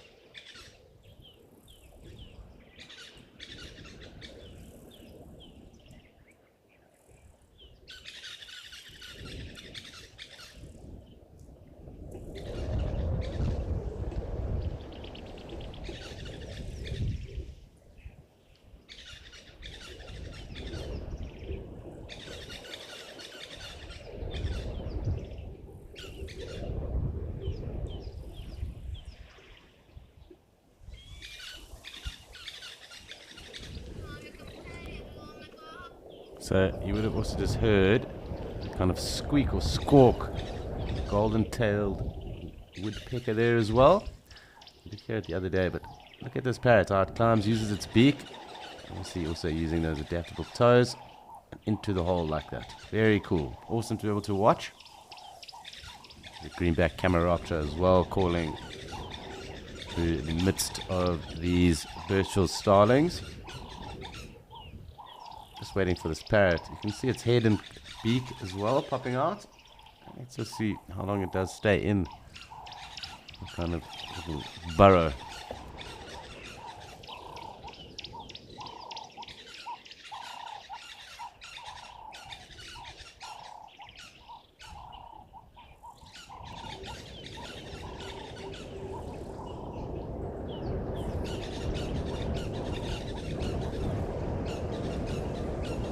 Hi Yolandi, thank you very much for your question.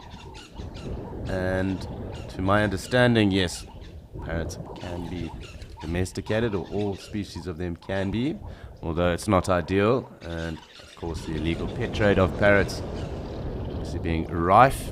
There are a number of them that are taken from the wild and then put into captivity, which is of course detrimental to those birds. Owning a parrot is actually quite a considerable task if you consider that they can live over 50 years, most often or not outliving those owners. And of course they do form bonds as well. So owning or having a parrot in your care is probably something to be avoided where possible. Of course there are different sizes of parrots. We get Old World and New World parrots. New World parrots coming from the Americas, in particular Central and Southern America, things like the macaws and Amazons. And of course we get parrots in Africa as well. You're looking at one right now, the brown-headed.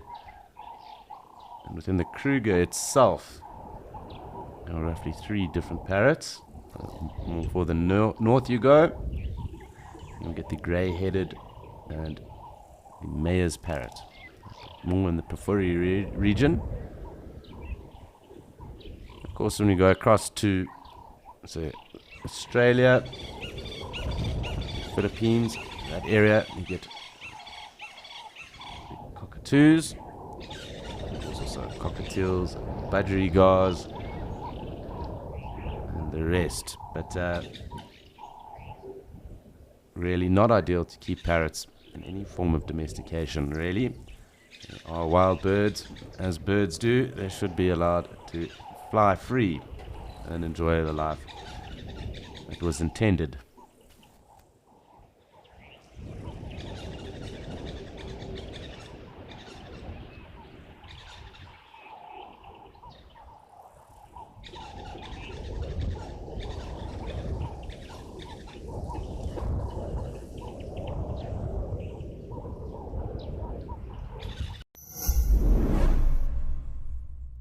At Wild Earth, we are dedicated to bringing kids into the wild on our live, free, interactive safaris. Many of you will remember that we used to do this on a daily basis prior to the pandemic. But now, courtesy of our Wild Earth Explorers, we're aiming to take schools back into nature permanently. We'd like to extend an extremely heartfelt thanks to our Wild Earth Explorers who have helped us touch the lives of so many children.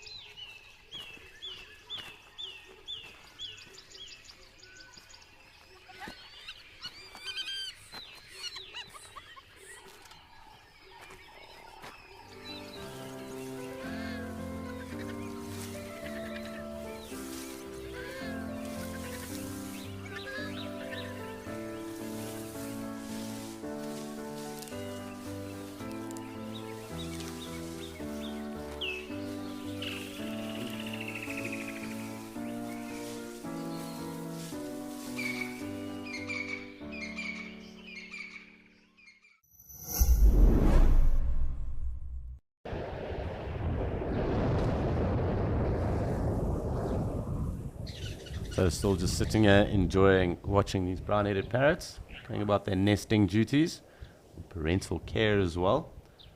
Quite cool watching this one shoot in and out of the access hole to those young chicks.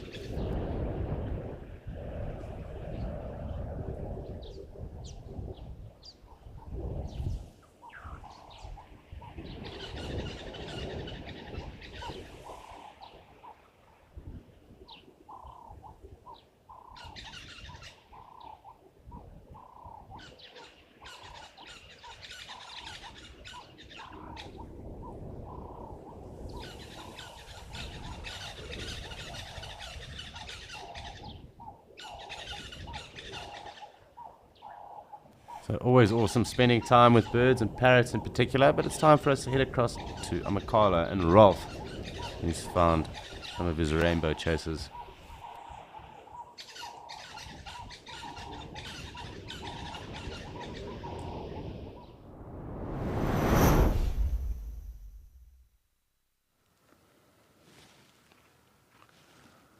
Throughout southern and eastern Africa, there's one animal that many tribes regard as sacred. You'll find it painted inside ancient caves, engraved on flat rocks, and etched in African folklore.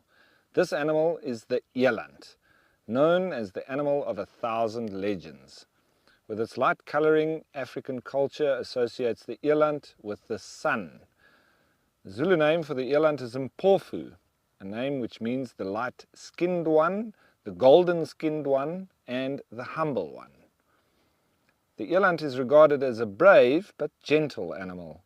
One fable tells of how the young son of the sun god was murdered by a group of wizards when he visited Earth. The sun god was furious and increased the ferocity of the sun, causing rocks to melt and rivers to boil. He demanded a human sacrifice of the most beautiful person in the land.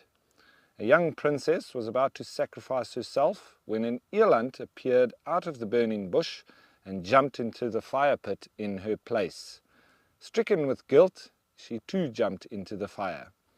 The sun god was so moved by this double sacrifice that he halted the sun's fury and blessed the earth with rain. The eland is also an important symbol to the Khoisan people and plays a major role in their beliefs. When in close proximity to these gigantic animals, such as what we are now, you can hear the little clicks that their toes make. And it is said that the Khoisan language, with its characteristic clicks, originated from this exact sound.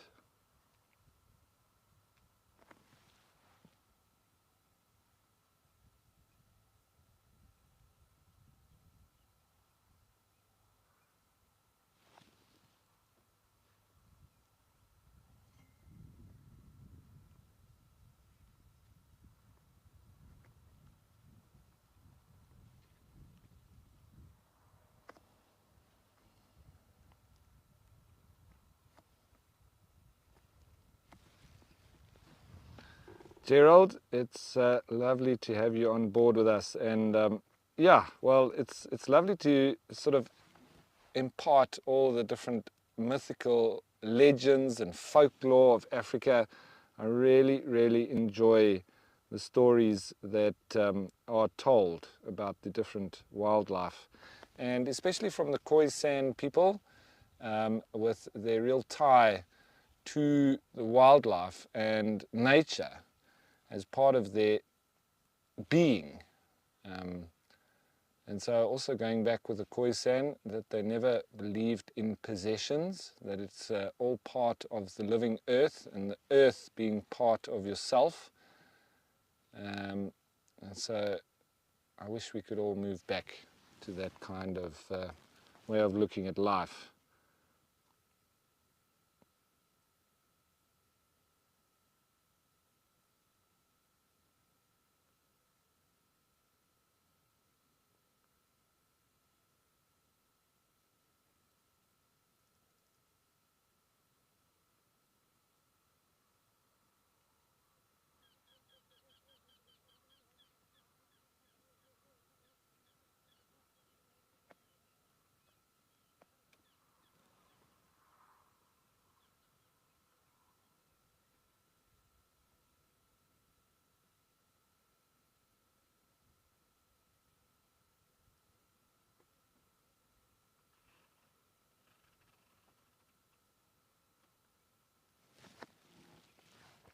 Yeah, they are moving off a little bit, and they are quite nervous around us.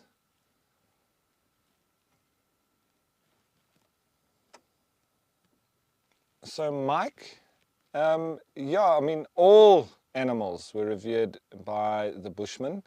There's just some that, you know, they held particularly in high regard, and eland was particularly highly held by the Bushmen, or the Khoisan people. And you know, it had a lot to do with, as I've mentioned many times, because of where the Khoisan found themselves, mostly in the arid areas, and especially in those parts, they would you know, follow the animals, and the animals that would lead them towards water, etc. So there were particular animals like monkeys and baboons that would very easily indicate water, watering holes, because they don't venture far from it. So as soon as they picked up on a baboon's tracks, they could easily follow that to find water. But when there were periods of no rain or no water, they would then use the eland and follow them, because they were the ones that sort of headed towards the rain. So that's why I've said it so many times, but it's worth repeating. Whether you've been watching and heard me tell the stories or not, you know, they called the eland the rainbow chasers, because the Khoisan would follow them and would normally land up heading in the direction of where the nearest rain would be coming from. So held in extremely high regard because of this. So other animals, when you look at the engravings, and the one that I've visited hundreds of times is at Twyfelfontein, and some of the oldest and one of the biggest areas where they've you know, left these engravings on the rocks. There's a lot of animals there that you see regularly engraved, and there's a famous one of a kudu that, you know, the Khoisan, they used to have particular people within the group that were considered as shamans, or people that conversed with the gods, with the ancestors, and with the wildlife. And they used to sort of get themselves into a trance, whether it was just through the music of drums and the beat, but you know, they say that there also was the likes of plants that they used to use to assist them in getting into this trance, as well as there is thoughts that they could have been using psychedelic means as well, such as psilocybin mushrooms. But the point being is that they used to get themselves into a point where they were almost outside of their body and taking on the form of an animal, so that because the animals were so in tune with nature that they would be able to sort of indicate to them where the next food was, where the next rain was coming from, etc., and converse similarly with their ancestors, which they held in close regard to animals. So the shamans in this sort of trance-like state used to take on the form of an animal. And there's a very famous engraving of a dancing kudu. It's called the dancing kudu, but at this spot in Twyfelfontein, there's another one with a lion, so the dancing kudu depicts, it's got a whole lot of legs on it, so that doesn't sort of depict that the kudu had a lot of legs. It was the shaman dancing and taking on the form of a kudu, and then the drawing or the engraving of the lion, its tail sort of goes into a human hand. So that obviously then was another shaman, or the same one. It's difficult to tell. This was 8,000 to 10,000 years ago, and it's obviously, you know, trying to decipher these engravings and putting theories onto it. But the theory is that also in that form, taking on the predator-like phase and moving in the sense of thinking how and where to get their food from. So it's extremely interesting. And even on those engravings, there was also pictures of boats, sailing boats. So it would have meant that the Khoisan people would have ventured all the way to the coast from there, which is about 200 kilometers, and would have returned and then being shown or drawing these depictions to show the rest of the tribe or the group. And there were also some engravings of seals, and so it just showed that they had been to the coast and back. And that kind of like their journal and storytelling for the rest of the group. It's fascinating. And if you ever get a chance to go to that particular site in Namibia, in the Tweefontein region, it's really well worth it. And just trying to put yourself back in time, 8,000 to 10,000 years, and what these people were actually thinking. And the lives that they lived, so in tune with nature and with wildlife, and that was their world. So, and a very big part of their world was having to find water. And on a lot of those, because they did it on flat sandstone rocks, and each one is sort of a new painting background, if I can say that. But it's all engravings, not paintings. Paintings only came much later. Sort of that was about between 2,000 and 3,000 years ago. But up to 10,000 years ago, they were using quartzite to make these engravings on these lovely flat sandstone rocks. And they would also then draw maps for different water holes. So it obviously then showed the different people within the group how to get down to those water holes, where to get water, etc. They also had a type of calendar where they had drawn in circles the different phases of the moon. And then, you know, when the rains would come, it would obviously then interlink with the different seasons that they were experiencing. So it's just, yeah. It's wonderful, and I always feel a connection to those old, ancient times and the Khoisan people when I'm in the presence of Eland.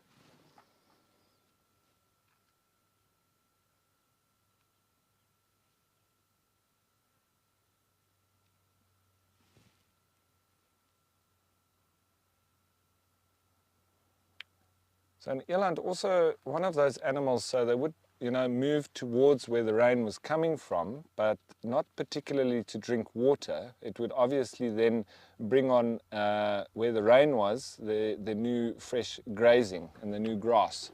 So, you know, not to be confused with an animal that requires lots of water. It was more for the food that would come as a result of the rain. So eland are very much so water independent. They don't need to drink water almost, well, their entire lives. So they'll get what they need from the grass that they eat. Yes, you can sometimes see them drinking, but it is very rare to see eland actually at a water hole. There's a lot of eland in a lot of the game reserves, but to get photos of elands drinking is something I cannot recall even seeing one. I've never seen eland down at the water hole. You always see them, and generally, even when it's hot like this, out in the open. They don't seem to care for the sun, and I think it's a lot down to their adaptations, similar to oryx, gemsbok, springbok, etc. And I think their thermoregulatory capabilities with that dewlap that they have almost puts them in a unique position to be able to not worry about the heat. I think they worry more about the cold per se than the heat. And on a hot day like this, I'm busy getting sunburnt and sweating, and they're very comfortable out in the open, in the heat, standing in the sun.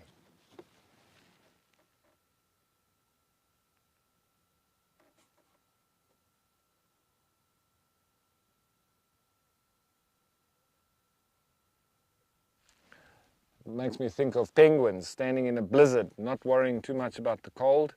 Well, you wouldn't see a penguin out here on the plains, but you wouldn't see an eland in the snow, in the converse.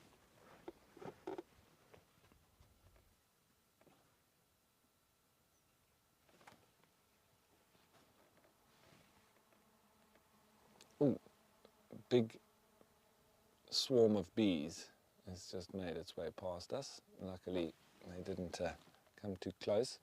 But we often see this at, especially this time of the year, bees swarming and either expanding their colony or moving. And it's for me, it's a wonderful sight to see bees. As we know, they're massive pollinators. And it's quite incredible to think also because honey is a natural antibiotic. It's an antifungal, it's an antibacteria, it's an antiseptic. And just thinking on that, it's a very good idea for wherever you live in the world to eat honey from your local area, because the honey that is produced in a local region will have all the relevant antibiotics. For, antibiotics is basically anti-life, but it's got all that preservatory qualities of your particular area. So the antiviral, antifungal, antibacteria. So wherever you live, go and buy the local honey. Don't import it from another area. Yes, it might taste nice, but it doesn't have those natural healing and antibiotic capabilities of your particular region. So that's what we do in our parts, especially when it comes to change of season, when there's allergies, etc. With my kids, I give them honey and lemons grown locally, as well as honey from the local area as well. And I tell you what, it works brilliantly for colds and flu and any kinds of little viruses, etc. And it just helps for general health as well. So that's a nice little trick that if you take that on board for healthy living, and it's all down to the bees that will be producing honey in your particular area.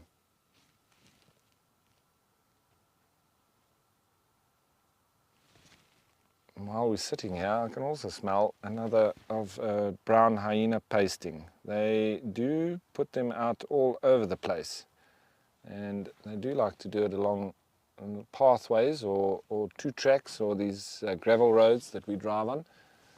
And there's another one here. It's funny, we seem to be parking next to them each time we stop.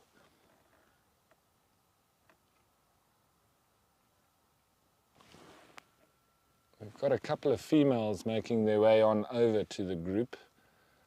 And you may just see the difference. If we look at, well, it's not a couple of females. The one in front is a male, it's a bull. And the one at the back is a female. So this is a relatively youngish bull if you compare it to the big one that we've seen with the group. But you can just see the difference in their dewlap. The male's is much more pronounced than the female, and obviously they do get much bigger than the females as well in terms of the entire body. So they probably have a bigger requirement for thermoregulation. And as they run there, you see that flapping of the dew lap itself, really helping and assisting in the thermoregulation, kind of like what the ear flaps of an elephant would do. As it's flapping backwards and forwards there, it's cooling the blood in that particular area, and there will be a fine network of blood running through that. And so a wonderful radiator that is quite similar to that of elephants, and the way that they flap their ears backwards and forwards, passing air over those flaps, and in so doing thermoregulating very, very well.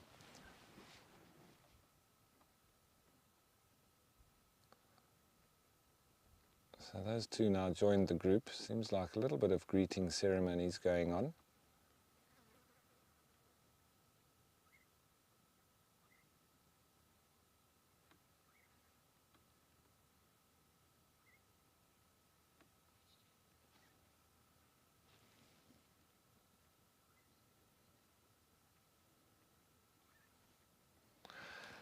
Dog mom,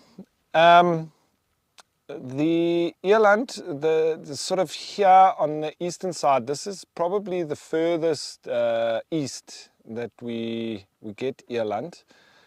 They prefer the more arid parts. So here we have all year rainfall. It's not an ideal environment for eland. Yes, they do reasonably well, but as we go west from here into the more arid parts, and that obviously comes as a result of the cold Atlantic Ocean, and on that side, the cold Benguela current that moves up the coast, it does create the arid regions on the western side of southern Africa and going up towards the equator, and it's also the origins of the Kalahari and the Namib Desert.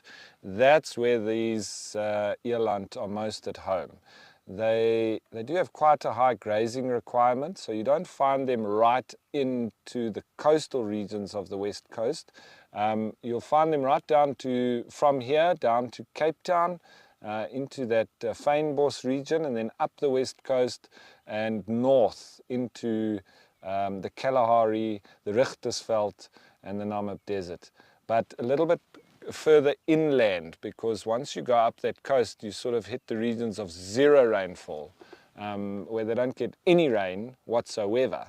So it's a little bit further inland, away from the dunes and the dune seas that you start to find in the Namib regions, but they are truly from semi-arid to arid animals. So you'll find them in pretty much the same areas as where you have prolific numbers of oryx and springbok, but they do like areas where there's good grazing.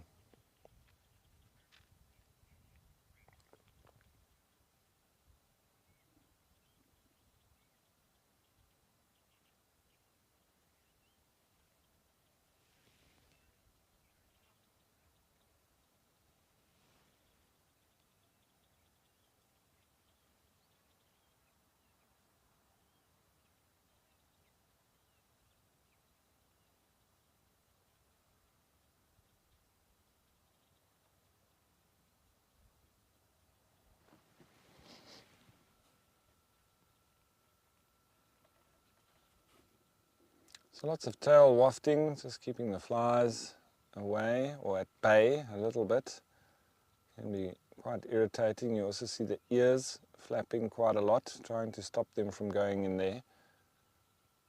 That's, for the most part, the activity of the midday. A little bit of grazing as well.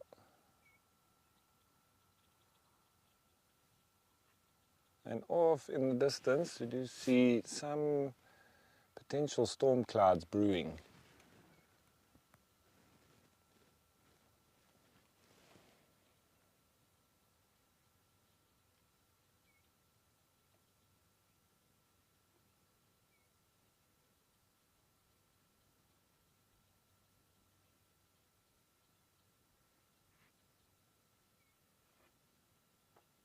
You will of course find eland in the likes of the Kruger Park, etc., but it's not the best place. So Lenny, no, we don't get taupi here on Amakhala. The closest relative we have to that is the red hartebeest. Taupi do not occur in South Africa at all. In fact, they're all the way up in East Africa. So we don't get them down here. We have the likes of tsessebe and red hartebeest. So if you want to see taupi, you need to head to the Serengeti and the Masai Mara and those particular parts of Tanzania and Kenya, where they don't naturally occur down here. But their cousins, the red hartebeest, there's lots and lots of them.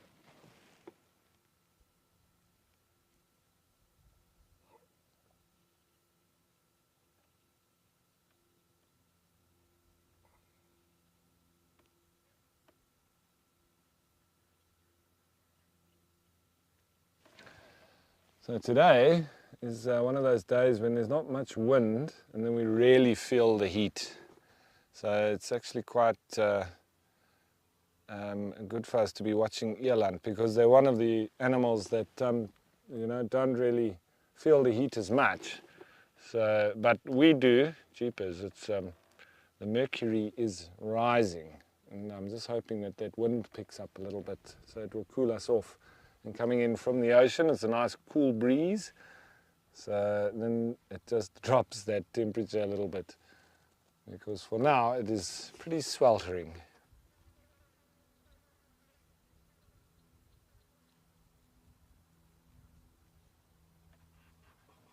There's eland slowly moving off.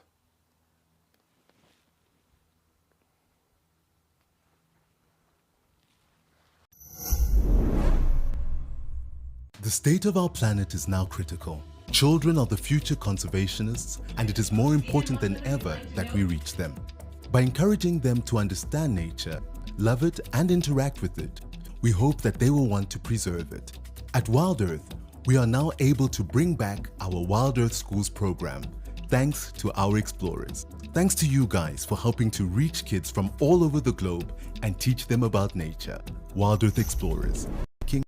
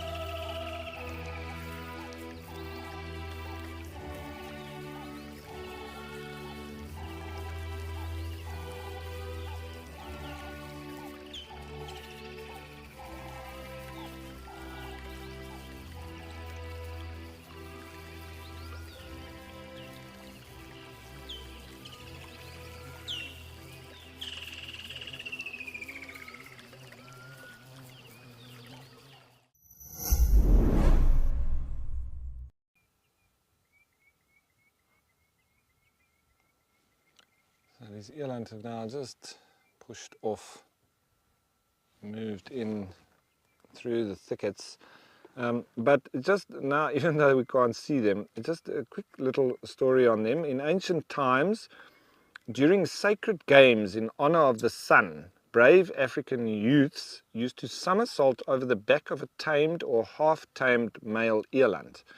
In fact, there is a painting showing such a sport in one of the caves in the Cape Province. The eland is a gentle animal which is very easy to tame. It has a love for human beings and will allow them to touch it.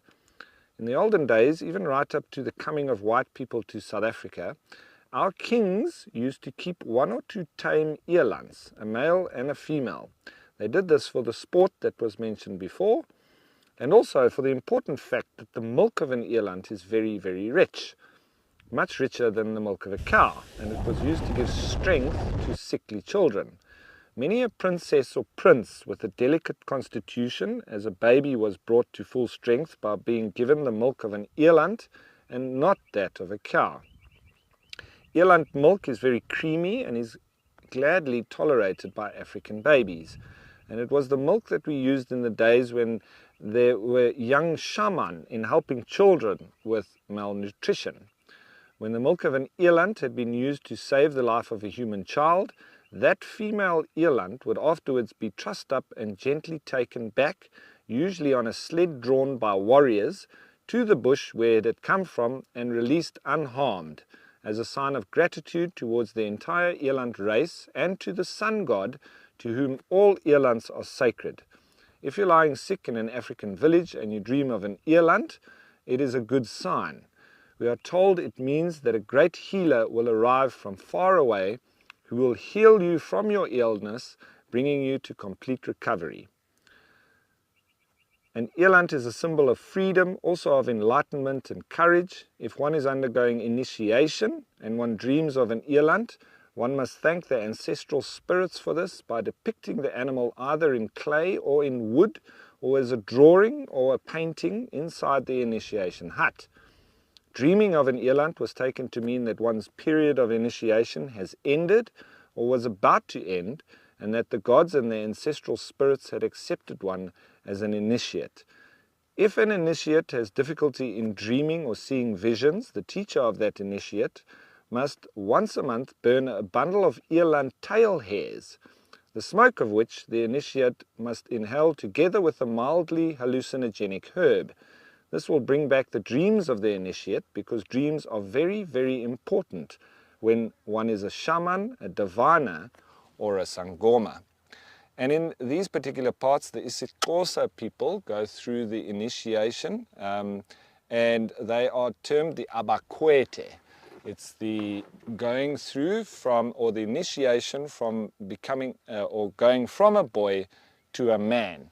And obviously a lot of these traditional cultures or the traditions of that initiation will involve a lot of the myths and legends of eland. But according to African culture, these aren't myths or legends.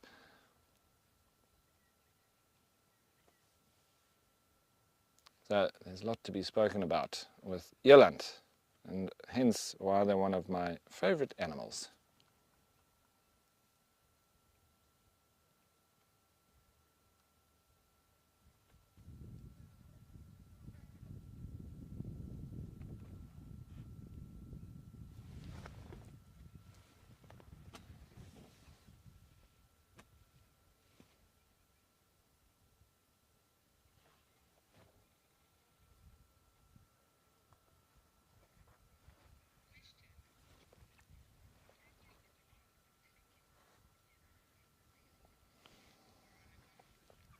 Veronica, that's quite a difficult one to do. It's almost like if you hit two marbles together, but it's, let me try, just clicking my fingers. It's something like that, but it's a little bit sharper. It would almost be clicking or pulling. I've got very short nails, but it's like clicking nails against each other. That's kind of like what the sound is, but I think the closest I can get is to click my fingers. Something like that.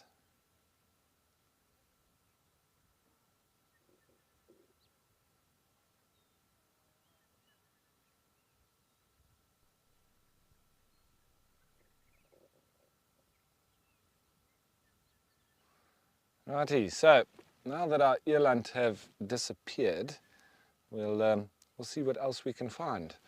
But I tell you what, I wonder what you can find at Djuma.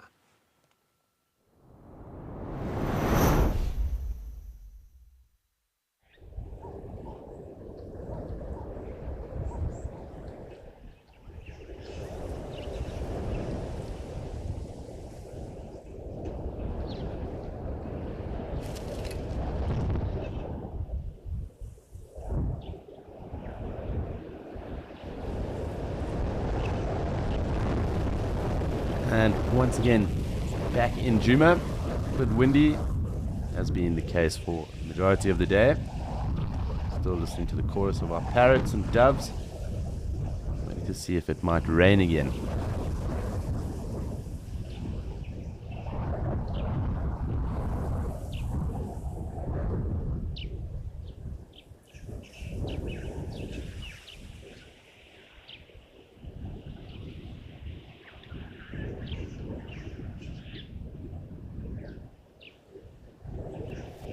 So from the wind to Madikwe, a very tall surprise across there.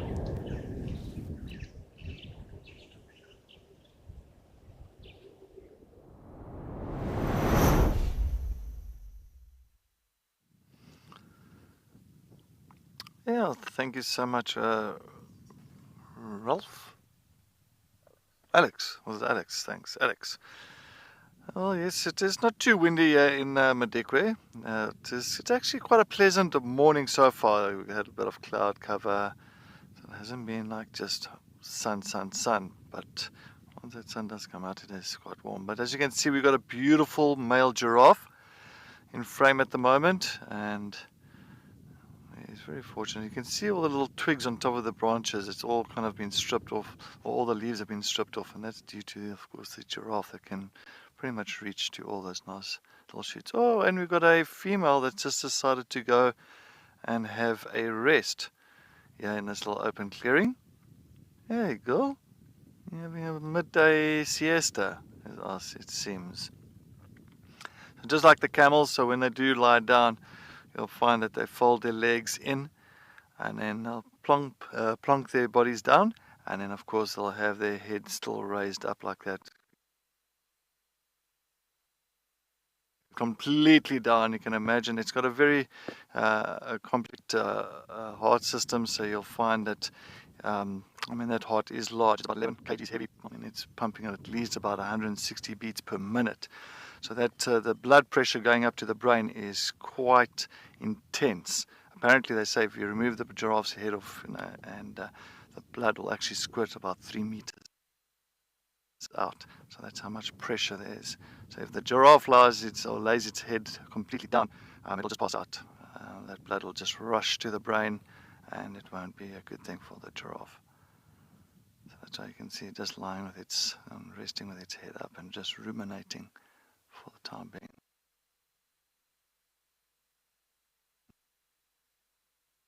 Up. And just almost closing its eyes for the time being. And it feels safe, it doesn't feel vulnerable. There's other giraffe in the vicinity moving around, busy feeding. There's some zebras here in the area. So you can just see the giraffe feels very comfortable for now. If they are a little bit unsure of its surroundings and maybe some danger around here, then of course that giraffe will decide not to lie down like that.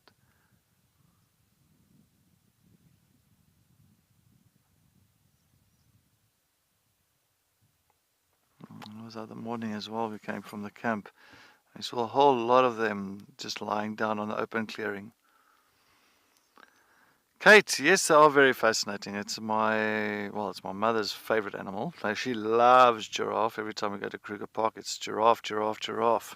She loves it. So, and I know a lot of people. Actually, I've met a lot of people that they enjoy giraffes and they find them so fascinating.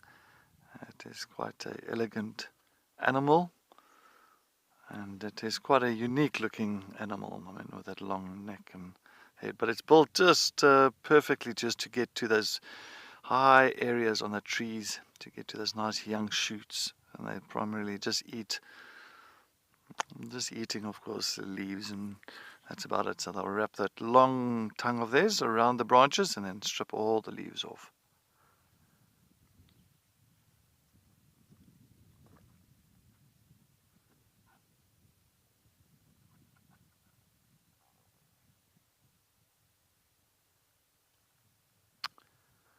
You can also see on the giraffe's ears, you can see it's a little bit white. There's a lot of white behind the ears. So many times you'll find it's as well on like hot days, because it's so high and always mainly above branches and sometimes in the sun. It just reflects the heat, so it doesn't kind of draw too much heat onto their body itself. So it does help them quite a bit. And you can see the one on the right is staring us down. Fantastic eyesight.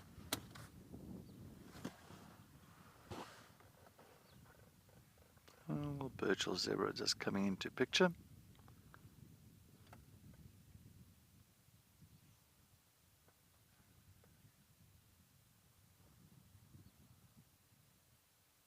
And clearly you can see that's why that one feels very comfortable. And he's got enough eyes and ears around.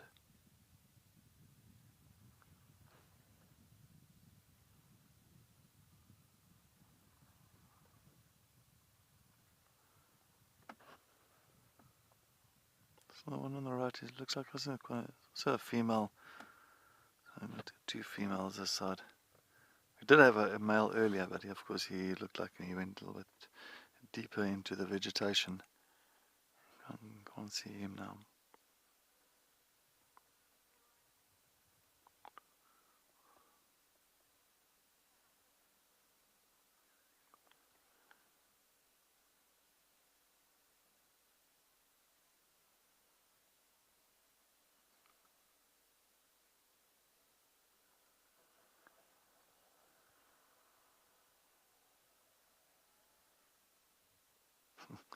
It looks like this female wants to come in and investigate on what's happening. Also, she's just giving those zebras a bit of a stare down. I don't think it's us, but I think maybe those zebras.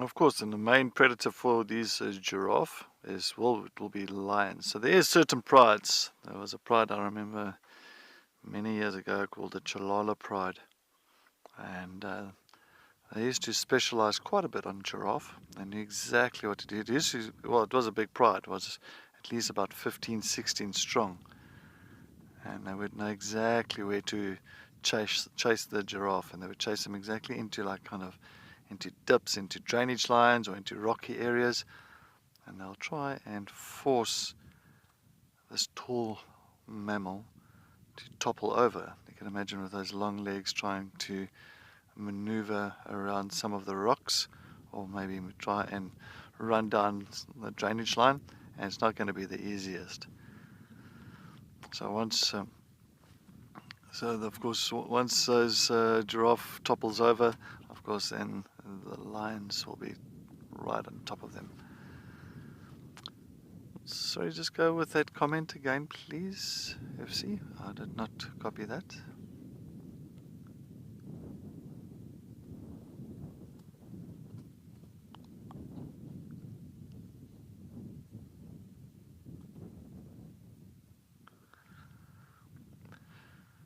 Yes, Joanne, definitely what a special escape to nature. I mean, those elephants were fantastic. Once again, it was just quite a incredible show of elephants around Clo Dam.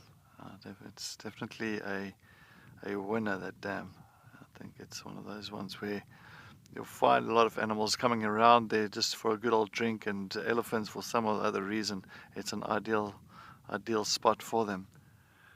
So yeah, no, that has been a special morning, and plus, I had those wild dogs. Those wild dogs were hanging around there, and I think those wild dogs were definitely giving a lot of issues to those elephants, especially when they were busy calling, and elephants decided to all kind of gather up in their herds and try to avoid going close to the dogs. Not that the dogs would do anything, but it's just, of course, protection for the calves, the elephant calves. It was quite incredible. But yes, no, definitely, and it's been a wonderful day. I think it's been a wonderful morning, a wonderful midday here in the Madikwe sun. And as you can see, some of the animals have just also decided to go for their little siesta for the afternoon. So there's all Mr. Zebra in the background. But yeah, as always, just want to say thank you so much for all the amazing comments and the amazing questions that you have sent through to us during Escape to Nature.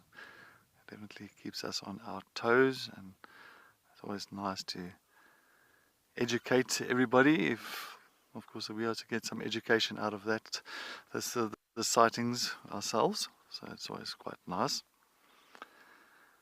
But yes, remember, this afternoon is a sunset safari, and once again I'm hoping that we are going to get some magical sightings. But yes, of course, from myself here at Madikwe, and of course Eagle behind the camera, and from our directors and from the Wild Earth team, we wish you a wonderful day further from Escape to Nature.